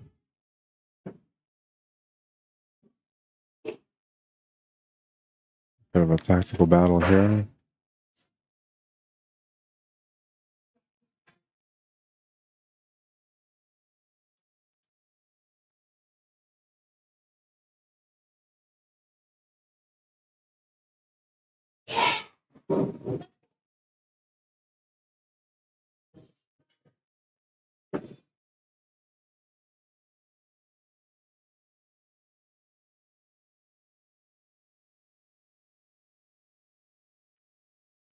The window was there. Oh, and he hit that right on the spot. Just didn't put enough power on it. But it was going straight to that pocket.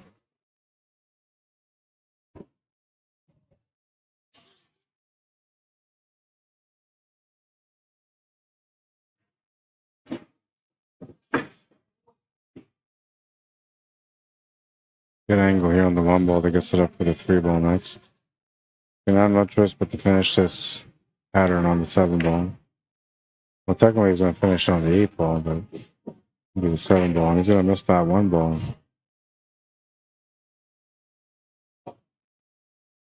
Shape on the 3 ball wasn't that good either there. You would have to play that 7 to the side pocket or to the top right corner afterwards. Sinclair with a lucky break because he was about to be down 4-2, and now he's going to have a chance to tie it up at 3, and then the next rack is going to be the one that matters for both of these guys because it's the one that gets them on the hill.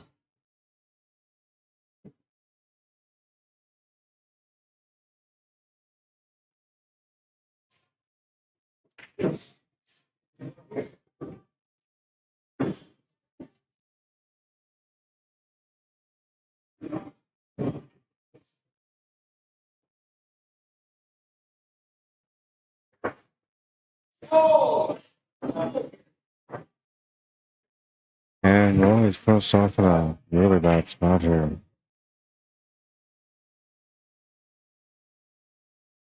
I think he can jump shot. Like, I've seen people back cut these kind of shots. I know the back cut is possible, but I'm thinking we're probably going to go jump because it's a safer route. The only thing here is that you got to come up with a really nice one because if you don't make it, you turn the table over for a loss, and that's the worst case scenario for you.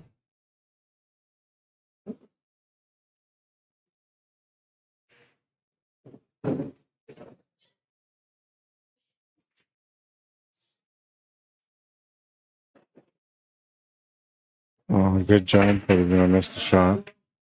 Needs a little bit of luck here and he might get it. No, well, no. He's left the 7 ball. And the 3 ball will be available after that. Plus the shape for the 1 ball complements the shot here on the 7. Oh, but he's gonna miss it. I can't believe he missed that. Only one option here on the 8-ball and to the corner.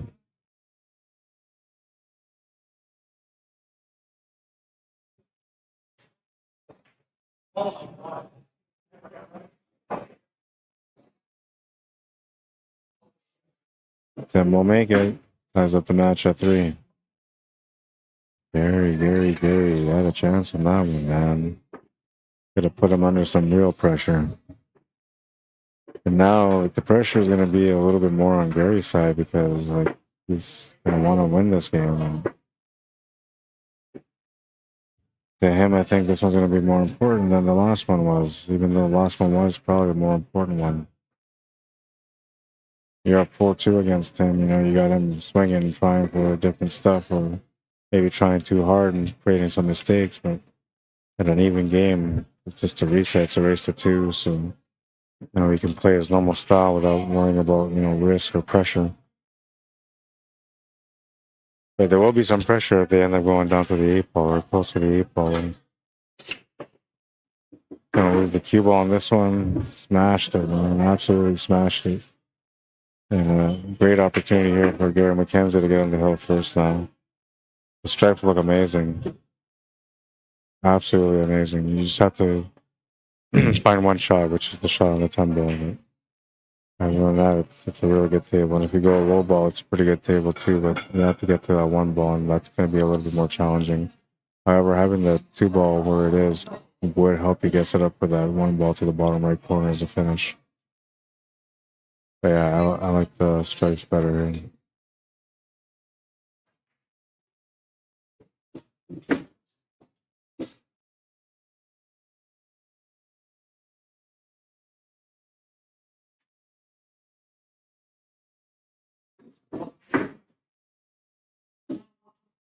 It's got the check angle. Get back to the left side of the table onto the 11 ball. Just needs to check gently and get it back down to the middle of the table, closer towards the 7 ball. This will still do it. He can just play off the rail and back cut, but needs to find a shot on the 8 ball still.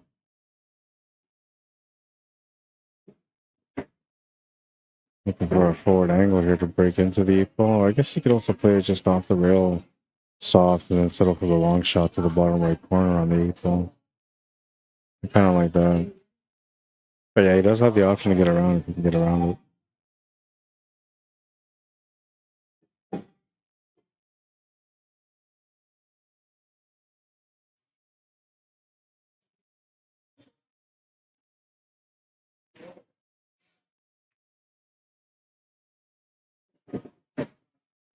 Played out 2 rails. And then Tim wants me to watch the shot, so I gotta watch it. I'll be right back.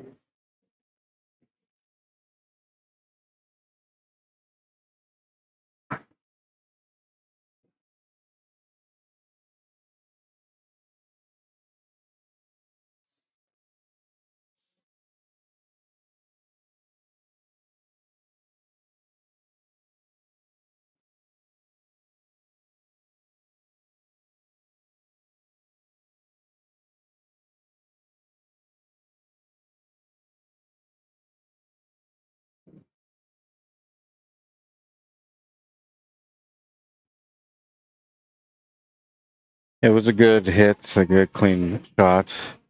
And well, he's on a bathroom break, so I'll pause the clock for him.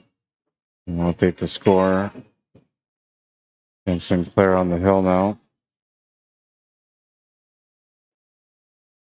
And this is the worst case scenario now, because now all the pressure is on Gary. He's got to try to come up with not just 1 win, but 2 wins, and under pressure for both.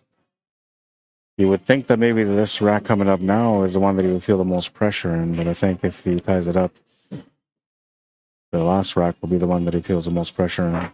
Unless they end up having like a monster break, everything wide open.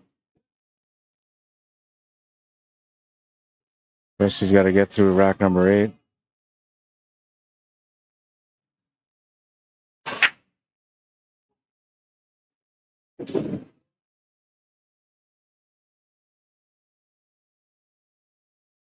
I think it's Gary's break too.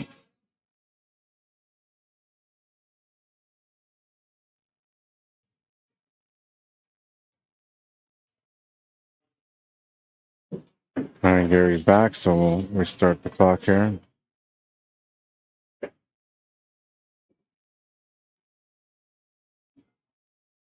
Right now.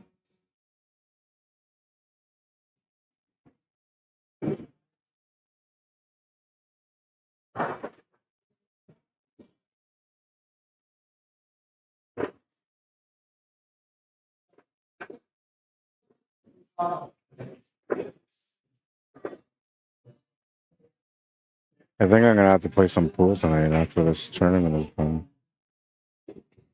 I was gonna sign up and play in the tournament, but I said, no, you know what? I'm just gonna focus on the stream and do the stream. So I decided not to play in the tournament. But I brought my cues, you know, so I had to play with them. I gotta get my tip change on that cue too. I got some pool on Wednesday, some pool on Thursday, so I don't know.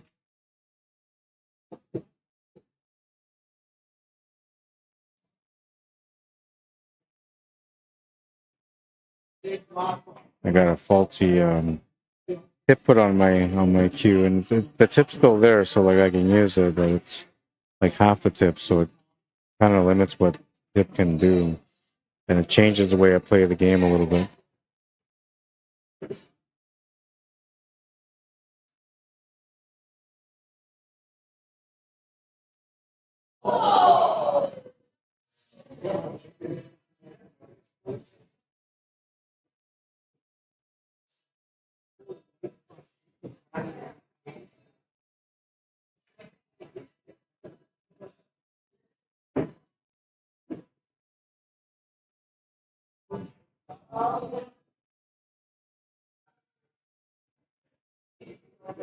Oh, and you missed the shot to the side.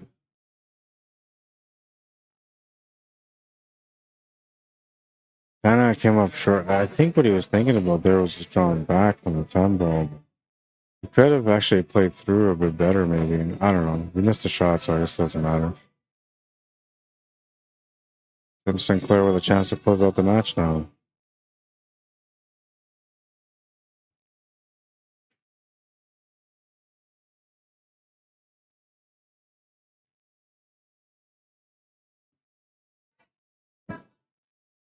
We'll make the 1, gets position on the 2 ball. Still needs to deal with that 8 ball and the 4 ball.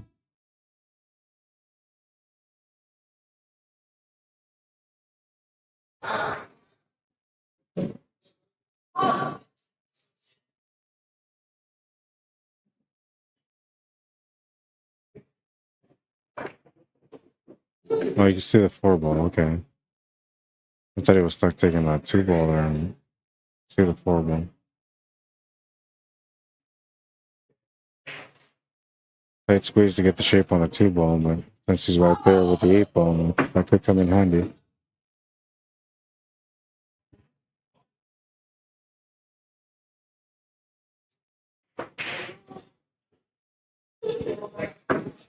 And you know, he like assessed that, right? Like he looked at that 4 ball before taking on the 2 ball because he had the shot on the 2 ball too.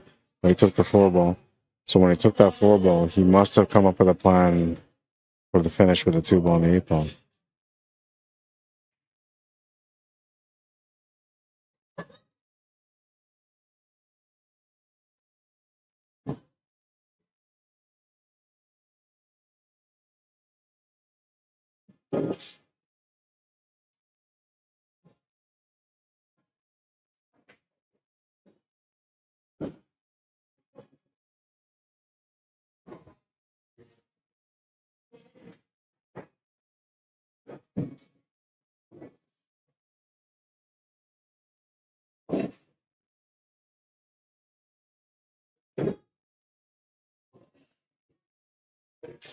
Yeah,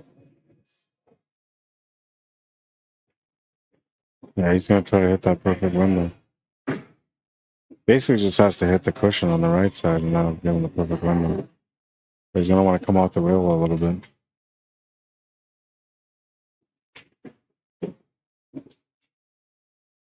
Now here he's gone too far, way too far. Maybe make the cut shot, but maybe not a cut shot, but a cannon shot. 2 ball off the 10. Won't be able to hold shape for that 8 ball though. Low percentage to get out. He's like got a 2% margin to get out here.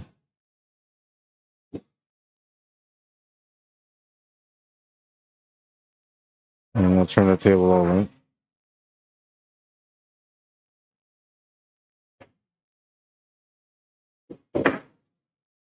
Here needs to open up a 14 ball. That's the only ball that he's got tied up right now. Oh, he's gonna miss the shot. Missed the shot, but I think he might have got good on the lead. We'll see. There's a back cut there though. He's gonna need a little bit of luck to get something on the 8 ball.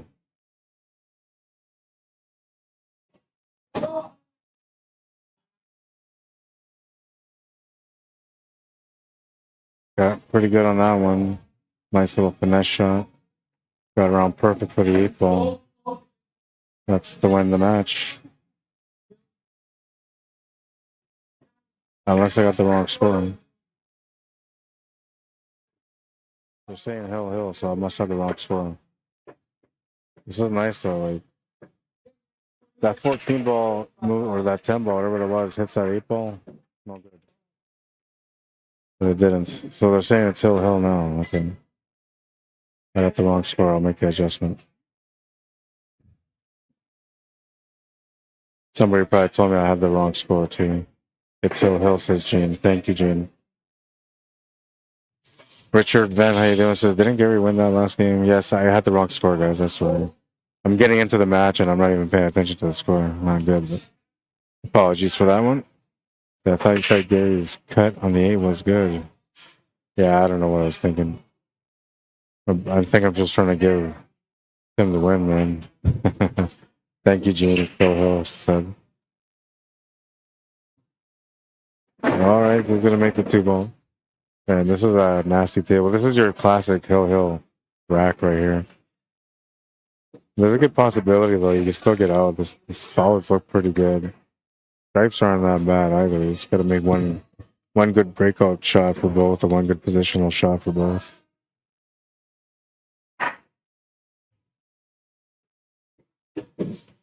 Yeah, I don't know how I lost track of the score there. My bad.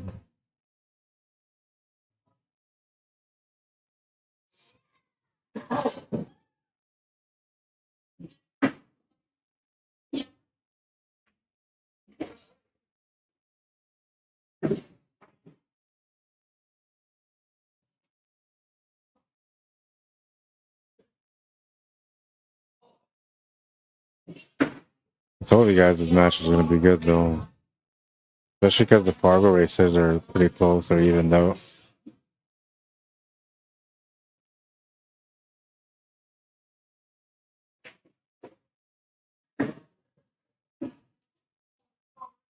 He's kind of opened up the table, but he still needs to find the finisher. There's no finish available. He can maybe cut the 4 ball, but I'm not sure what he's going to do to get onto that 6 ball from there. And then I'm not sure what he's going to do to get that 7 ball opened up from the 8 ball. He can't do much here, so he's just playing smart, being patient. And yeah, this whole setup here on this top sort of table just looks like a hill matchup. I mean, if I hang on. So if I took away the scoreboard here, and I showed you this rack like right now, and I asked you, what do you think the score is in this matchup? The first thing I would say, it's got to be hill. Right. Tell me I'm wrong, man. Look at this rack again. What's the score, bro? Oh yeah, it's Hill, man. You just know it's Hill.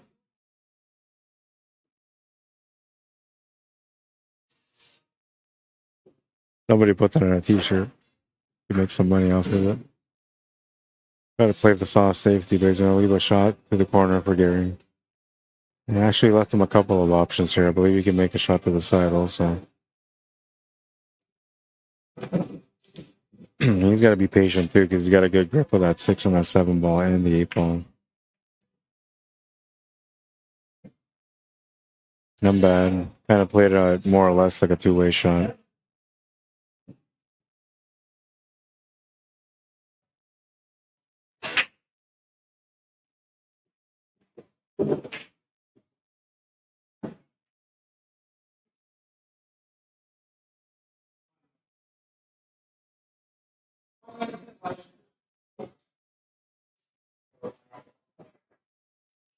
Yeah, it's hit the rail.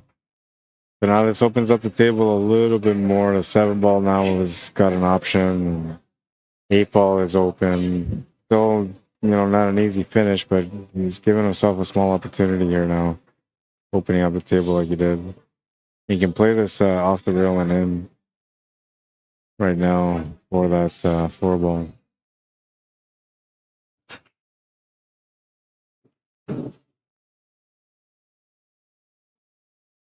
He's trying to hold shape for that 6 ball also, which he did get. And fortunately for him, that also kind of gave him the safety.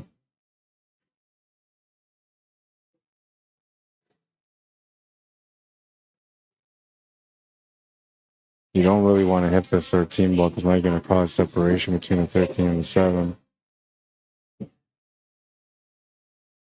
That's not bad though. That worked out pretty good. When a 7 ball is available, you got to be pretty perfect on it to be able to make it. So it means that Gary should have a chance to get back to this table.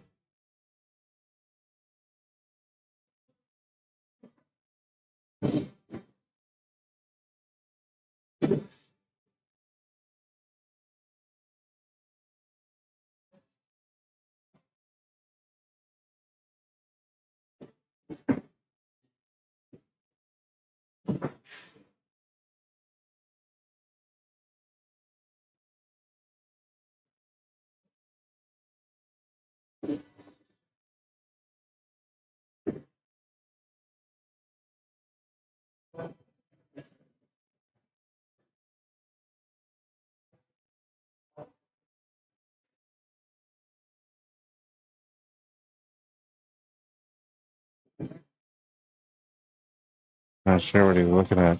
I'm wondering if he can make that. No, I don't think he can.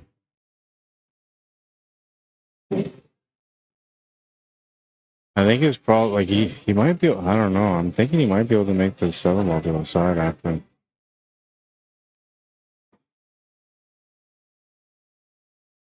And maybe what he's throwing his hands up about and walking around looking at is the 8 ball.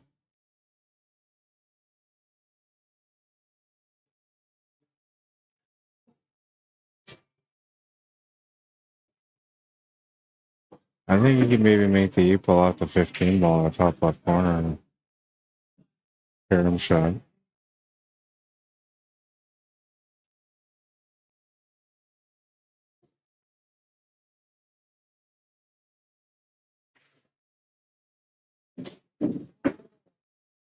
Got a shot at the 8 ball now. If it goes straight to the corner, he doesn't have to worry about anything. But if it doesn't, then he might have to play it off the 15. He try to sneak it in there. And that's the worst spot for him now, because now Gary's got him in a good lockup. Guaranteed to get a chance at the table no matter what now, so Gary's going to try to play smart.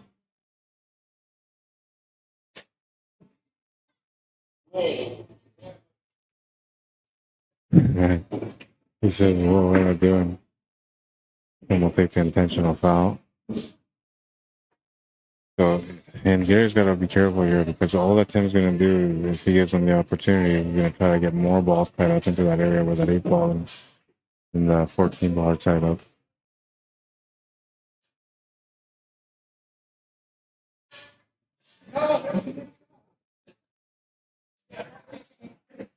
You could try to do the draw off the top rail and into the equal to open it up right now, having the 14 balls an escape shot.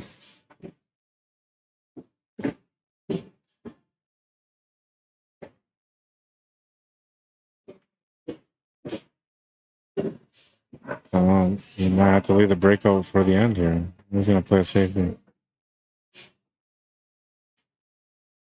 And Tim's just going to try to tab these two stripes at the bottom rail now. No, he's going to take away the breakout ball. Even better. Wow.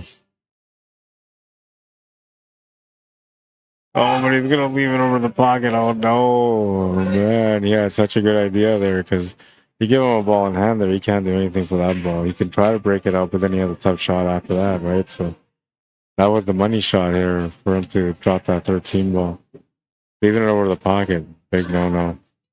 That's going to give Gary a chance to not only just break this out, but also give him an escape shot in case if anything goes wrong.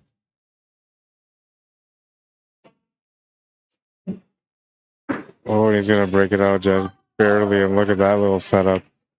Gets a shot in the 13 ball, 14 ball roll up to the side pocket. Like magic, man. He's the magic, man. Why did he not make the shot? He didn't have it? I guess he didn't have it. Looked to me like he had it. I thought he could have spun his way in, but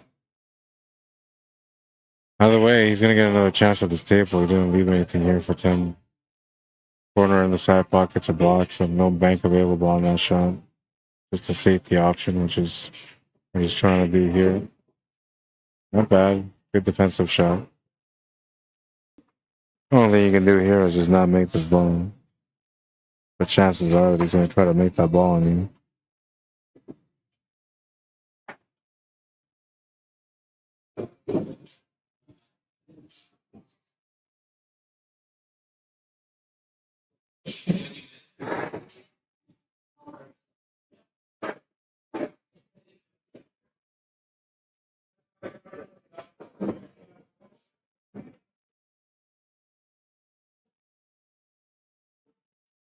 Can he make it and play the safety? Plays a combo 8 to the 13 to make the 13 ball, then play the cue ball off the right cushion and then back into the 8 ball.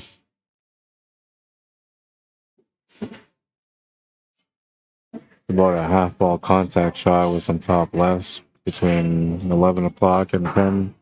Maybe more to 11 o'clock.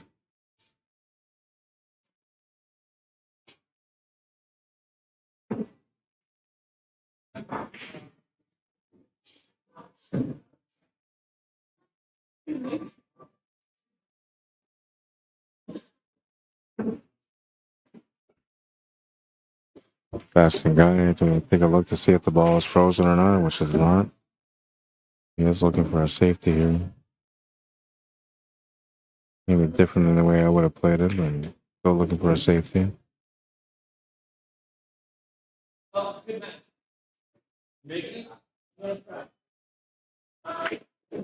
You're gonna try to make it, he says.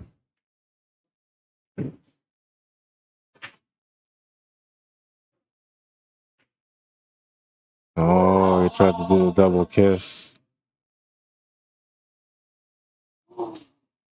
Didn't make it. Don't think he left him anything on the 13 ball. If he did, then Gary should be out.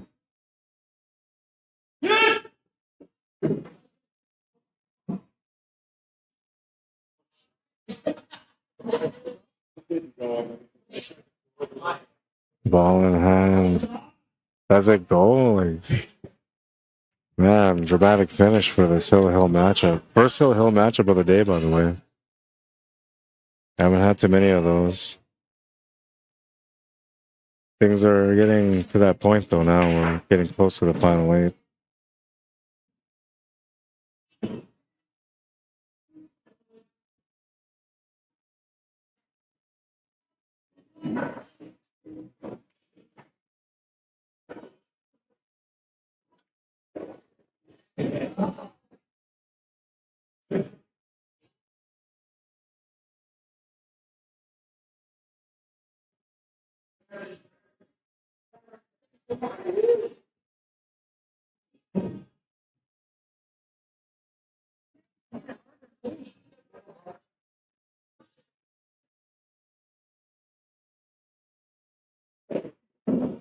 Oh, he got lucky.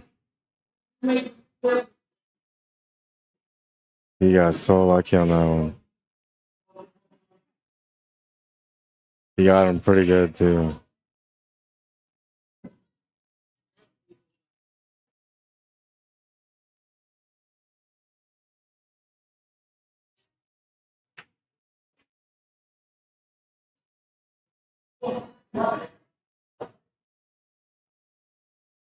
He missed it.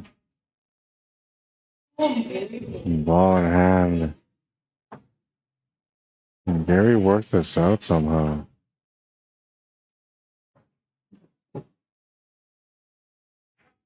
Like maybe bank the 13 ball off the horn of the pocket, off the 8 ball.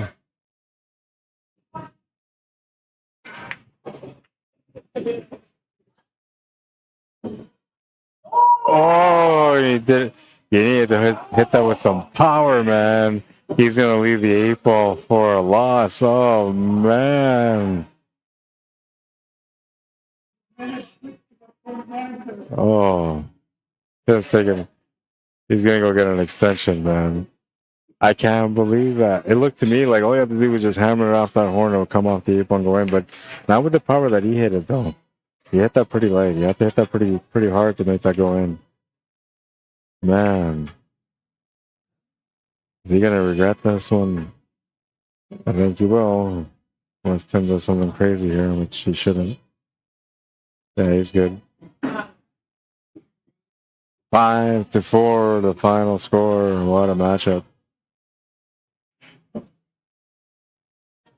Tough to top that one, right? Well, we have a 8-3 race coming up next. And that one could possibly go to the A. That was crazy, man. Your money's worth there. So to me, I'm thinking he should have just banked that off the horn, off the 8. Like hit it with some power though, and he did, but he didn't hit it with power. Oh yeah, if you had bent the rail. Yeah, bent the rail. It should go in. Me when I had my the long one, I missed it. Yeah, I've seen that. Yeah, it's a good matchup. All right, so this will be Dwayne Duarte.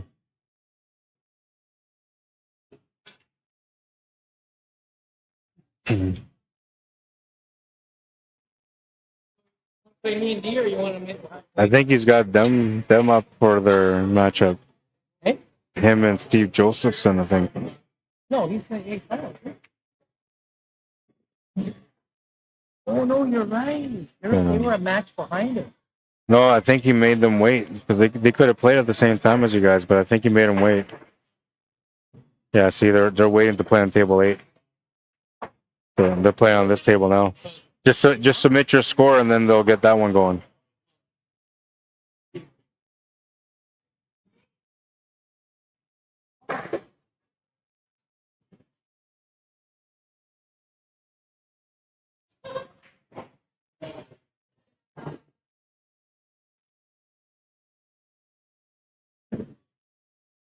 Steve's a 493.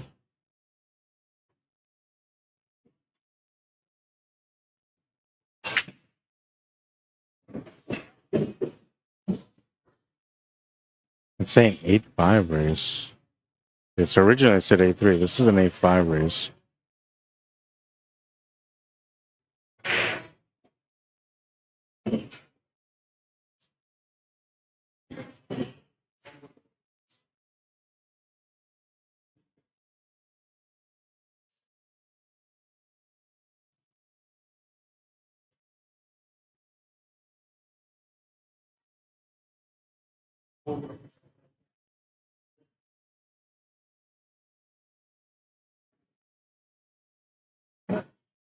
It's 65. 493.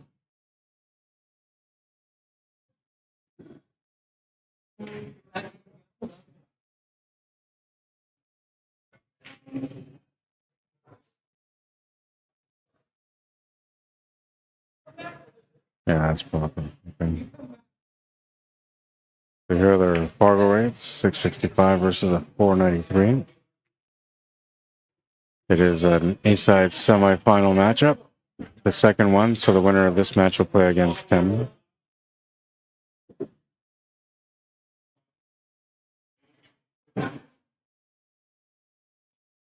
Now they got to go approve that one. So I'm going to go approve that matchup and get this next matchup going here right now. Take me a couple minutes to get that set up. I'll be back.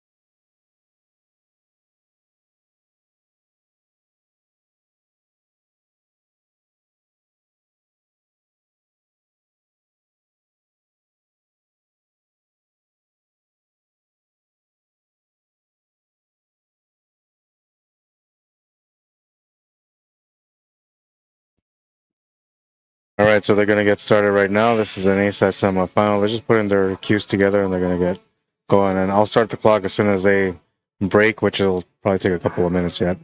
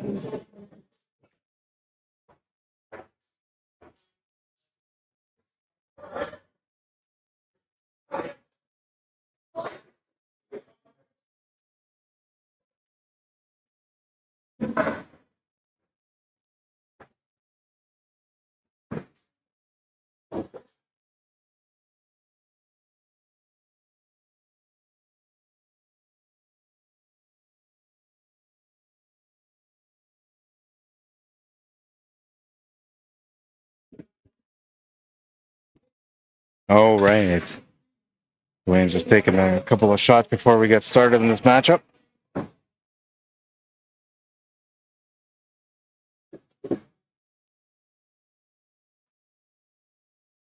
Steve is still putting his cues together.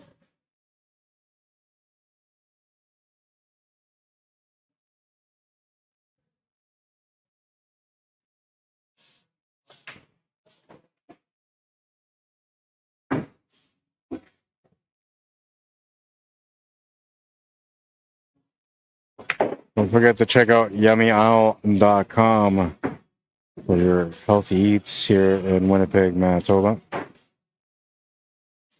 Some of the dishes which have been displayed on the bottom left of the screen.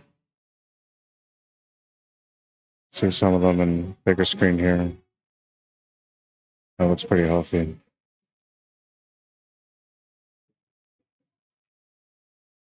My favorite salad is kind of the meat. Oh man, the steakhouse. Mushrooms, peppers, cooked to perfection. Yeah, it's supper time now. Time to go get something to eat, guys.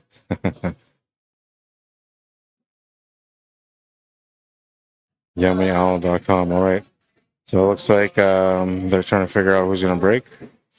And the race is an 8-3 race, so 8-3. Have to make a correction there.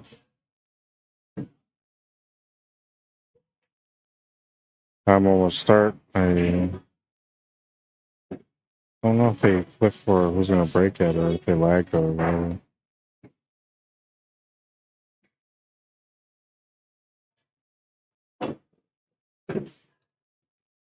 Take a look at the rest of the matchups that we got going on. A side is down to this match right now, and then the A side final, which Tim Sinclair is waiting in that one for the winner from here. On the B side, we have Dave Lee and Cordell McLean Jr. playing. It's an 8-3 race, and it's currently a 6-1 with Junior at the table, trying to get on the hill.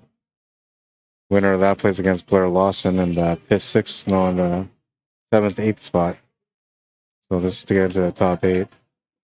And Guy Smith in the top 8, waiting for the winner of Shelley Duffney and Mitch DuPont. Winner of that one will eventually play against Gary McKenzie.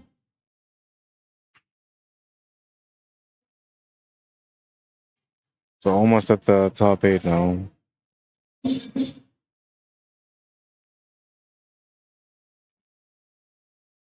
Two matches away from getting into the top 8, and Cornell McLean Jr. shows here that he just got onto the hill, 7-1.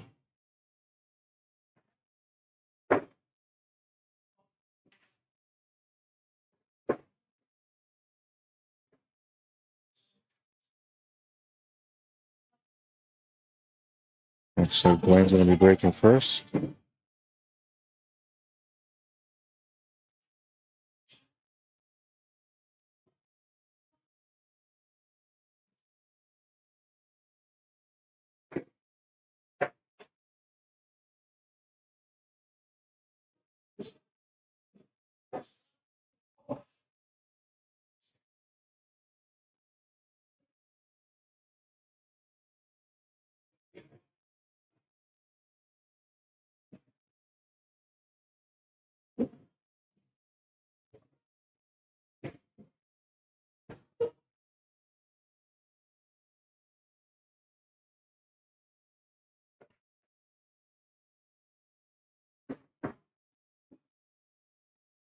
All right, and we're off on this one. Smash and break. Good start for sure. Opening shot is available for the solids and the stripes, but the stripes are, I think, is the way we're gonna go on this one. It looks like the best option. Solids really aren't that bad though, but you gotta do a little bit more work, so that's the reason why I'm looking with stripes. And the one concern you would have, I guess, would be the 9-ball, but the 9-ball goes to both corners. Not really a problem. Opening shot can be the 10-ball.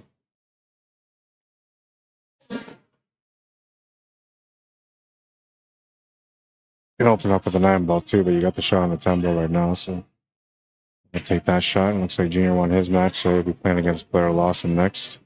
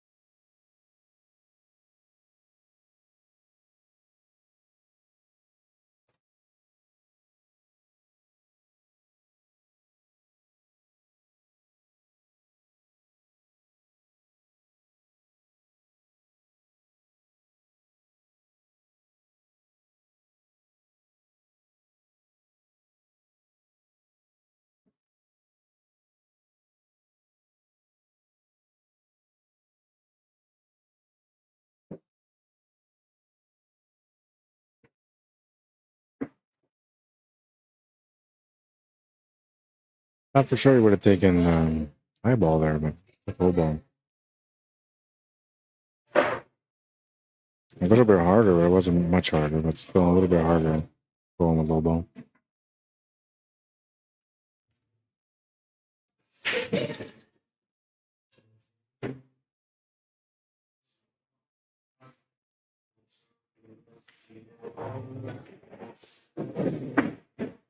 A nice draw on that one. It's going to get him set up for the 5-ball to the side.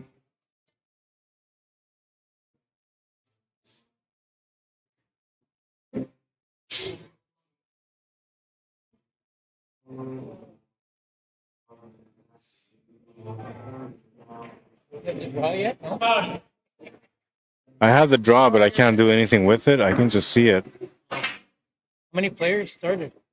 24, I believe.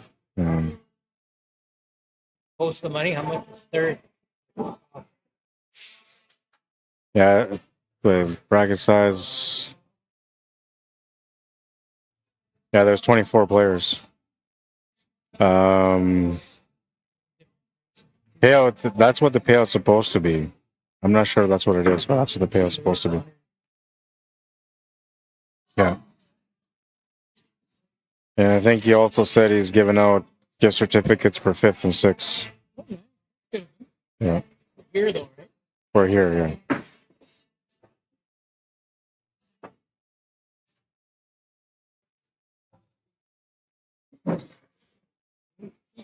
Good draw. Different. Rolling. Goblin.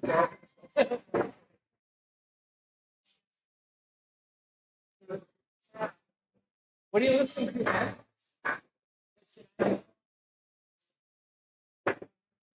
Wait, who won that last game? Was it Dwayne?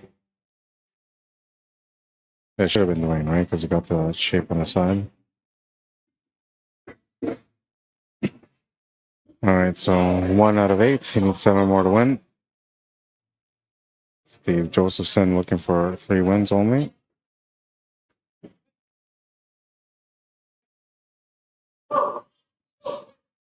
Nice match. Said Kathy Seekers. How you doing, Kathy? By the way, those of you that got friend requests from me over the last few days, that's my new account.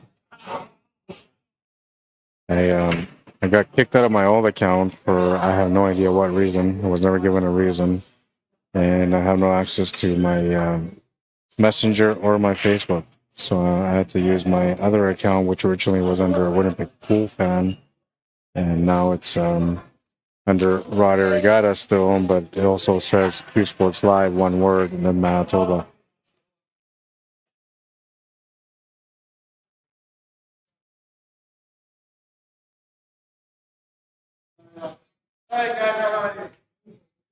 See you, Mitch. Have a good night, man.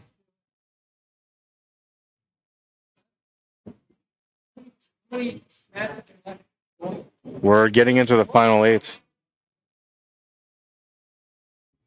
We're getting into the final 8, so there's still 9.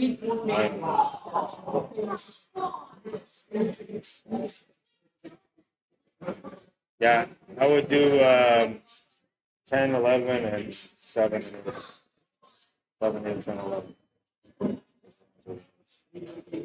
Why, you got people waiting for tables? You can use 9, 6, 5. 9, 6, 5, 4. You don't need And the 9-footers too if you need enough. 7, 8, 10, and 11. Oh, you give them that table? Because that's on the stream. So then you gotta let them know that they're gonna be on the stream.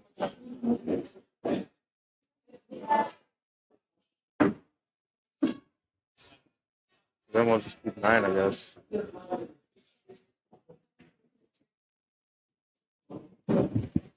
So.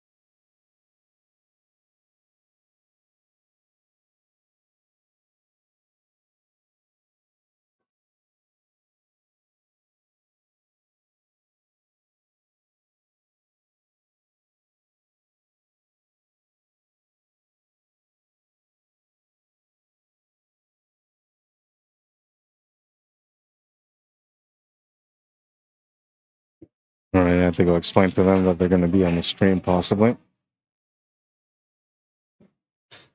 And there's people coming in to play, so it's starting to get busy here slowly.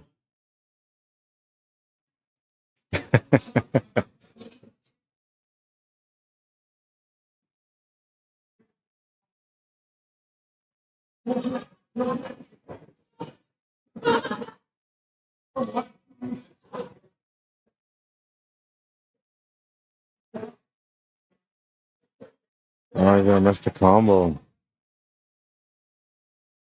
Turnover, an opportunity here for Dwayne to get another game under his belt.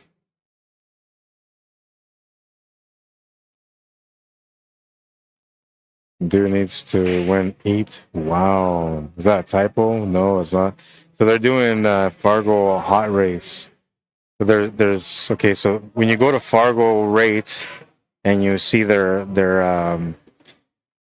whether it's a website or their app, they have an option to do a match chart. When you go to a match chart, that's like the FARGO FAIRMATCH, right? That's what they call it, FARGO FAIRMATCH. And when you do FARGO FAIRMATCH, there's 3 different options. You can go under the mild FARGO FAIRMATCH, which means that there's less of a difference in the handicap. You can do a medium FargoRate or FAIRMATCH, which the medium is like it gives you a spot, but not a huge spot, but you know, a fair enough spot.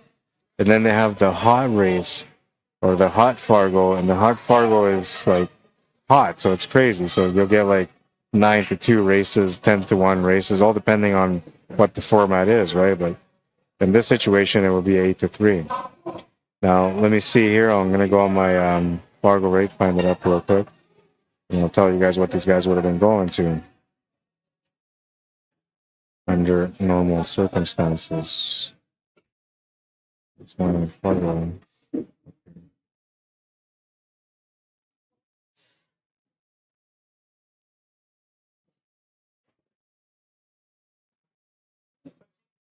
All right, so 493 versus 665 on a race to 5. So if these guys were to play a mild race in the Fargo Fair match, it would be a 6-3 race. So only a 3-game spot. If they were to play in a medium Fargo Fair match race, it would be a 7-3 race.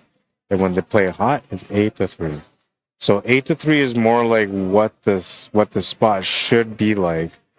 But because the matches take longer, most people use the medium one because it's less games, and it still gives a pretty decent spot to the lower ranked player.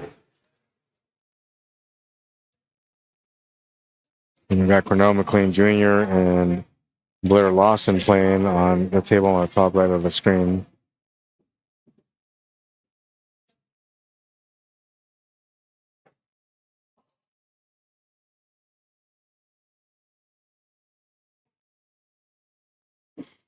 I believe that match just started. But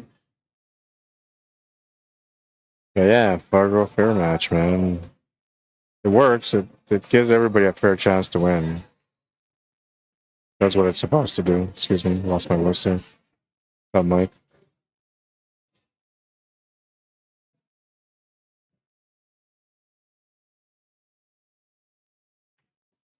And this tournament never used to be like that. So this tournament used to be like you just got your one set race. So let's say I was a 6, I was just a 6. That's all there was to it. It never adjusted. And now with the Fargo Fair match, it always adjusts. So like I'll play against somebody that's lower than me, and I'll have to go 8-3 or 7-3. Then I'll play somebody that's higher than me, and it'll be like a 5-4 or 6-4. So it's constantly kind of moving around.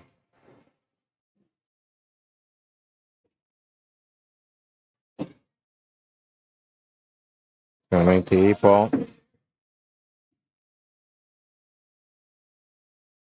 2-0.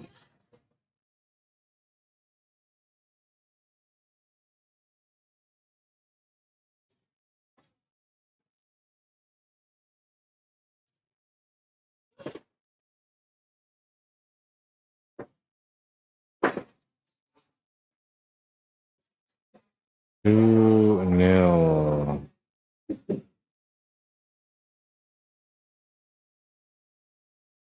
I don't think we have a highlight of the day for today yet.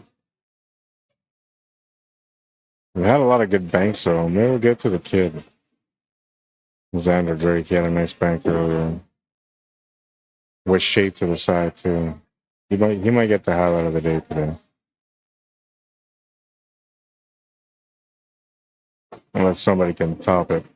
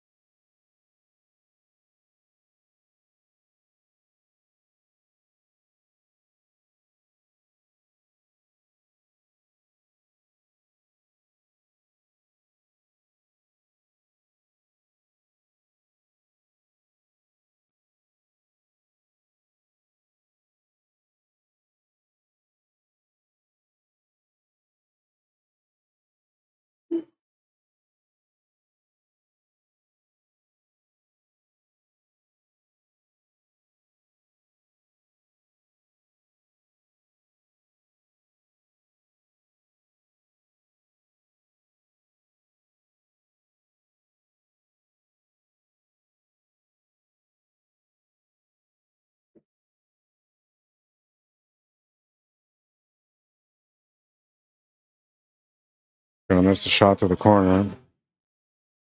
Turns the table over to Steve Josephson, and he'll have at least one option to get going. Two options to get going.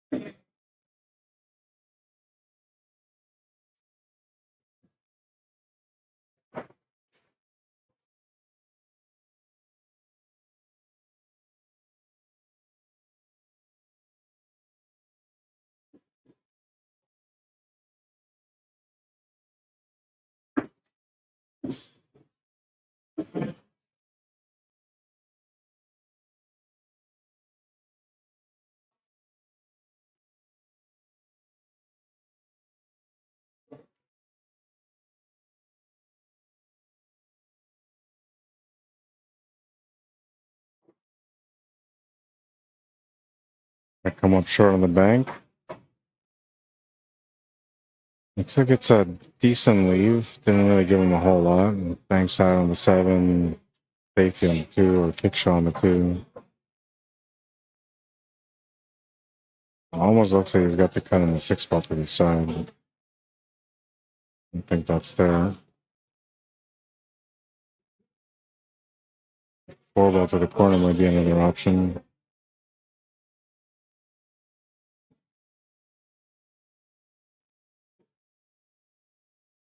I actually like the 4 ball to the top left corner if that's available right now, because then you get up for that 3 and 5. You don't have to get to that 3 ball right away. You just have to get to that 5, and then that at least opens up the pocket for the 3. Plus, you got the 1 ball there to you can kind of play shape, move around to get position for that 3 ball.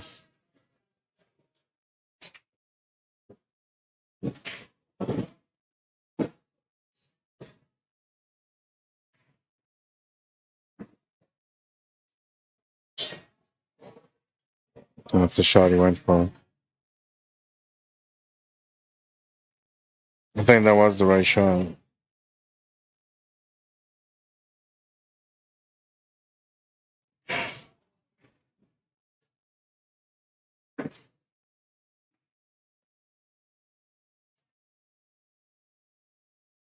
Greg Wilson, if you're watching the stream today, man, come by and see me, man. Or add me on Facebook, man. I don't know if you'll be watching it. Usually come in to watch when you're not playing.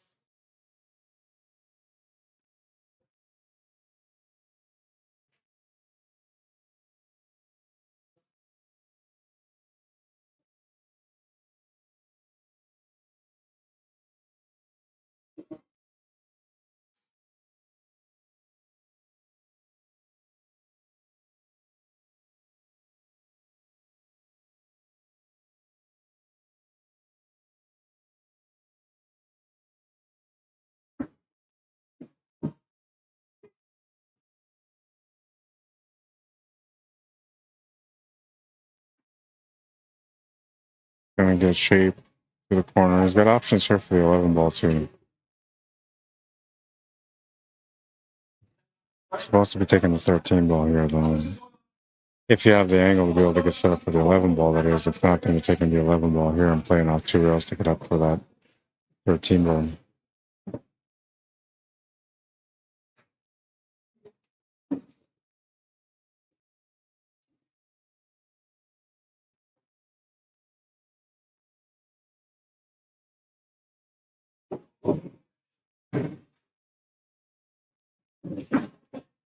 Can't put too much draw on it.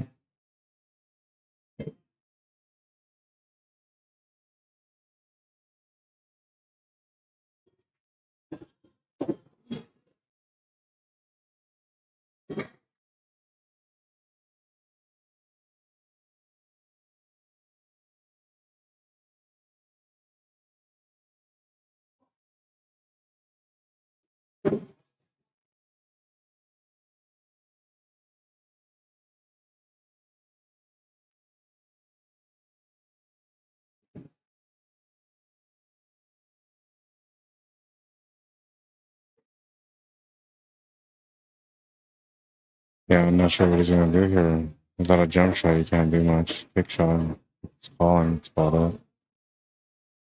Gonna just miss it. Ball in hand for Dwayne Duarte. Could have been an opportunity there for Steve Josephson to get on the board, but a little bit too much weight is gonna hook him on the 11 ball, and turn over here is gonna give Dwayne Duarte a chance to get up 3 games now. He does have a long race ahead of him, though. It's a race to 8, so still a lot of room for opportunity when it comes to Steve Josephson trying to win this match.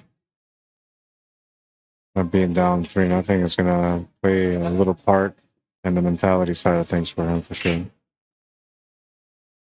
One thing that will kind of give him a bit of a mellow, I guess, would be the fact that it wasn't 3-0 with 3 runouts, because it was 3-0 with 3 runouts and your opponent didn't miss the shot. Then at that point, you know, if you're a lower level player, you're going to be intimidated by that player, and that's just going to break down your game. Now, the one thing that might break down his game here at the moment in this matchup is because he missed a couple of times, and now that normally wouldn't matter, but it does matter when you're on the stream, because then you start thinking about the stream, right? And I'm thinking he's going to find a way to find balance, so he'll be all right. Just to get a chance at the table. Once he gets a win under his belt, he'll get that confidence to get going.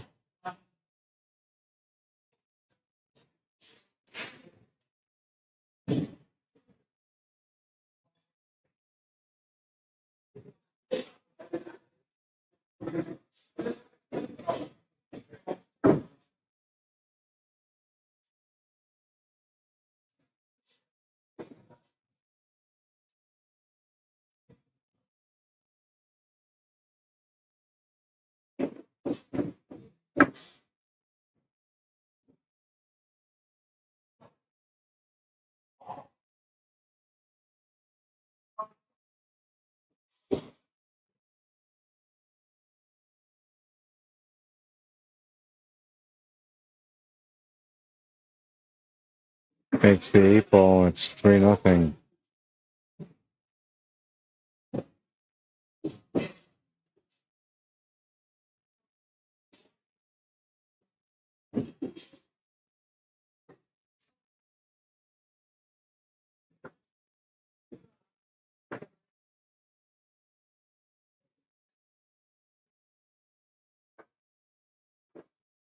Don't forget, if you guys are looking for a good time, even if you're not going to compete in the races, you could always just come check out the fun for yourself. It's a $10 entry to come in per day at the event.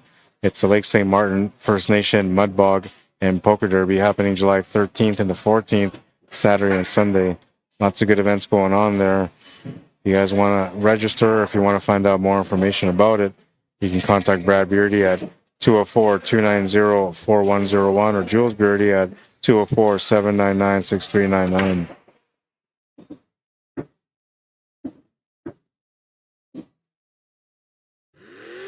There's another one of the races from last year to give you an idea what to expect when you go there.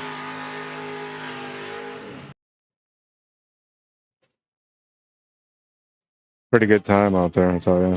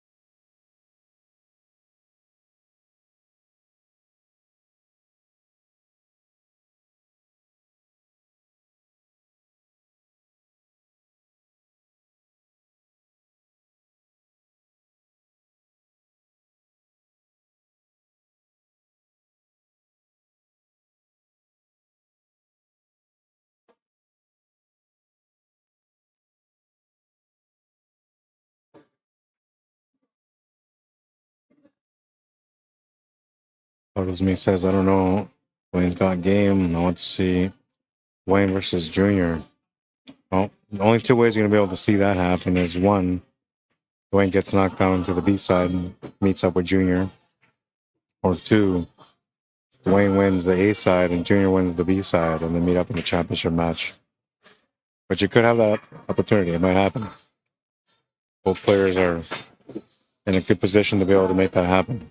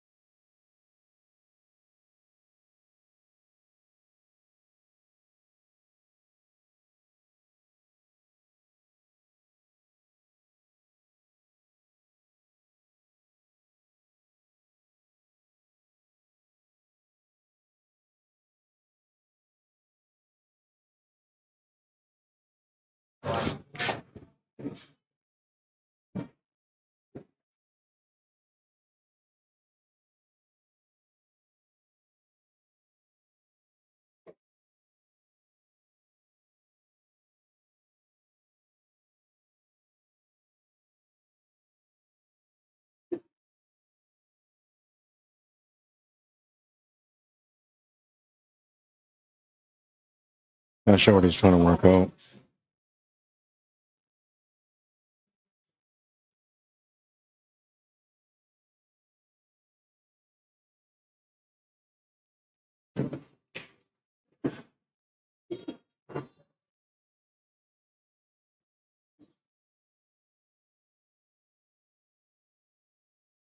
It almost works out that the 10 ball can go off the 2 ball in the top right corner.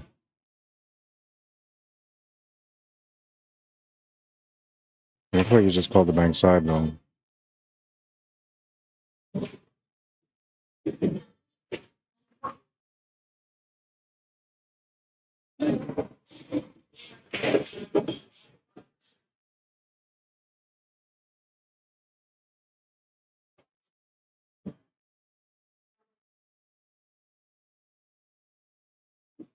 Spank. Gonna open up the table quite a bit there for him, giving him a chance for the finish now.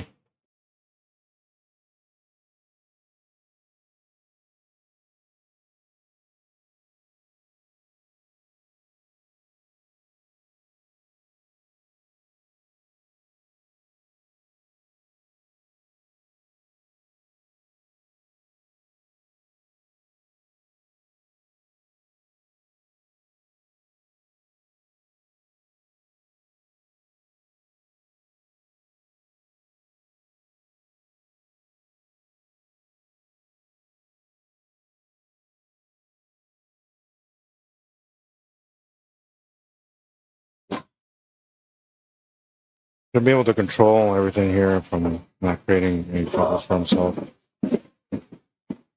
Gotta watch the pace.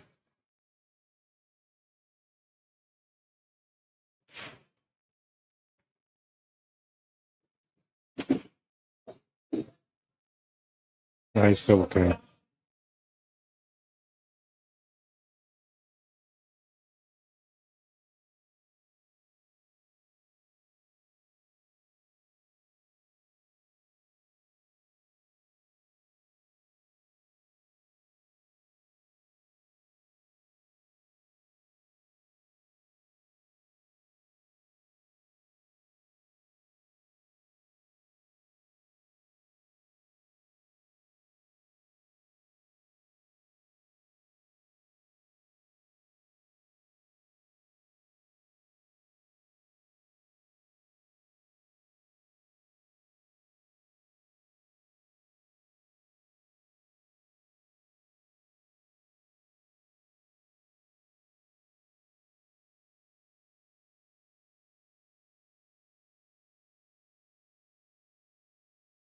Not bad. Not bad. He got him pretty decent on both balls here. I'm thinking mass 8 to the 11 ball. Let's see what he decides.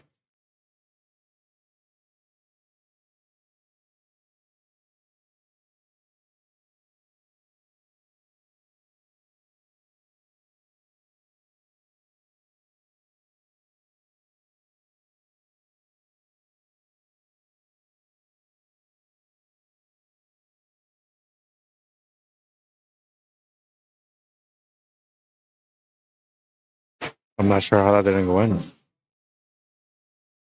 Table's tied up now, though.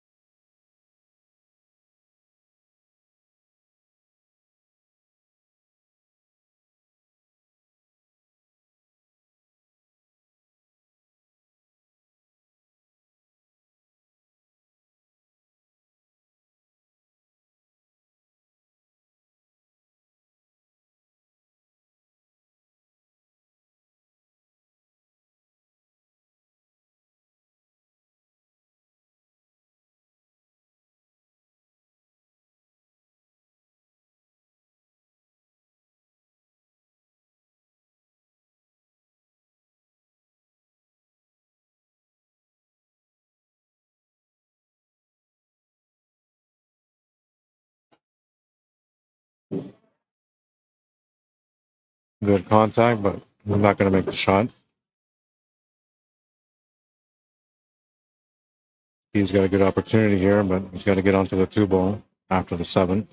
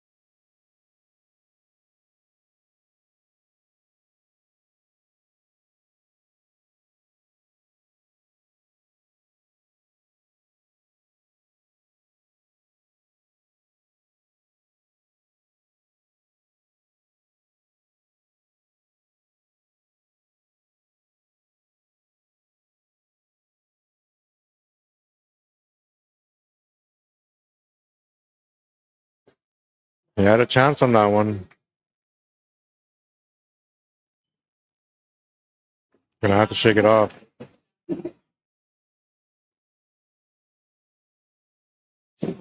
No choice but to shake it off.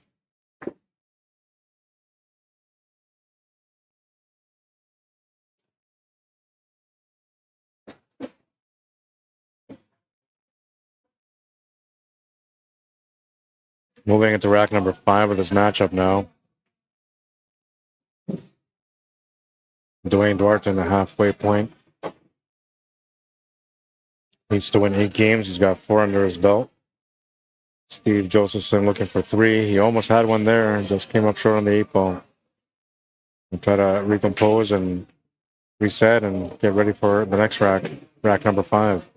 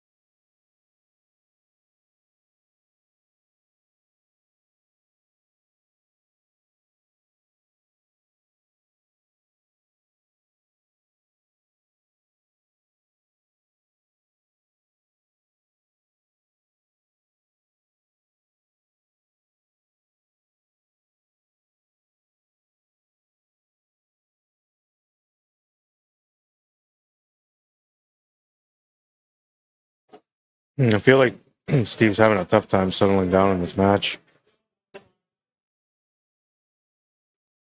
By the way, I'm watching the match, but I'm having something to eat at the same time, so that's why the mic is being muted in between. I want you guys to hear me busting a lunch. I'm gonna have to turn this stream into a rated R stream. You guys are gonna sit there and listen to me busting a lunch.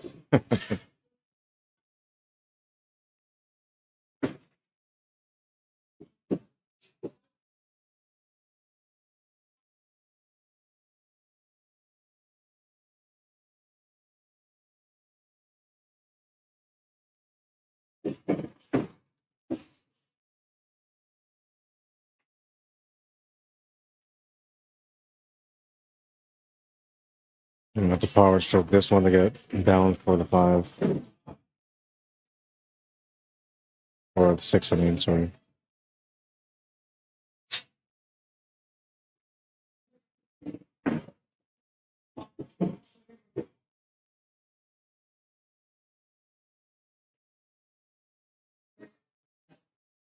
We'll draw for the shape on the 8. Gonna draw back towards the 11 ball a little bit. Oh, interesting. You went this way with it instead. No real shot unless it goes to the corner past the 9. It doesn't. He's gonna call the back cut.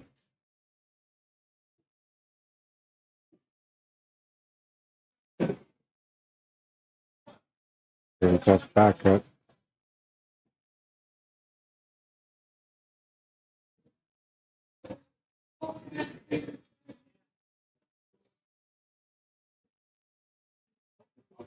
Oh, and it just hangs up on the pocket. Really nice effort.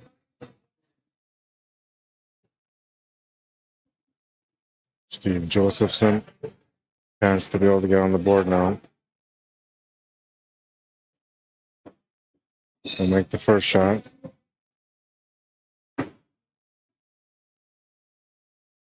Options to play the 11 or the 14 here. Makes the 11 ball. Good choice. Good choice to make the 14 ball here now. It's all right. You take the 9 ball here now. We don't have to take this ball. He's not even looking at the 9 now. Good pace on the shot. Good shape on the 9.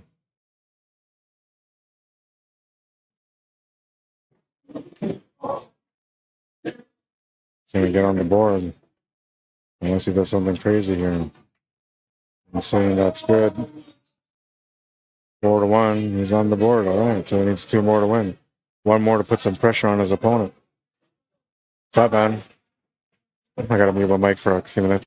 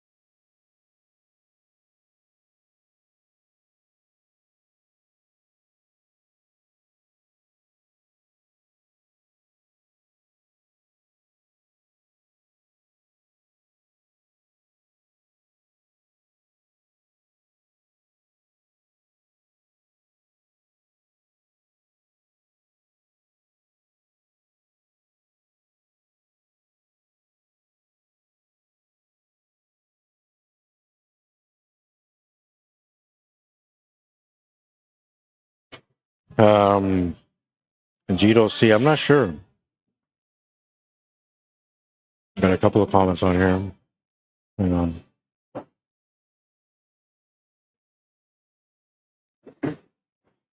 And would this format alleviate sandbagging? Asked Harold. Yeah, it does actually. As long as you have a Fargo rate, it will. Kirk Smith says, where I'm from, the 490 guy shoot like 600.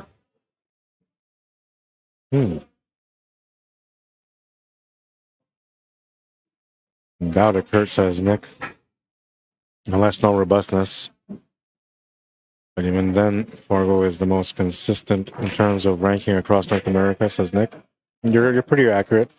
There's some things like that make it not accurate though, which is they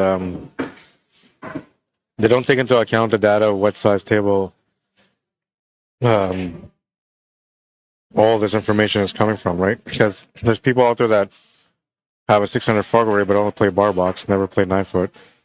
So if you put them on a 9-footer, they actually play like a 500 robust or a 500 Fargo rate.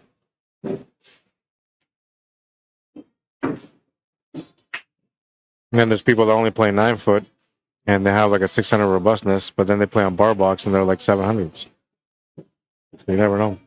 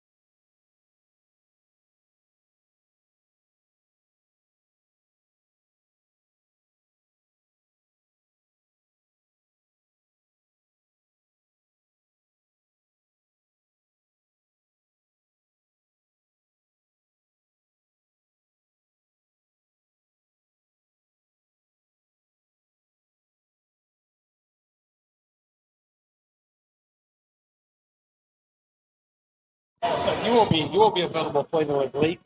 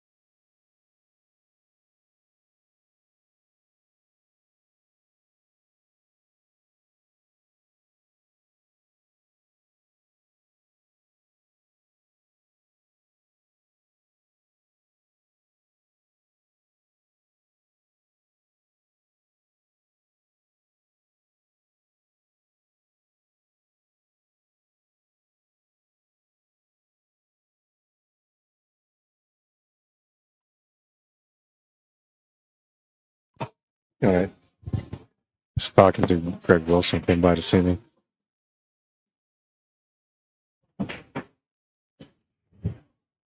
All right, so let me check out the bracket, see where we're at, because I kind of lost track of things. Go to St. Louis and find out, says Kurt Smith.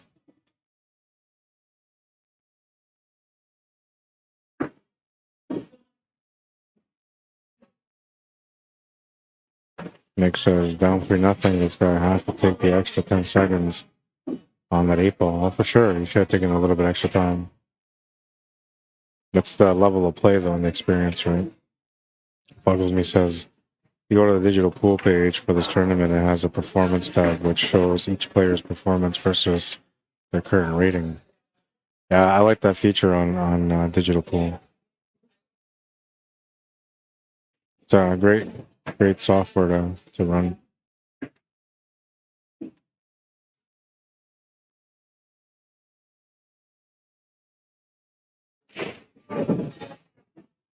It's a Tim Sinclair waiting for the winner of this match. 5-1 is a score on this match. On the B side, Blair Lawson is waiting for the winner, I believe, of this match. So definitely Mike, or no, Gary McKenzie are playing right now. So we got a B side semi, a B side final, and an A side final and championship match. 4 matches left.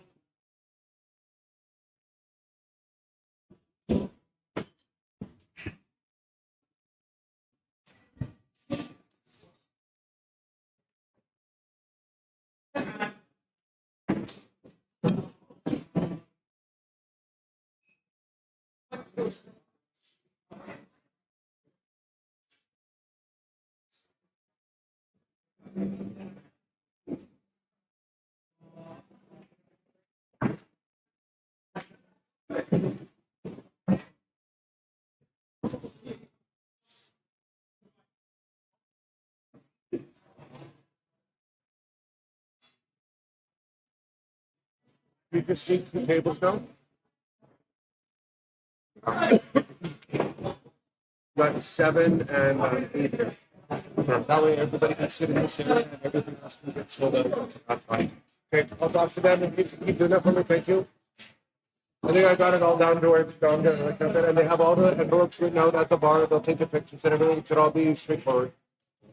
Okay. Thank you. Really appreciate it.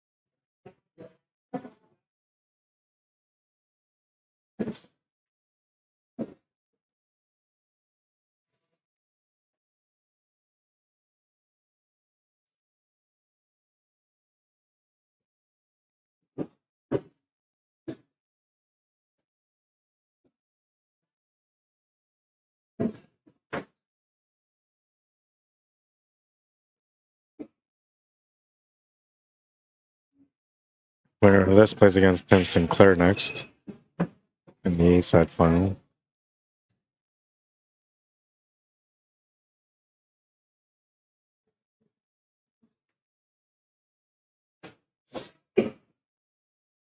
Gotta mute the mic here again.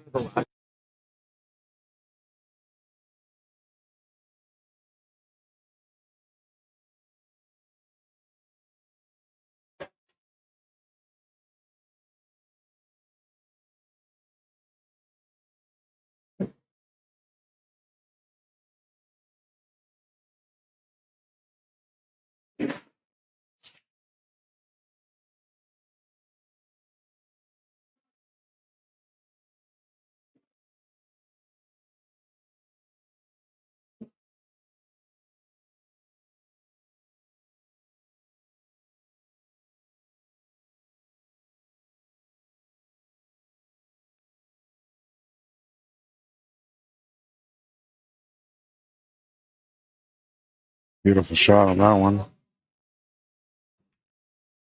Perfect for the finish. I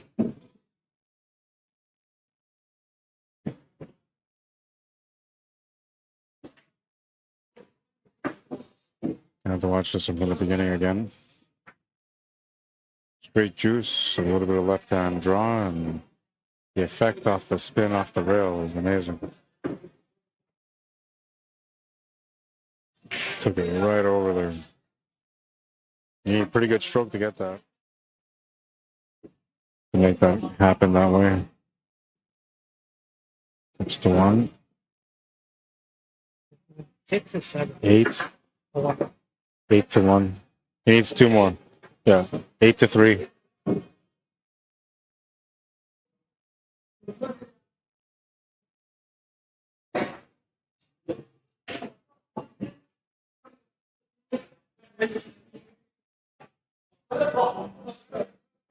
St. Louis too far, says Gito. Buggles me, says, right now there are 4 players who are playing 100 points above their rating. According to the stats.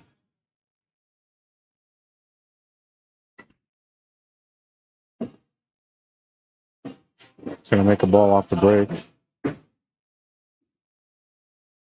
Have a chance on this rack as well. It's a pretty good break. Saws, those stripes are available. The saws look pretty good. 3 balls a concern, I guess. Not really, considering where the 4 ball is.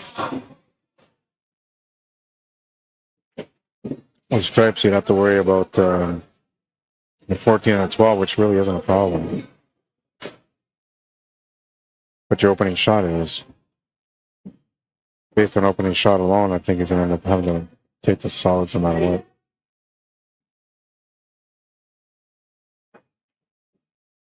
And play the 5 and come around the top rail and the right rail for the 3 ball next. It's going to get a chance at the 3 or the 4.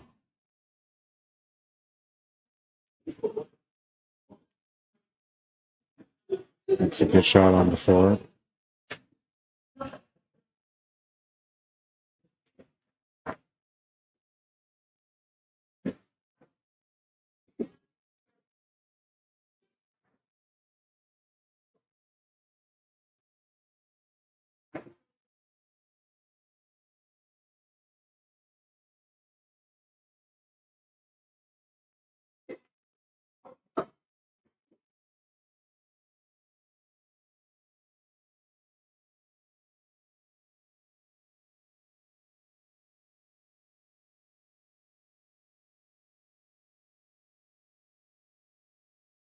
Everybody's still a concern. even sure what he's gonna do with it.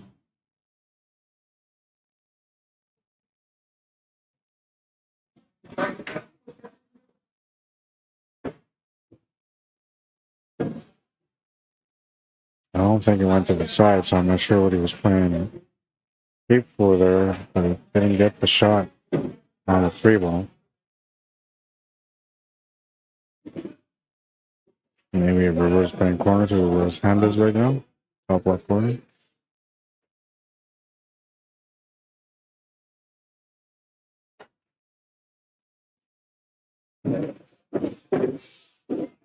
No rail, that's going to be a ball in hand.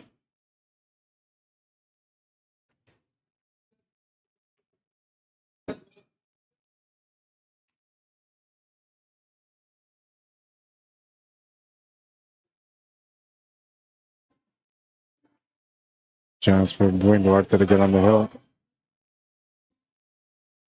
You guys will play right after. As soon as he's done, you guys can play your A-side final.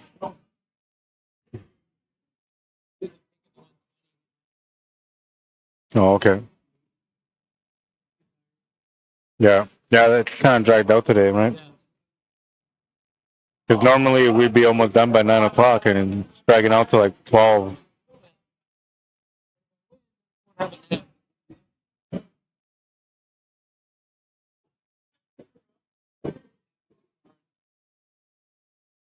How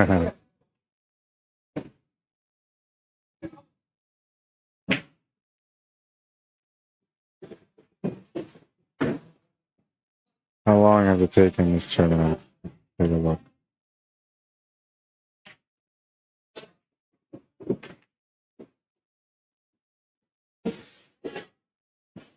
Eight hours in, 82% complete.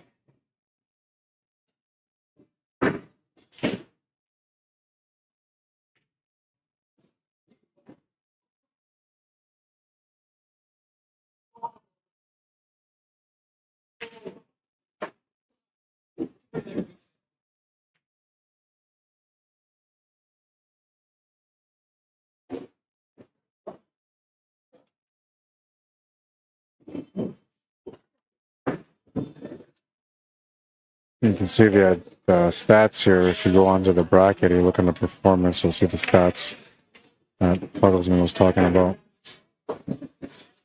Well, McLean Jr. was playing at a 720 speed. It was a 710. Tim Sinclair is playing at a 734 speed, even though he's a 599. Wayne Duarte playing as a 753, even though he's a 665. Belur Lawson playing like a 608, rated at 574.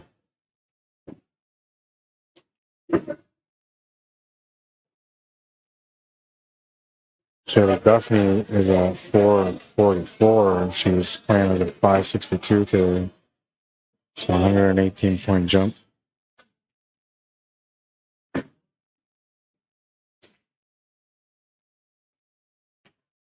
Who's got the highest jump today? It looks like Tim has the highest jump today. 135%.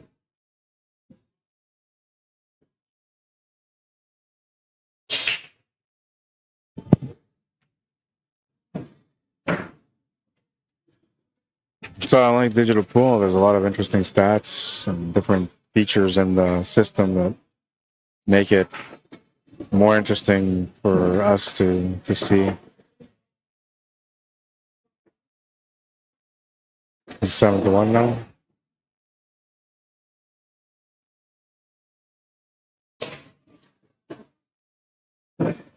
It's 7-1. Dwayne Duarte on the hill. And he says if he wins, he'll take a nap. If he doesn't, he'll take third place.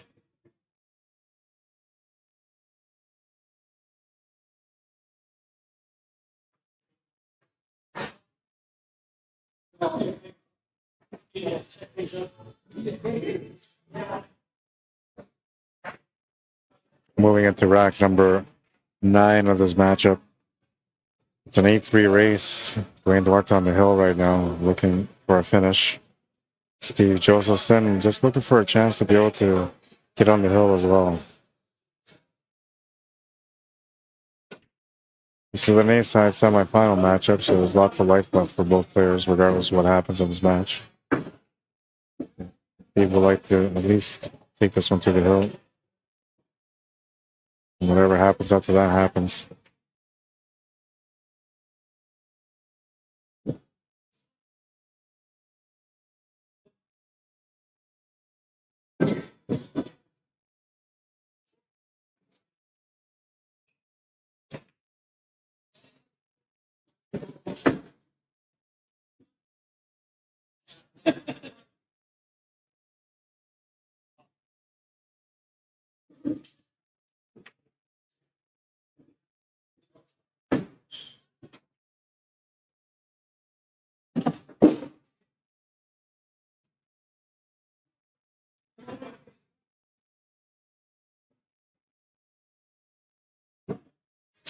He's gonna miss the shot to the corner. Steve with a chance on this one. Got a couple of options for a starting point.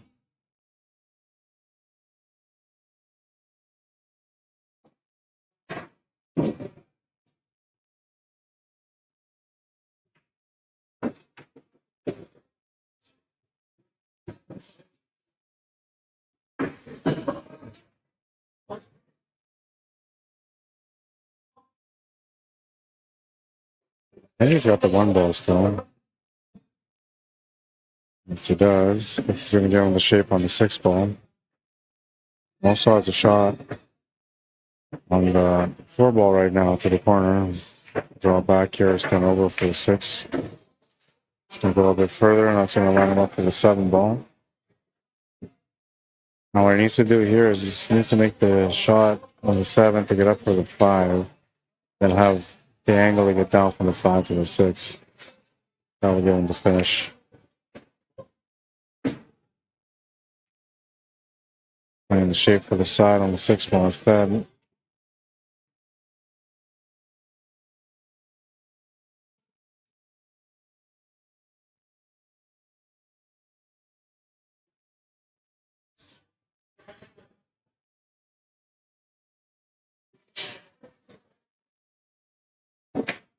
They're able to make the 5 ball. He needs to get onto the 6 ball and make a great shot. It's onto the 6 ball. Now it just needs to find a finish. I would have rolled that forward there for the top left corner, but this will work. Oh no, he's going to make the shot and miss it. Again, that's the second time he had an 8 ball that should have been his, but he shot too fast. You have to find rhythm. You have to slow down your pace. Just a few seconds, man. It's okay to shoot fast the way you're shooting through all your shots, but when you get to the one that matters the most, whether that's the 8 ball or a really hard shot or a very important positional shot, you have to take your time. You have to. Otherwise, you're going to turn the table over. And instead of having those wins like you should, you're going to end up losing. And then, you're going to go home wondering, like, how can I get better? A lot of it has to do with the pace. At least for Steve right now. Plays a really good game, but that's twice on a crucial shot that he missed a shot from shooting too fast. At the very least, if you're going to shoot fast, then at least get into the habit of staying down. If you stay down on your shots, then you're increasing the accuracy on your shots. But if you're not staying down and you're shooting fast and popping up, you're going to miss shots more often than you make them. A lot of people call that rhythm, but what I call it is just playing shots the right way, finding the right pace.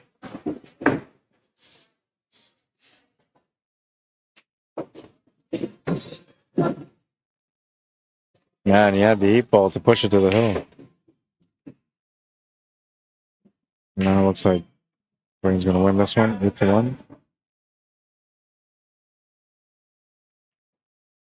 Can't feel bad. He's got some confidence going into the next matchup on the B side. Looks like he's going to go to the B side.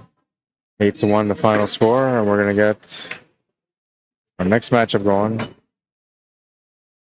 Tim Sinclair and Dwayne Duarte.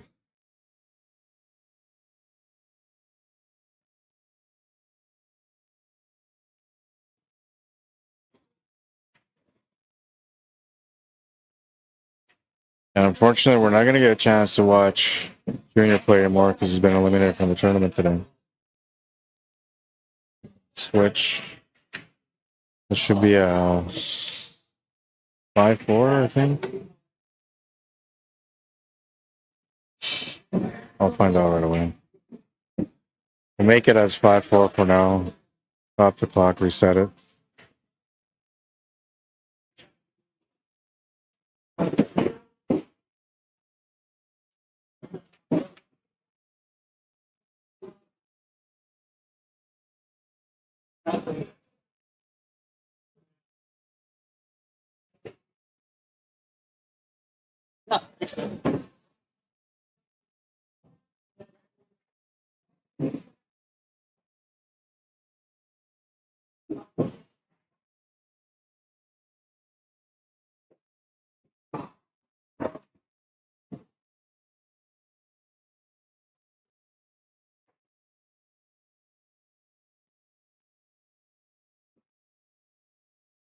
All right, and we'll get this match going too.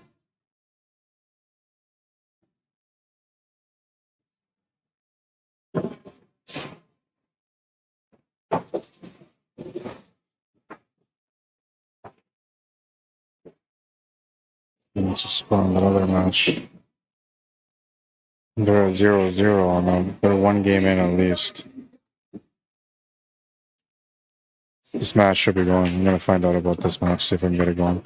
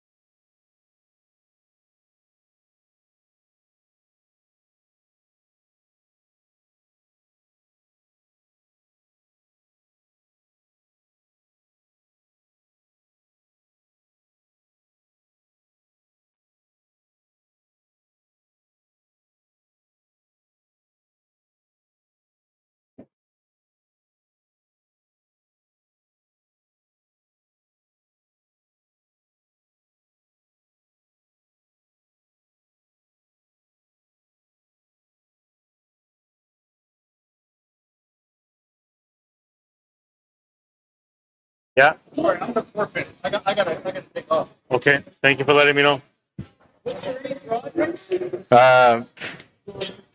They should have started giving you guys a notification on what the race was. 650, 545.99. I should get a couple games, eh? They should have given you guys. 5, I'm thinking. What the hell are you on there? But it gives it to you automatically. So they left the FARGO. It does, yeah. So it's saying 5-5 here, but it shouldn't be 5-5. What does it say in your notification?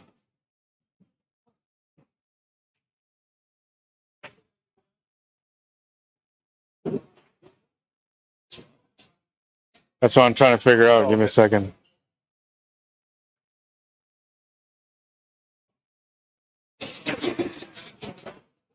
How could that be right? He's 60, Oh, no, hang on. So hang on. 60 points ahead of me. Junior is 100 points ahead of me. Junior had to give me like 5 games. 6-4. 2-game spot. I didn't do the race part. Okay, and let me see. Sorry, guys, trying to deal with a couple of things here. So you finished third, fourth, fifth, sixth. Is there anything? I don't know. There's a gift certificate at the front. I'll come get you. Come get it. If I do, Then you'll be in the top floor. what's that? $80 or something? Oh, I know it's worth it to plan, but it's up to you. What's the ratio? Probably end up being like a 5-4 or a 6-4 race. Yeah.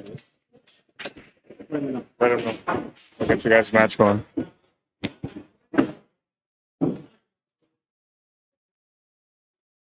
All right, so these guys are going to play instead.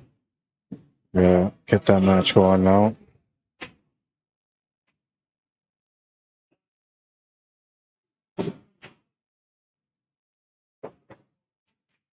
Next all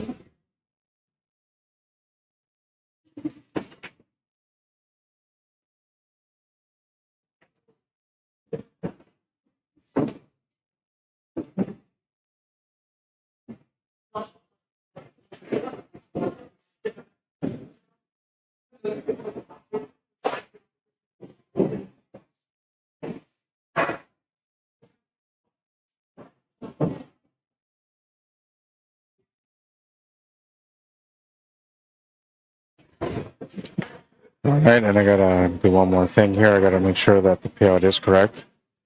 If you stay in because of the payout an opportunity, I'll be right back. And this match is now going into the first rack. I'll bring back the FARGO rates shortly when I get back here. I'll start the timer for them.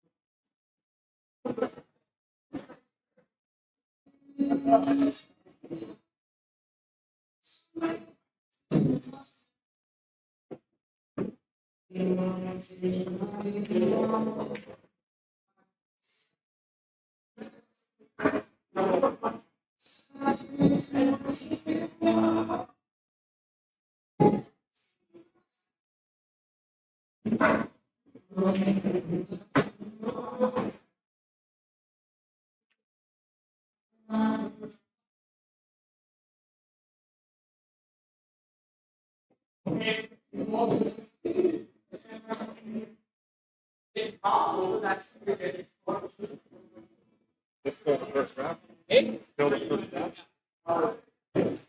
ran down my last ball, missed it.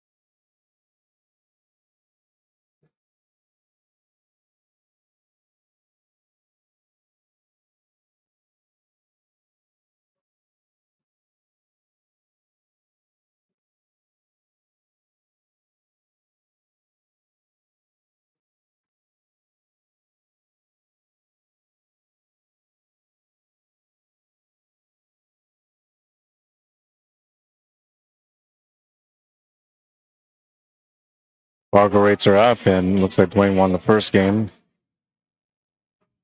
And this is a 6-4 race. We'll make the adjustment right now. A-side final, by the way, as well.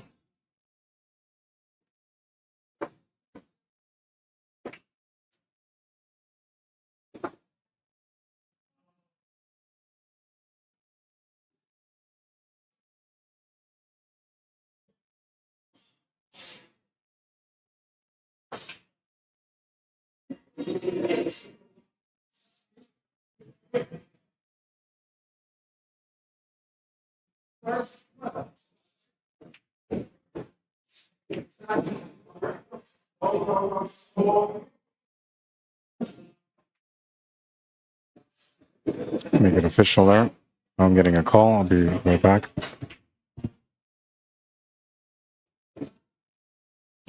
Hey man, streaming right now. I can't hear anything. What?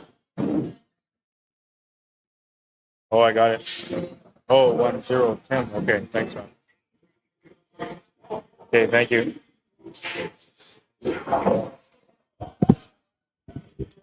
But it's 1-0 for Dwayne, but it's 1-0 for Tim. Thanks, Nathan.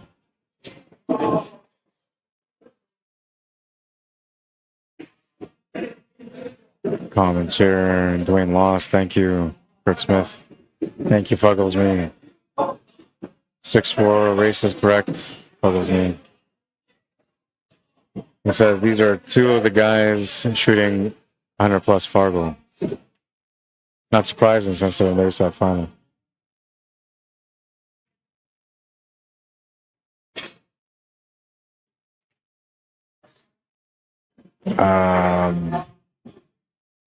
Not sure who you're talking about, Nightwing, but there's other people playing that are just customers here, so they may not know the table etiquette. Scratch on the fall through. Okay, thanks, Dan Anderson. We got it right now. That's huge for Tim. You know.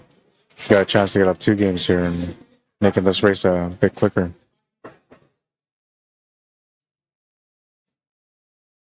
It's got an ideal table here almost.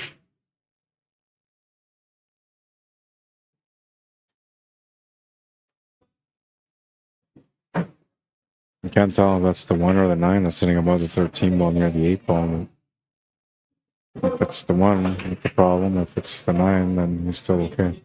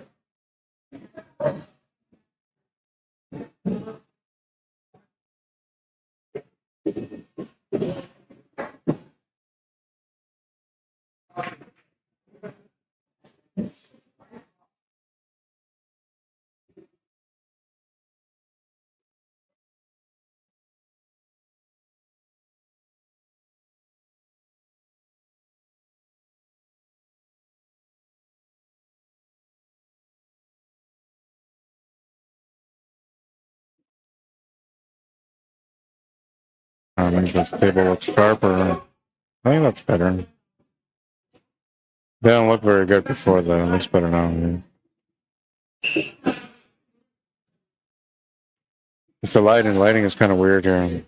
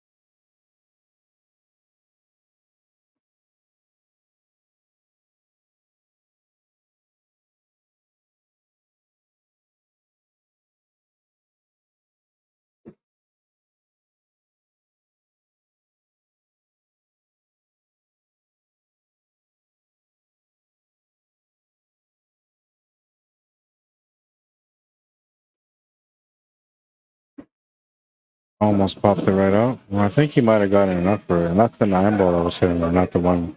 So he's actually pretty good here. He's got the shot on the 9. Originally, I thought it might have been the 1 ball, the 9.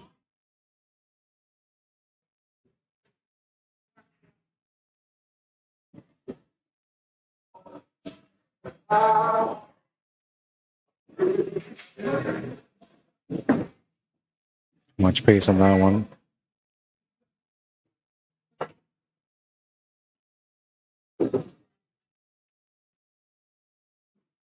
Can you still see it? He's just checking out to see if he can see it.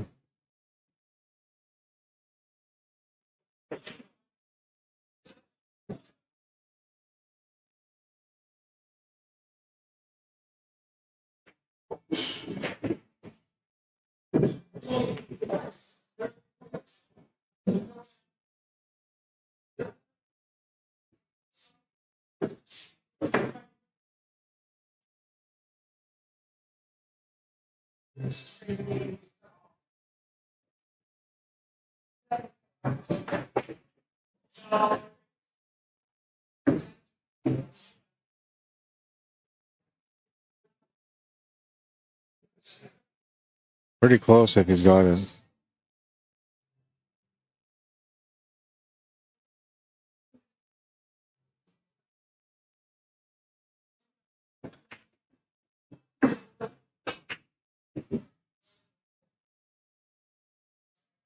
Out to the side of the corner available. Side pocket or corner are both going to be somewhat challenging to hold position for the equal. I don't think there's an easier choice here, but the side might be best. He'll come up short on that one, turning the table over to Tim.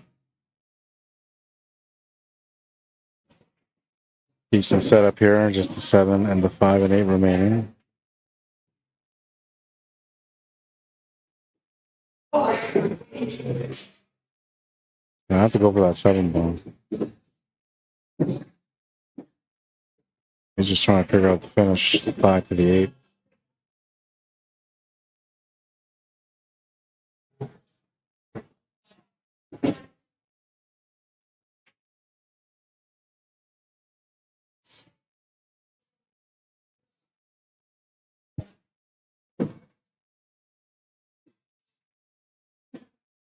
Oh, he's going to miss the shot. Oh, no. And he left the 10 ball. Even worse. Kind of jumped up on the shot a little bit there. It's going to turn into a loss. At least it should, anyway.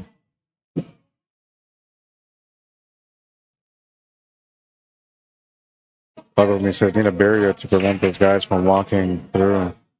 Yeah, not much we can do. The setup here is this way. The only thing I can do to change it is go stream in the back room, but even then there's going to be people walking through anyway.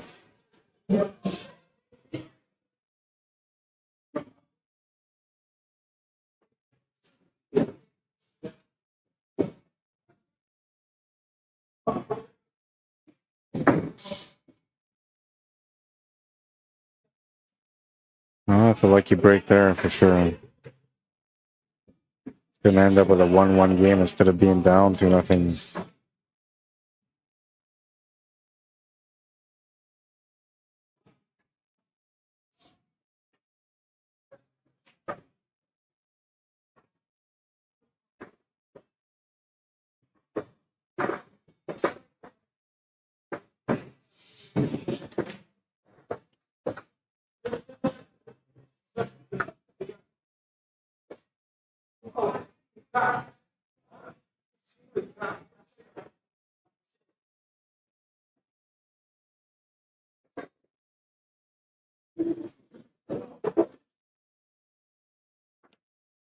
Moving into rack number 3 now.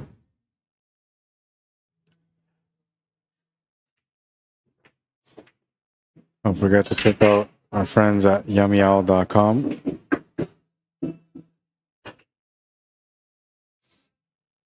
Located here in Winnipeg in the south end of town. They focus on healthy, nutritious eating.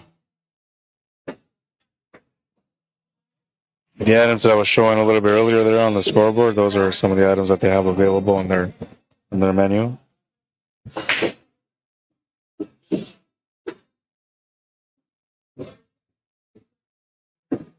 Oh, this is a decent table here for them.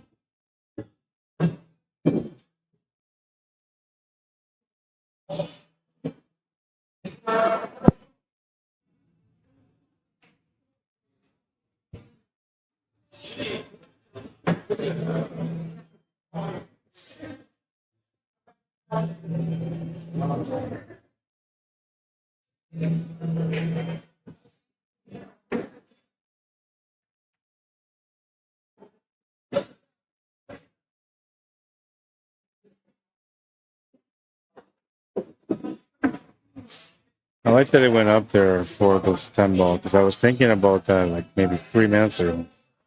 I was thinking about how you can use that angle to get over for the 10 ball. Because that would simplify the table quite a bit for him if he can get that ball out of the way and get position on the next shot, which he's going to try to do here.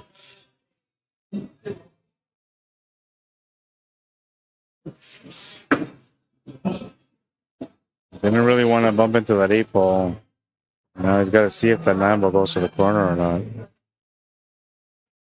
Looks like it still goes to the corner, so he's still okay.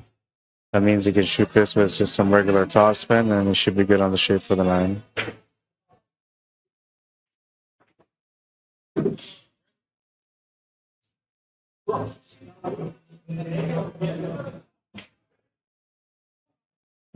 Now, force the cue ball over. Gonna miss the shot. It's gonna maybe turn into a loss here. Pretty open table for Dwayne Duarte.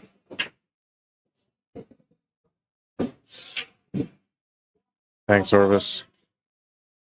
I've seen your comment there.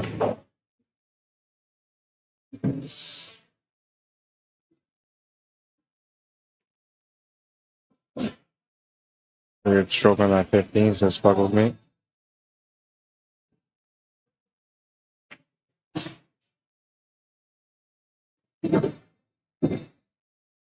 2-0 for Steve Josephson against Blair Lawson. Winner of that has to play against the winner of Gary McKenzie and Shelley Duffney.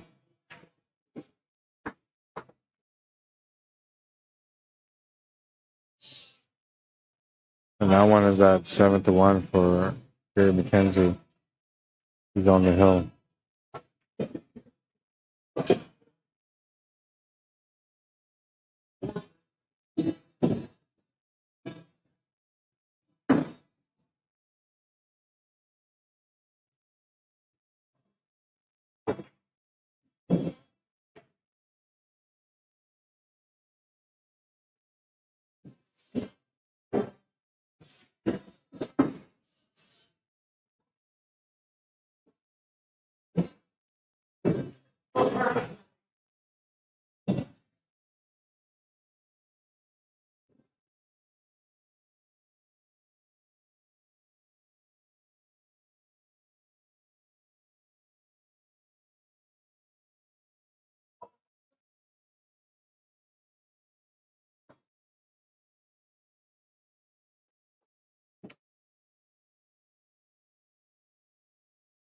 Shot on the 5. The options for the 6, the 2, and the 3 ball.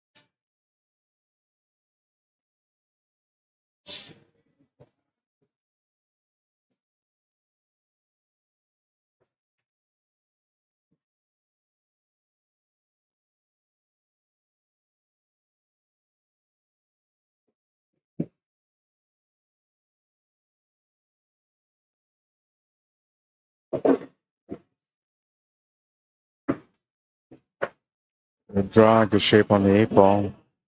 It's going to give him a 1-game lead.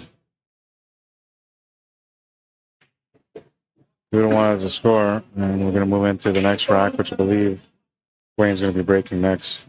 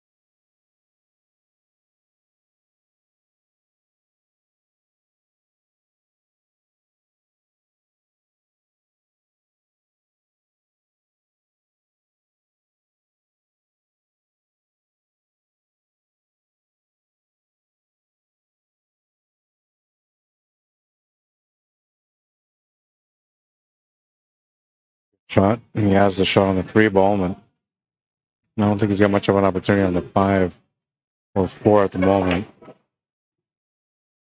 5 ball does have options, though. It goes to the top left and top right.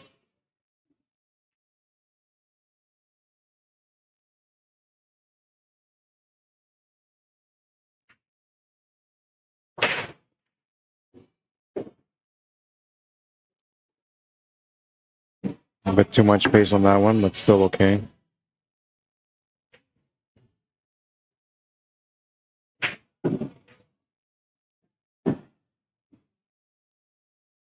Gonna gotta get creative here for the 4 ball. It might be best just to make the 5 ball to the corner and push the 4 ball towards the left side middle pocket.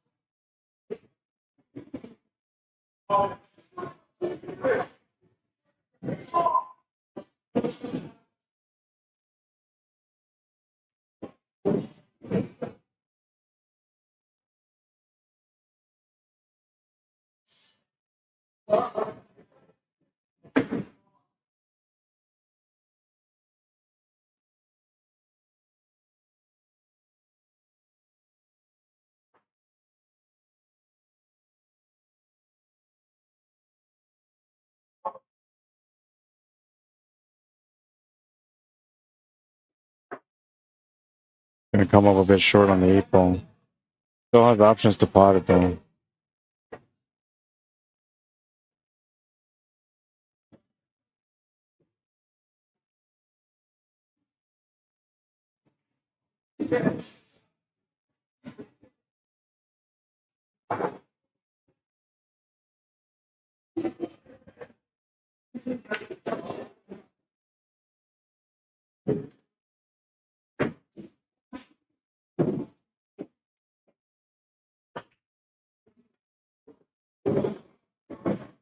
Three to 1. Halfway point on that one.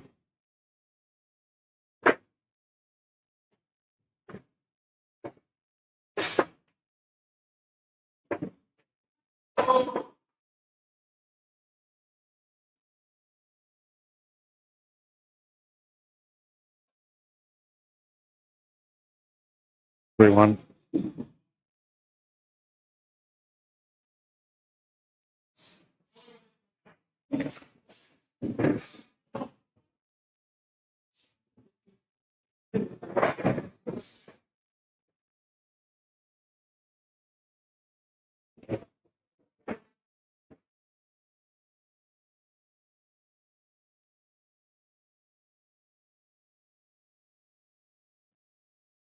Moving up to rack number 5 now. Tim Sinclair down by 2. Needs to win 3 to win the match, and so does Dwayne Duarte.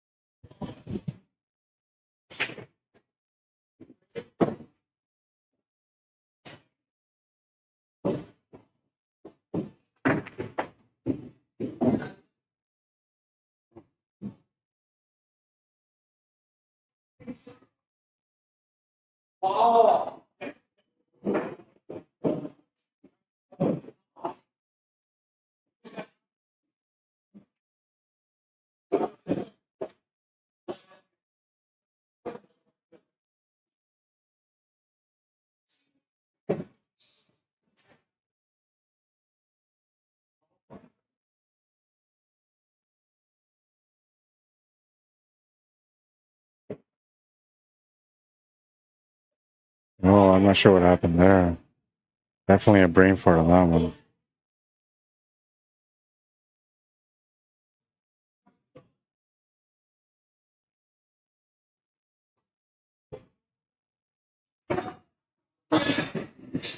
What's up, Robert Griffith? How you doing? Says good day of pool. Thanks, Rod.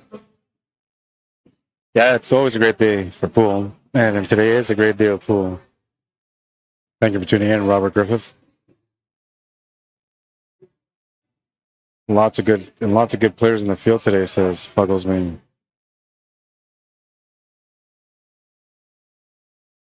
So it looks like that match is now done.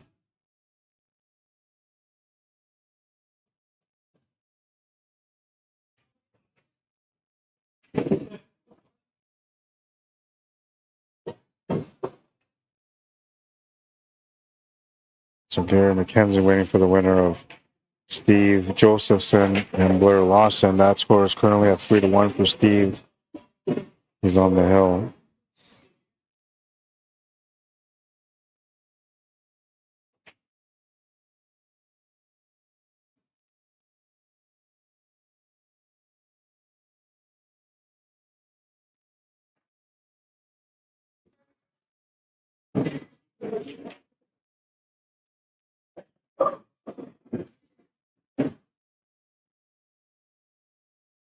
What's up, Charlene?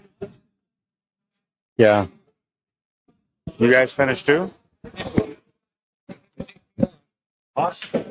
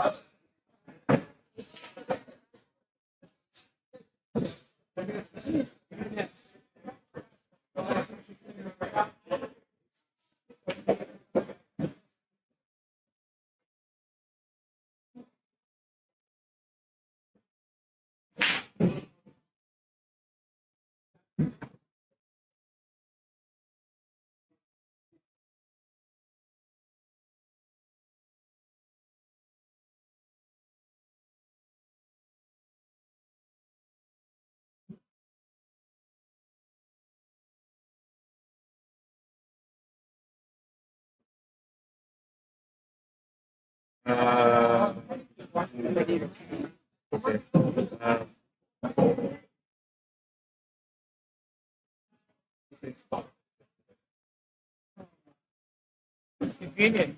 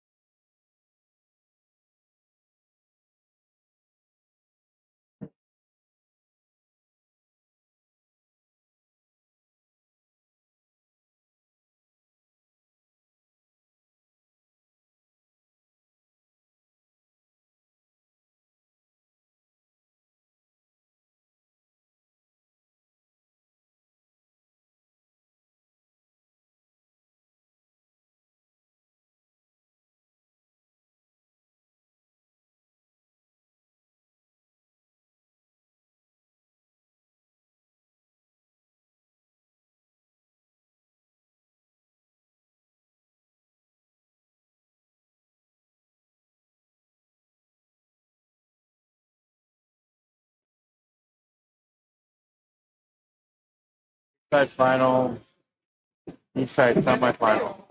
The one that's left after this is the east side final championship. A side final, B side semi. Then the loser here plays the winner there, and then championship. Three matches. 3 matches. So. Yeah. And they still might. B-side, and then the finals. 4 matches. Yeah, but they might end up splitting. And then he says if he loses, he'll take third, and if he wins, he'll go with. All right. Had to call a match. We have to get these matches going, so they're all going now. Score on this one is 4-1 for Dwayne. It's 2 more to win. And Sinclair looking for 3. Got a couple of chances, but he's not capitalized on them.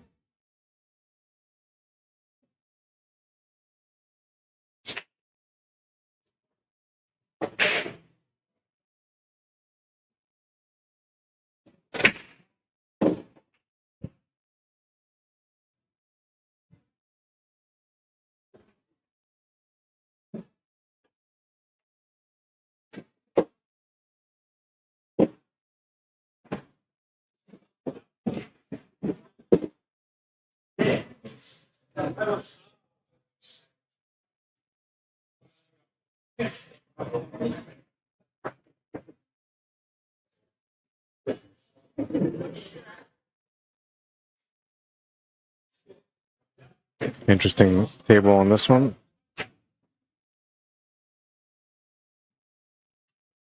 So Tim gets a first crack at it. This one's going to take a bit. A lot of situational issues to deal with, whether you take solids or stripes.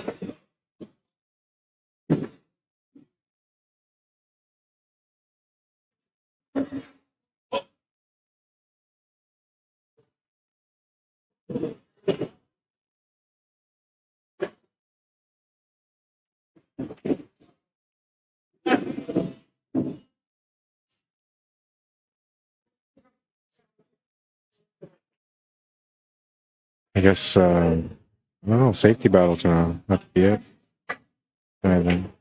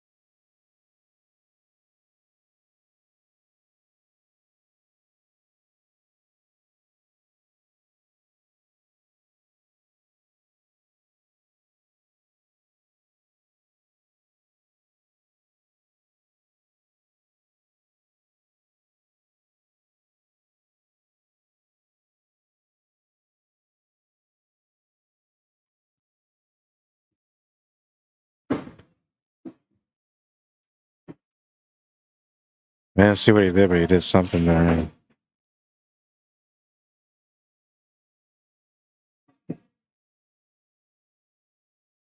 Beautiful shot.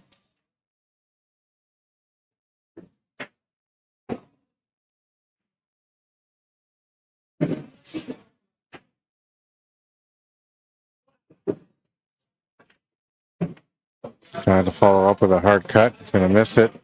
That's going to open the table pretty open here for Dwayne. He's going to have a chance to get on the hill. This was a beautiful shot. This is potential highlight of the day.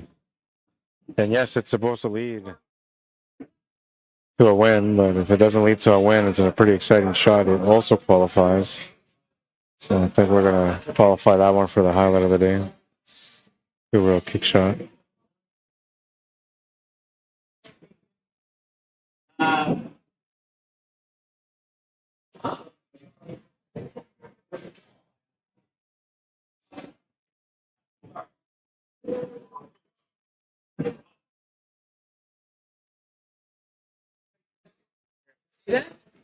No, I didn't see it, but I'll look it up.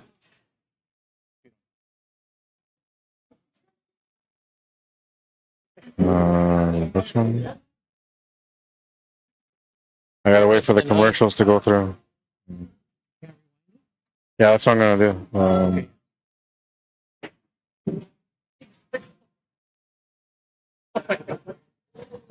Well, and I was on Same place, just out. it was on a replay, so like the best Okay, I can yeah, do is right there. Yep, just play it. So it was right below the horn. Okay.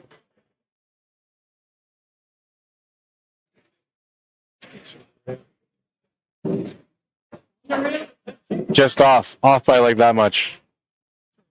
Yeah. Yeah, that's what it was.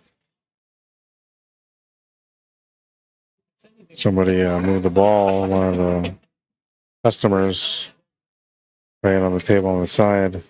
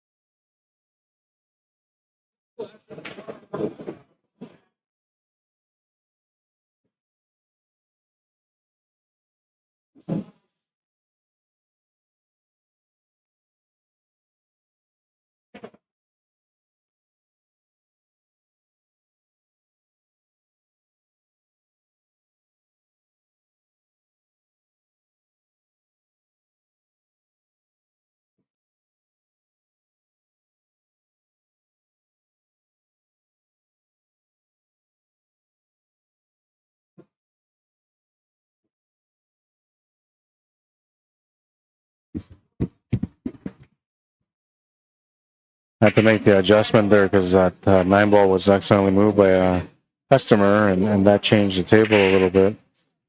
Which, by the way, speaking of changing tables, I know there's only a few of you guys watching on Facebook right now.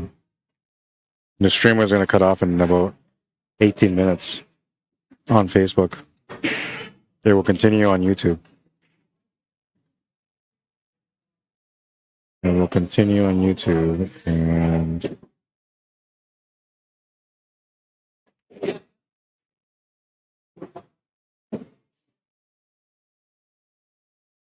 so I'm gonna share the link for the YouTube stream there in the comments section on Facebook.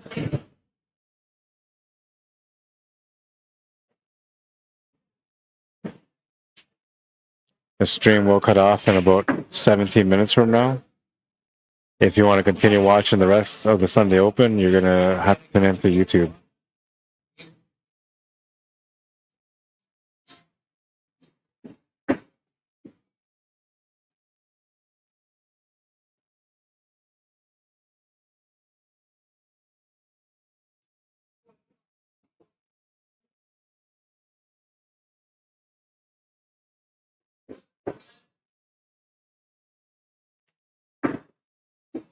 Tim said if he loses this match that he's going to walk out with third instead of staying around to play the B-side final.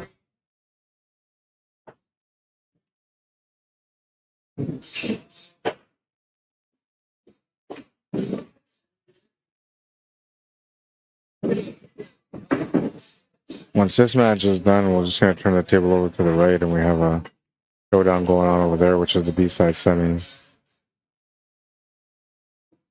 That one's in at least a couple of racks by now. And no, they're on the second rack at the moment. Steve Josephson won the first one. He's got a race to 3, so he's got a pretty good advantage here against Gary McKenzie, who's racing to 6. And he's on the board now. He needs only 2 more to win. Now a good chance to win that match. You know, basically whoever wins that match on the B-side semi is going to go straight into the championship match. If Tim ends up leading and taking third. Which, the way he's playing right now, he might just be encouraged to want to call it a night early. Seems to be a little bit out of tune right now.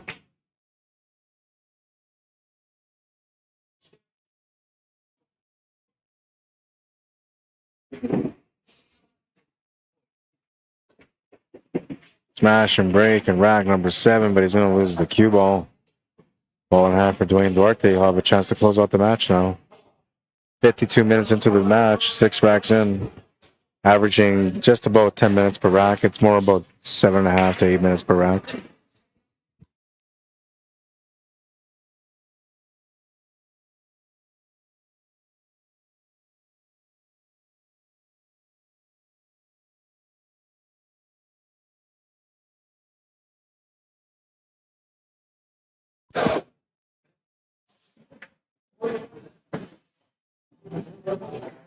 So he's calling the 9 ball to the side.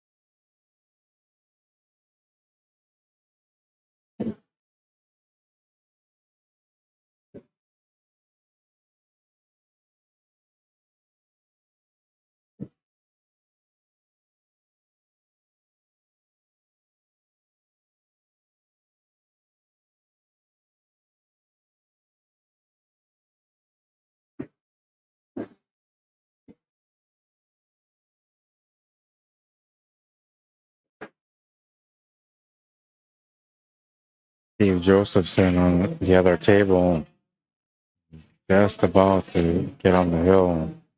He's got 4 balls remaining and a chance to be able to do so. He missed the shot though. Gary McKenzie should tie up the match.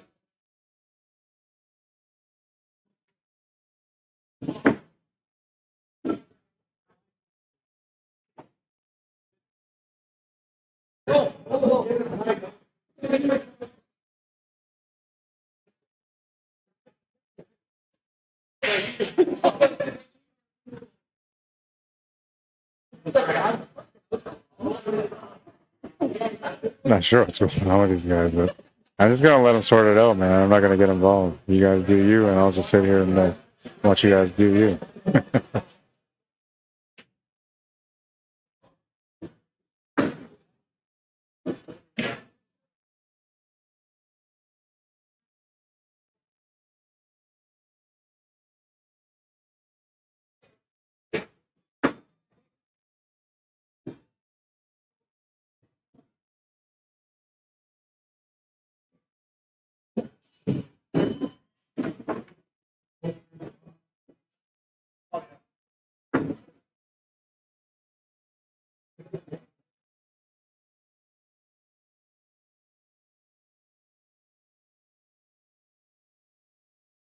Just the 8 ball remaining to win the match. So we'll make the 8-ball. That's 6-1. Should be the final score. Looks like Tim's going to stick around, try to play it out. I'm going to switch the camera over here to the next matchup.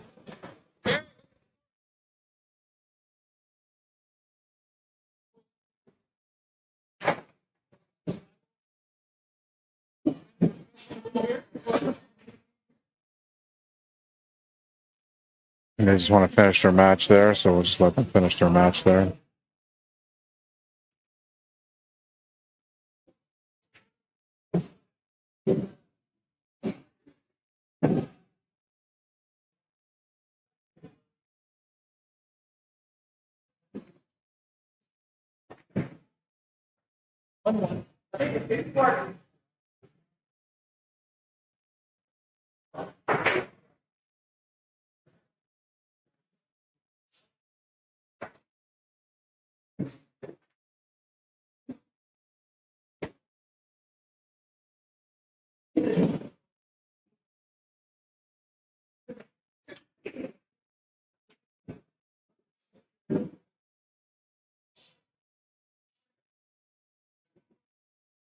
All right, this one is a 1-1.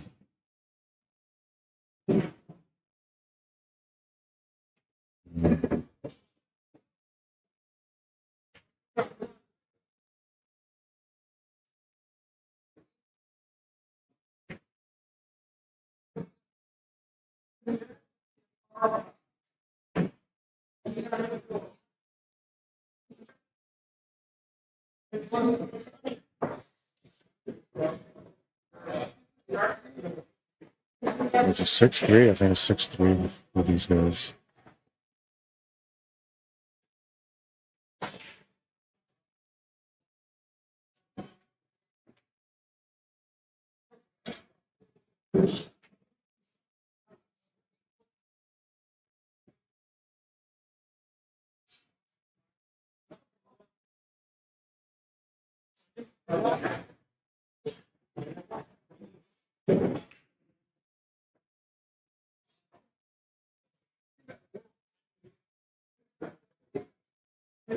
Let me just confirm that this is the actual race. Yeah,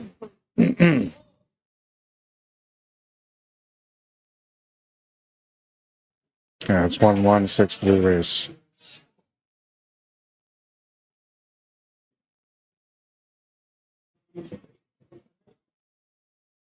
What was the aiming technique Dwayne used on that bank? I didn't see, man. I'd have to analyze it. Take a look at it later and figure it out. Ask me again next time and I'll try to remember.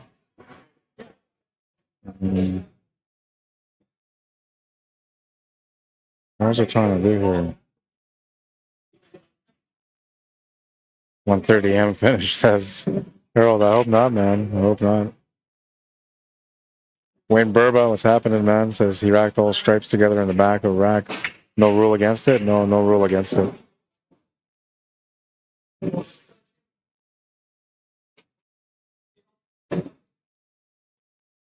no, that's what I have to do. I have to update. Give me a second here. I got to update the bracket on the laptop or on the tablet.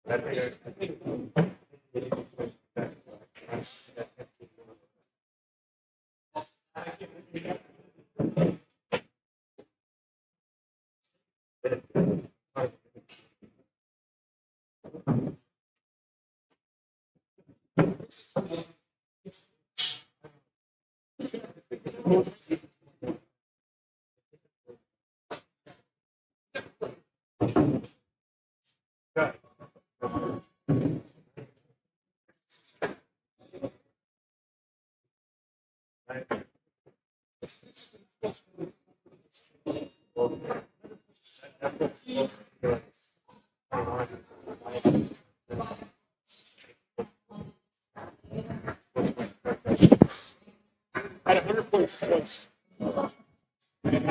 So if you're down to 88, that's like 130 because he's like a 720, right? No, he's above that. He's like 740. He's supposed to win Pretty high up. 2/3 of the game. It's closer round. Yeah. That's me hitting it straight through. It didn't mean anything, but it was on the Predator 9-footer. Yeah, no, he's a 754.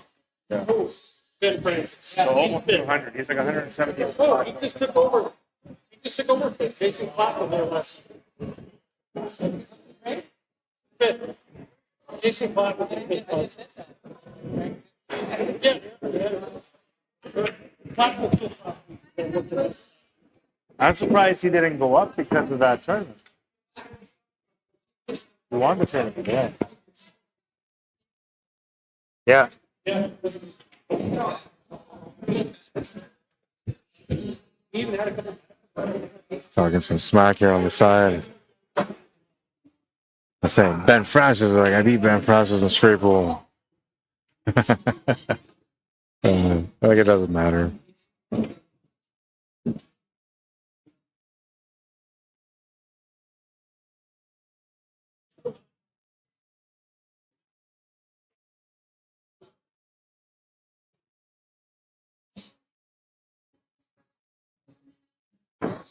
This camera is supposed to be doing something different. It's not doing it. So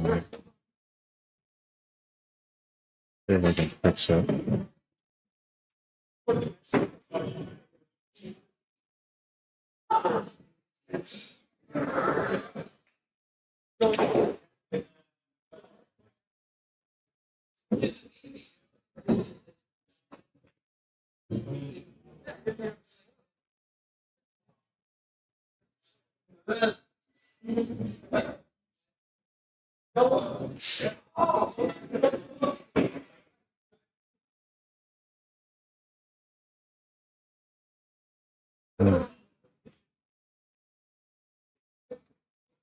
I gotta do something here because it's like it's not letting me do anything with this. So if I will let me reset. The lighting on the camera isn't right now, so I'm just trying to fix it for you guys so it looks a little sharper. Yeah, but it's not making a difference.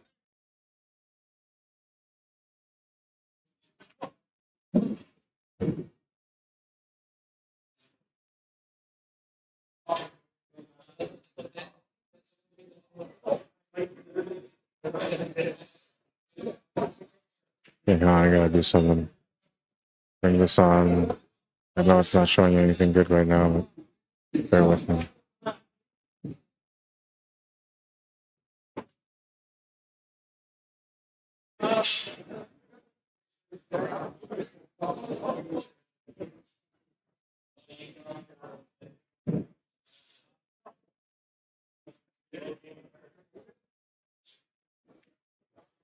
Yeah, that works. So now you can see the table a bit better.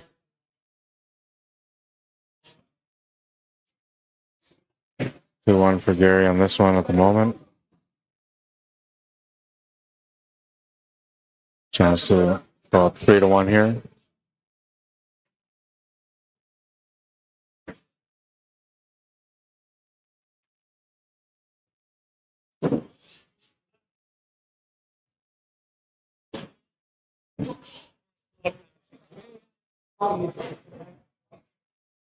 See you, man. Have fun.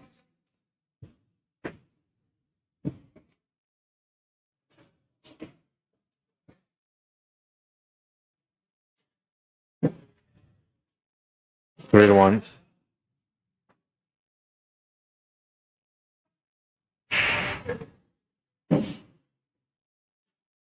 Winner of this plays against Tim Sinclair next.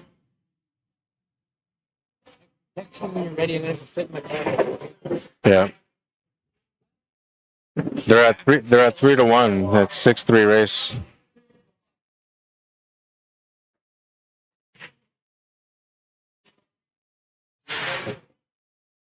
Straight out back. Yeah.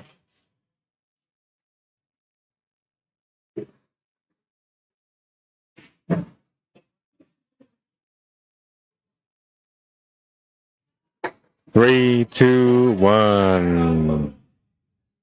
Don't forget to check out the Lake St. Martin First Nation Mudbog and Poker Derby happening July 13th and the 14th. If you guys want to check that out, let me know. I'll get you guys connected. You can reach Brad Beardy at 204-290-4101. I think that's the number. I have to look it up. Can't see it right there. I should know this number by now too. But 4101, yeah. And Jules Birdie at 204-799-6399.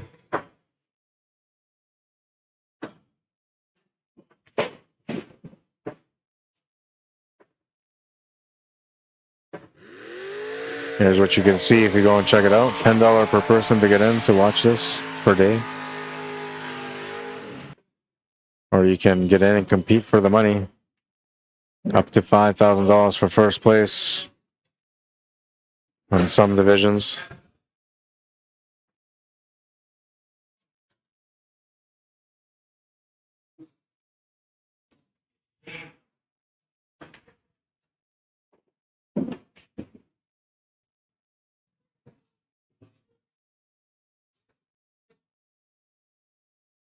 Stream just disconnected on Facebook, so those of you that were watching on Facebook, sorry about that. We're now directly on YouTube only.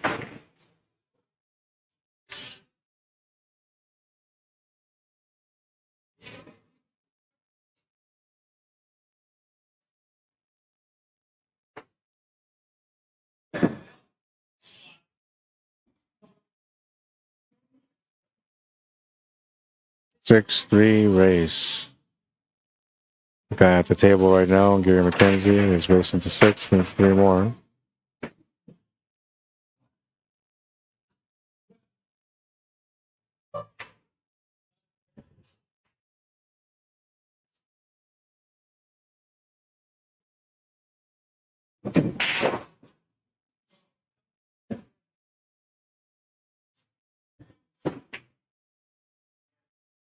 Can't quite see what's going on because Steve is standing in front of the table and he doesn't know that the camera's pointing that way, so I'll just let him be.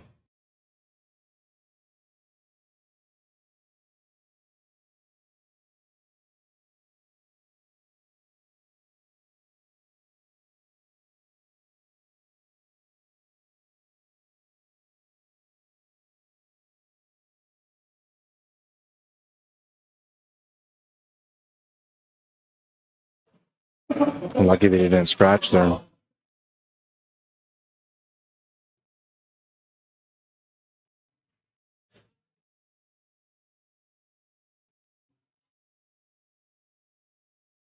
Not sure if he was thinking safety there, but he's left him a shot.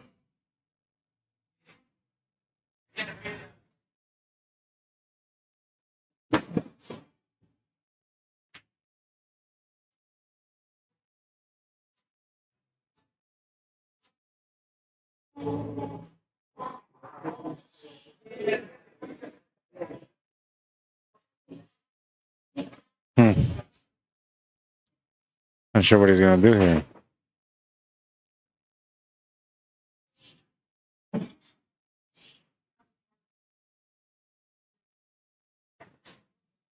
He thinks he can get into it clean.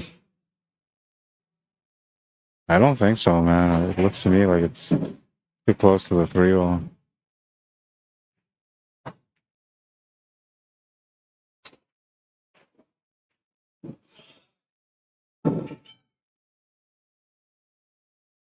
And didn't quite go, so he called just a shot.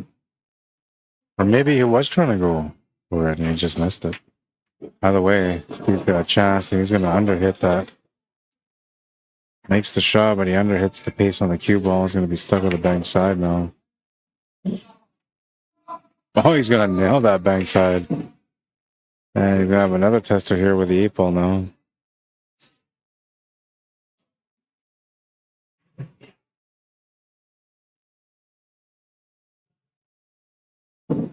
Just gonna miss the 8.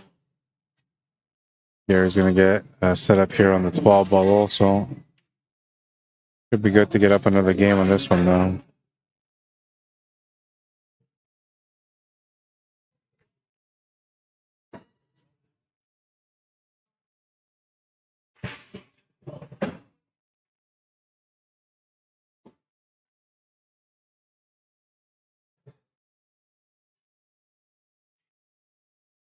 Four to 1.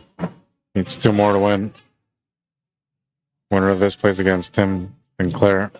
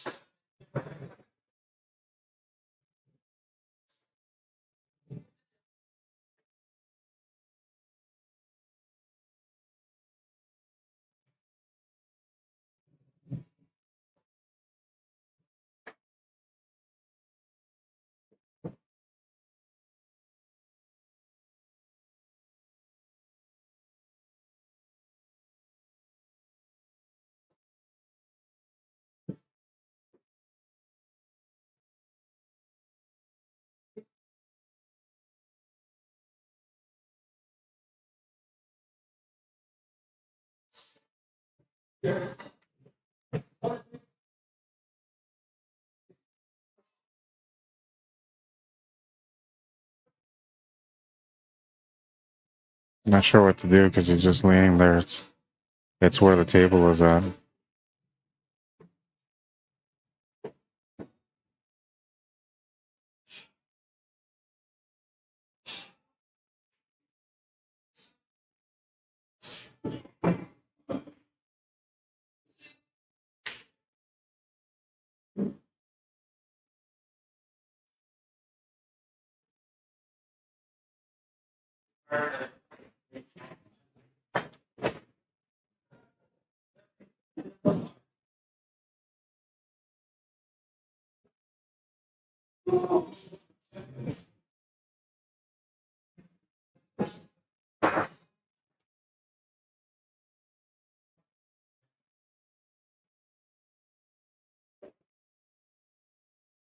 Cue ball's going to the side pocket.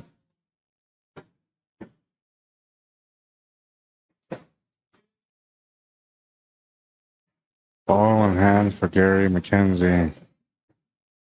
I have to let him know that he's blocking the view. Trying to be patient, but like it makes it harder for everybody else to watch the stream, and it makes it hard for me to kind of figure out what's happening on the table also. I'll wait till Gary shoots and I'll go let him know.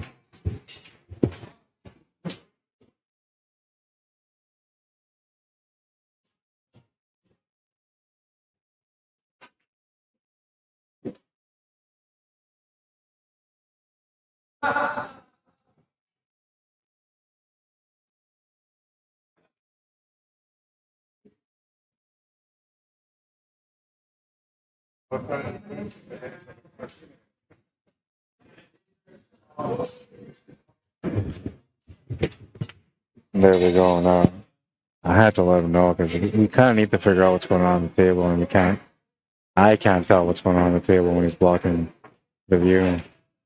Been unfortunate there for Gary McKenzie to roll up on the 13 ball like that. He's going to call the cut anyway.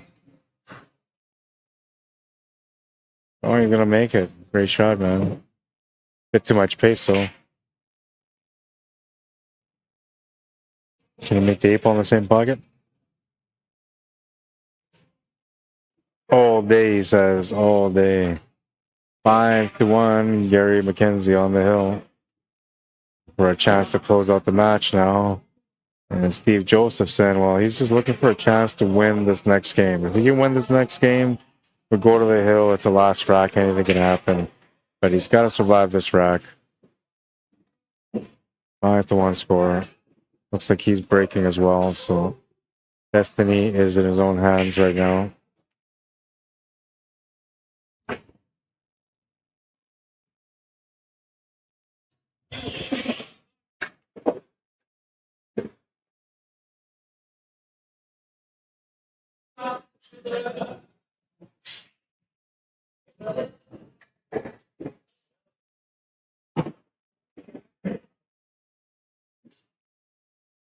Oh, my phone just died. That just might mean that my wife may not be able to get a hold of me, which means that I might not be aware that I got to come home early, and I might just end up playing pool all night. What a coincidence. What a coincidence. My charger. I'm going to shoot some pool. There's nobody to shoot pool with here today. But I'm going to shoot some racks anyway. I'm in the mood, man. I brought my cues with me too. My student that I usually play pool with on Sundays, well, not usually, but we used to practice every Sunday. It's her birthday today, so I'm tired and bagged out. No practice for her today. Her boyfriend is staying home as well, so that's my other challenger. And then everybody else is just gone, man. They're all enjoying their night. So just me and my pool cue and a good old time on the pool table. Well, whatever shall I do with all that fun?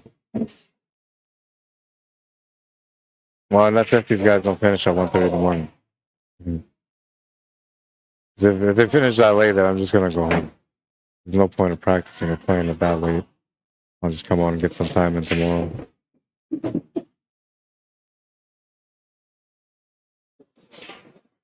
Two more matches left yet. After this one. Possibly three if the B-side winner can win the first set in the championship round.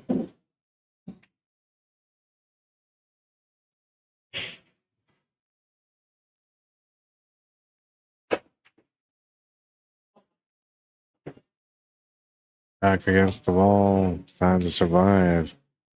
He's doing the best that he can here at the moment.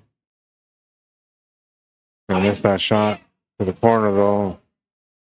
That turns the table over to Gary McKenzie, who will have a chance to close out the match now. Still has a little bit of work to do though. The equal doesn't have a pocket at the moment. 14 ball kind of has a pocket.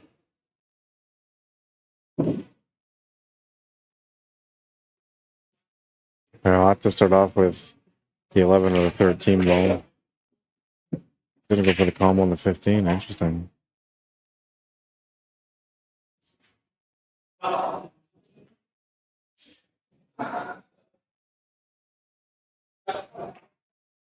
Gonna miss the combo. Gonna push the 5 ball up a little bit. Opportunity here for Steve.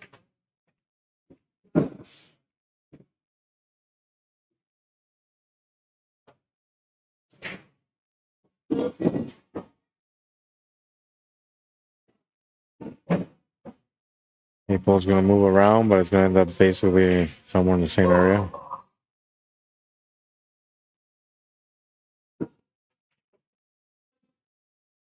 It's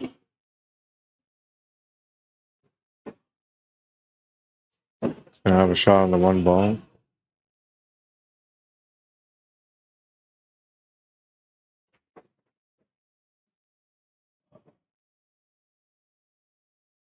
Too much space on that one. Does he have the 6 ball still? Well, the 6 ball, good shot. Now he's got the shot on the 7. So this is the part that we were talking about earlier with him. We have to slow their game down.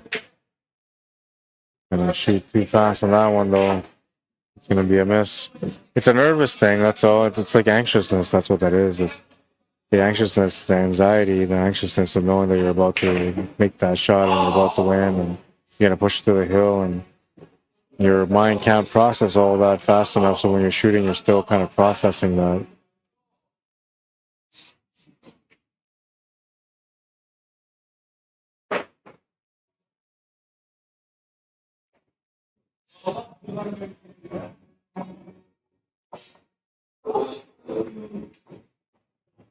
Likely to make this shot though. The survivor shot. Oh man, I miss it. And McKenzie with a chance to close out the match now. Tim Sinclair eagerly waiting for this match to end so we can play the winner.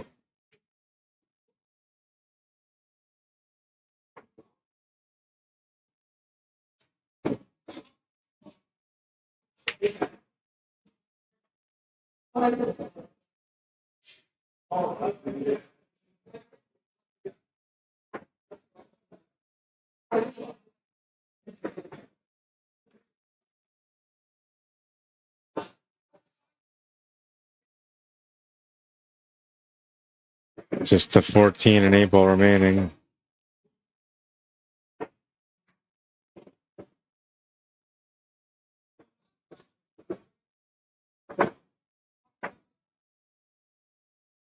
Gonna miss the shot. Wow, interesting. Now Steve has a chance to get out, but he didn't walk around to look at what he needs for the 8 ball. He's going instinctive here. Good thing that he decided to keep it simple and to set up for the corner pocket. Just has to watch the pace of the shot now. He's gonna get on the hill. Interesting. Right when I thought that match was over, man. It's going to the hill. Second hill battle of the day.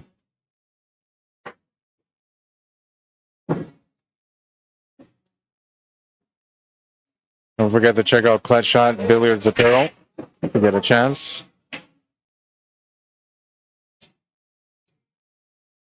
5-2, yeah. Hill. So, some of the Clutch Shot Billiards Apparel. Huh? Yeah. 10%? 10%, yeah. 10%? 10%?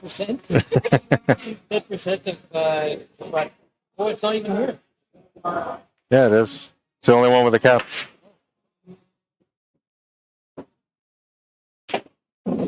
Easy now, easy now.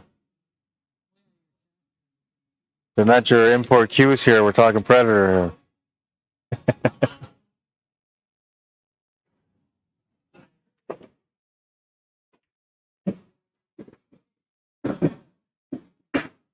Hill. Steve with a chance to close out.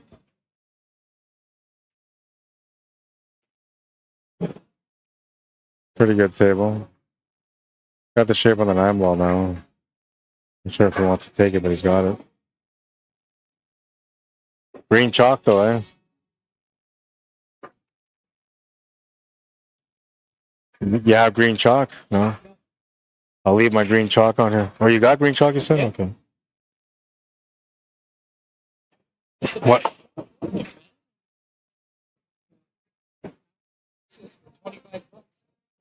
1,000? What is it? Master chalk? Hey? Master chalk? Yeah. 1,000 pieces, $25. I still have a piece of that to put on just one layer before I Yeah. start playing.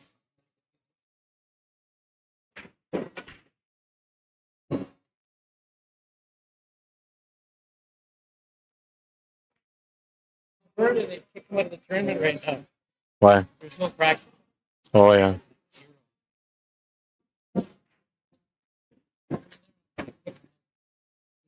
Oh, that worked out good. That worked out so good. He's going to get the 8 ball. He got lucky. He got double kick and ended up perfect on the 8 ball. So I got, what do I got to be the same? It's Here, me and Gary were the same. pretty close, yeah. It should be the same. It should be the same. We played 5-5, me and Gary. You're in trouble, man. You're in trouble, man. Okay. Get him, Tim. Get him. He's calling him out. He says, let's do it.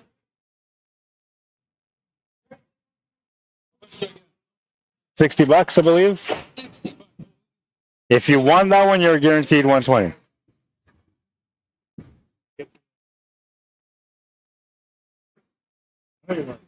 Got to get out of shape on the 8 ball, too. You have to see the email.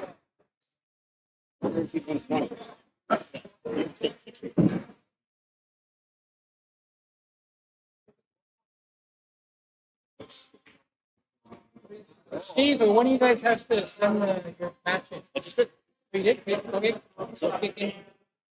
So why don't you guys just take the 200 and the 120 and charge? You two charge.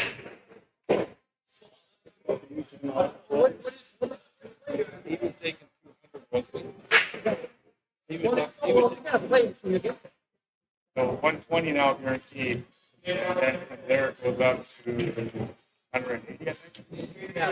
120 for the loser, 180 for the winner. And then And you said, where's the thing?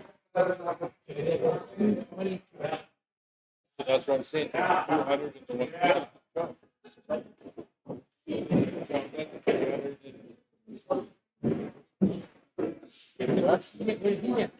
120. So you split it even. You guys split the second place and the third place money evenly, and he takes 220. You did 220 and 200 is what he'll take, right? yeah, I think that's 300 in second and third, so 150 each. He will go. Well, it's 120, so it's 300. 120, 200 if you guys I got the thing here on the screen. It's going to be 300. There you go. Here's the overview.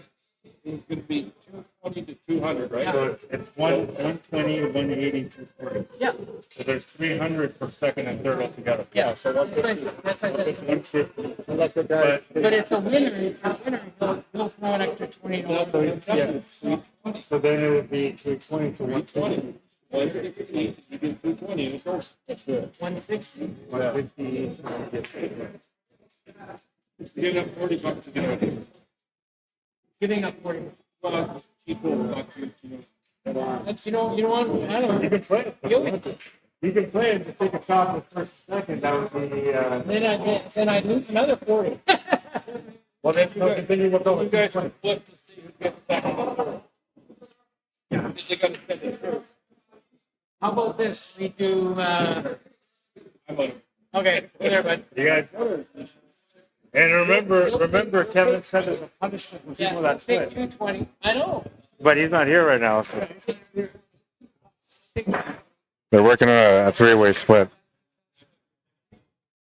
320. Let's take it. Good. I got an hour and a half to drive it. You guys can go 140 each and give me a $40 tip. Okay. All right, let's get out of here. You guys gonna split it? Yeah. 60. Good job. So who lost? These guys are splitting.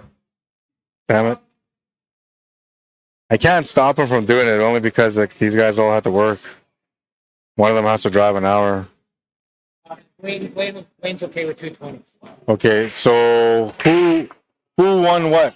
How do I do the bracket here for the finish? He gets first place. Oh yeah, we gotta play one game. They're gonna play one rack to decide who finishes in third and second. That's what they're gonna do.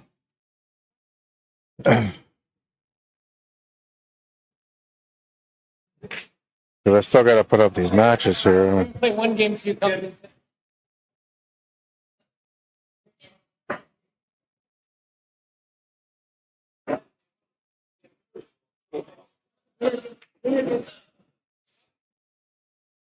Winner gets second place at a 6-0 score. And so they're doing one rack.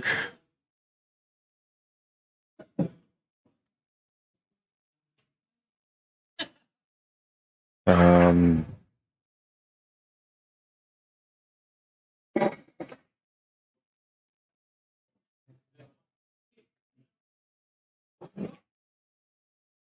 yeah, they're doing a race to one.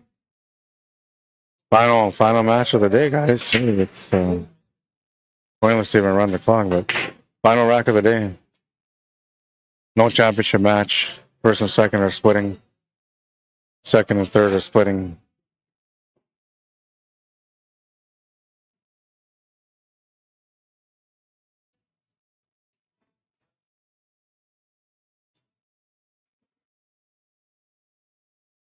The world's gone mad, I tell you. Nobody plays anymore. Everybody just takes a split. I take splits every now and then too, but most of the times I'll play my match. I don't mind winning. I don't mind losing either. I mean, if I lose, I lose, but I don't mind playing for it all. That's what I'm getting at.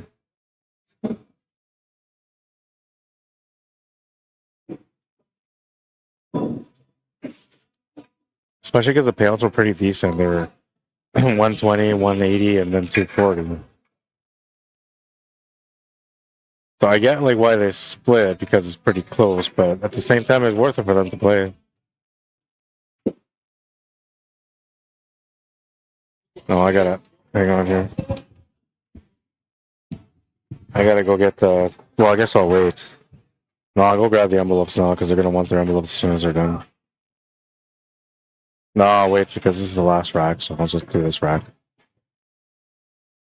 I'll do the rack. Missed shot to the corner. Opportunity here for Tim. Very limited though. Combination maybe. Doesn't really matter to him if he wins or loses anymore. He's made the money.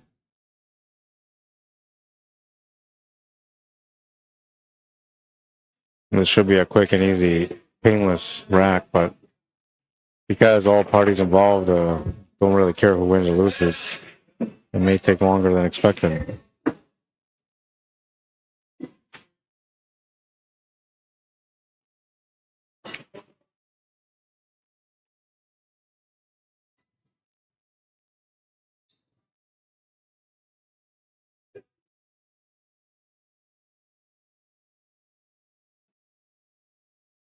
Find the 15 ball.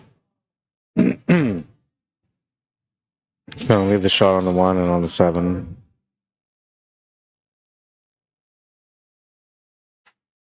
And we'll take on the 1 ball. Would have been good if you bumped into that 3 ball a bit harder. I think you may actually have the 3 ball to the side. Just looking at it now. Now Steve has to go stand in front of the camera here.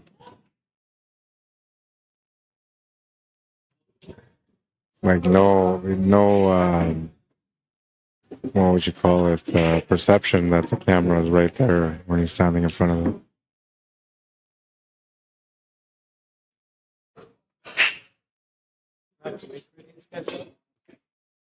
No, I don't know. If you guys worked it out, you can just get it in. I'll grab the envelopes. I gotta grab the envelopes. I'll be right back.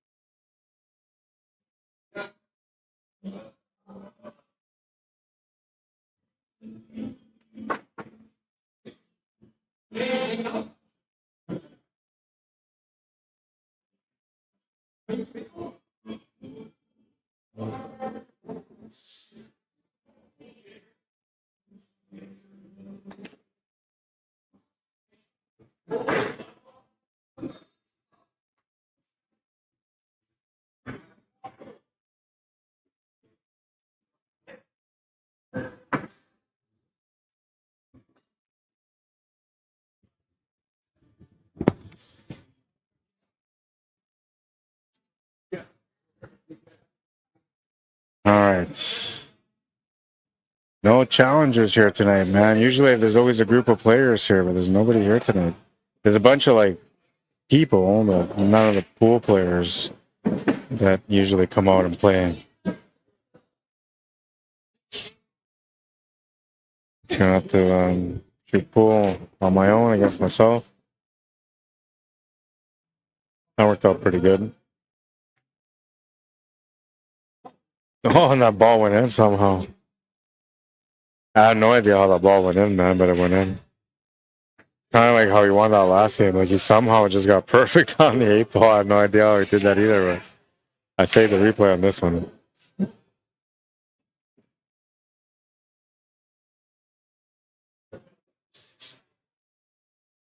How did that 13 go in? Just caught the horn. Or not the horn, but the face of the pocket. Tim Sinclair with a chance to close out now. Race to 1. 3 balls remaining. Don't have any problem closing out here. He's going to play this in a funny way and he's going to end up short on the 3 ball.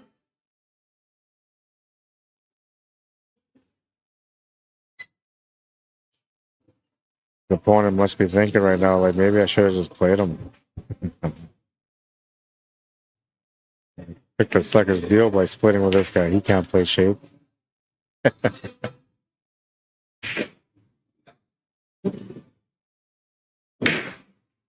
Trying the bank. Gets nothing out of it. He'll leave a shot on the 8 ball. Not an easy one, though, but he'll leave one. Comments? So no added money then? No, I guess not. Oh, what a try. What a try.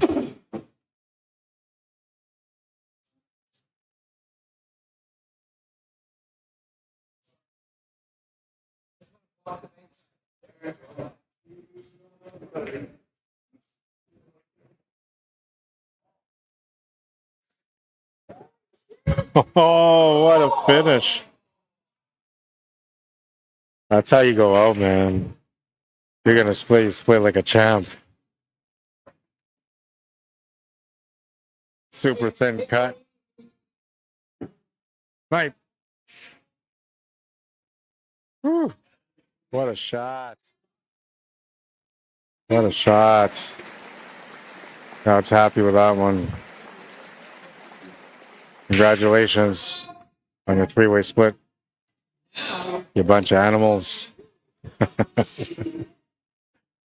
right, so okay, I have to start this one here, so we'll just start it. Select, date, update.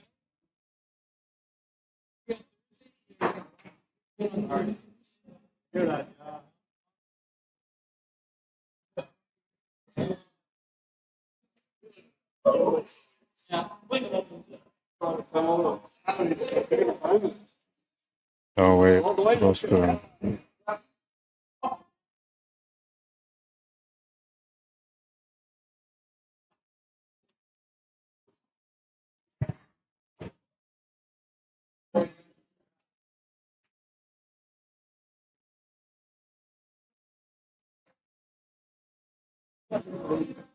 Set up the draw here.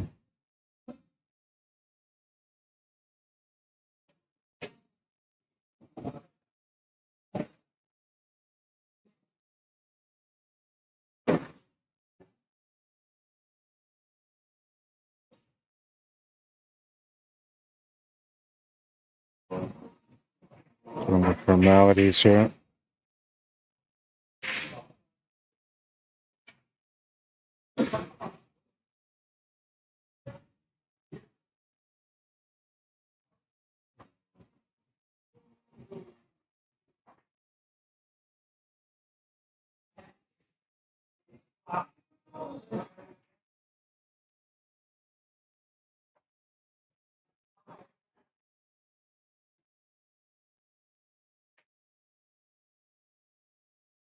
Next time? Good shooting, man. Oh, thanks, man.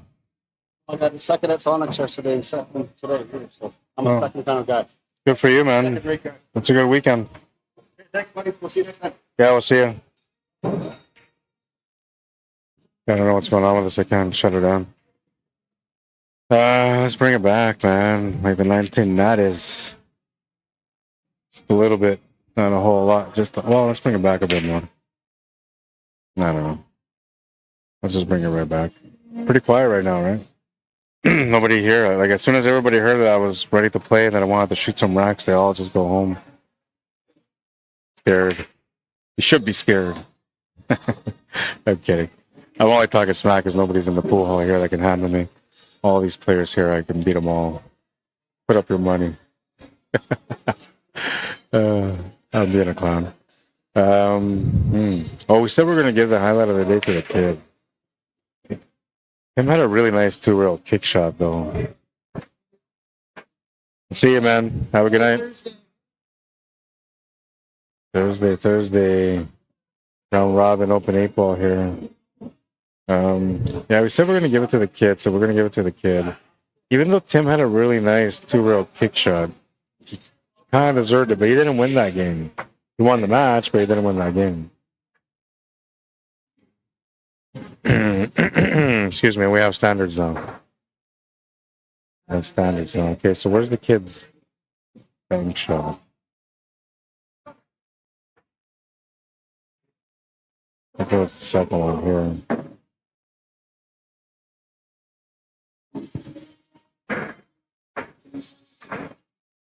Yeah, this one here. All right. Xander Drake, you get the highlight of the day, man. Bank shot on the 13 ball with perfect shape on the 8. But look at his facial expression on the bank. Like, whew, that went in. They're like, oh, yeah, I got the shape too. That's the highlight of the day for today. Xander Drake, congratulations, man. Play your best game with Q Sports Live, and I'll be waiting for you and your highlight of the day. That was pretty good. I don't know. We got to watch it again one more time. Got to give the kid some props here. One more time. Check out his facial expression here as he makes the shot and then as he gets onto the 8-ball.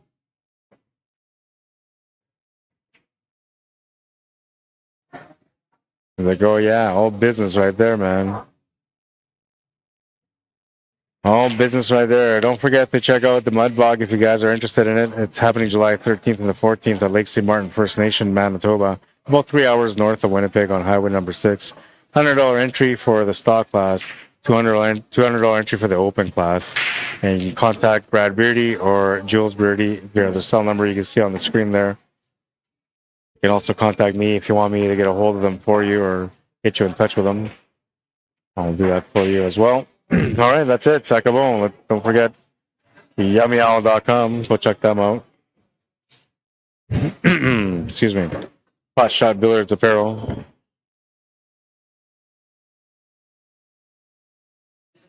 JamUpApparel.com. You can message me, Rod at JamUpApparel.com. If you're looking for anything from there. Subscribe to the YouTube channel if you're watching it right now and you're like, hey, I kind of enjoyed that. Subscribe to the channel. You'll get to watch some more of that stuff. And I got some events coming up soon, so you're going to want to watch some of those events, including the Mud Bog that's coming up on July 13th and 14th. That'll be streamed on my YouTube channel. Want to find me on Facebook? You can find me under Arriagada, Q Sports Live Manitoba, Q Sports Live being one word. Want me to come out and cover an event? Message me, Arriagada, CSLMANITOBA@gmail.com, and that's whether it's for pool or anything else. Very talented guy here. Just let me know how it is I can help you, and I'll do my best to give you the best kind of stream production that I can give you. And I promise you, it'll be full of passion. I usually, put my heart on my sleeve and do my work the way that I can, the best way that I can. Anyways, that's going to be it for now. If you want to support me through PayPal or e-transfer, you can do that at CSLMANITOBA@gmail.com. I can't even speak. CSLMANITOBA@gmail.com. The more you sweat in practice, the less you bleed in battle, get to the tables, and become the champion within. The only way to do there is by going through the hard efforts every day, working on the stuff that you don't really want to work on, that you're not very good on, touching up on the things that you are pretty good on, but you're kind of lazy and not really wanting to work on. It's all those things, you got to overcome those moments when it's like, maybe I'll just do something else. Stop yourself right there, man. Get to that pool hall. Get on that table, work hard, develop the skills that you need to become the champion within, and just rise up to the top, man. It sounds easy, right? It really is. I mean, if you go out there and try, it really is. And I look forward to seeing you become that champion within. Thank you for liking and sharing the stream. Those of you guys that did, those of you that took the time to interact today, thank you for that as well. Those of you that kept me honest and on my feet, appreciate it as well. Earl says adios. Matty Boy says thanks for the stream, Rod. Catch you next one. We'll see you later, Matty. Thank you for tuning in earlier and jumping in on the mod. Appreciate it. And thank you to everybody else that took the time to interact. Like I said, have a good night, everyone. I really appreciate you guys tuning in. You have no idea. It's been a long journey, and you guys have been right along the side there with me, so I appreciate it every day. What's up, man? You too, man. We'll see you. Some random guy telling me that he loves me. It's got to be the headset, man. I mean, he's got to think I'm the DJ, and he's just jamming out. He's like, I love this guy. Plays wicked music, man. Meanwhile, I'm just here trying to promote some pool. All right, thank you for tuning in. Thank you for liking and sharing the stream. You guys are awesome, man. I'll see you guys at the tables next time, which should be on Thursday. I'm thinking about streaming on Thursday. I don't know. YouTube only, though, I think. Facebook is dying. The crowd there is no longer coming around, so maybe it'll just be on YouTube. I'll see you guys later. Either way, thanks for tuning in. Thank you for liking and sharing the stream and for watching it as well and for taking the time to interact. You guys are awesome. Have a good night, everyone. Cheers. Did I say I'll see you at the tables next time? Yeah, I did. See you Thursday. Cheers.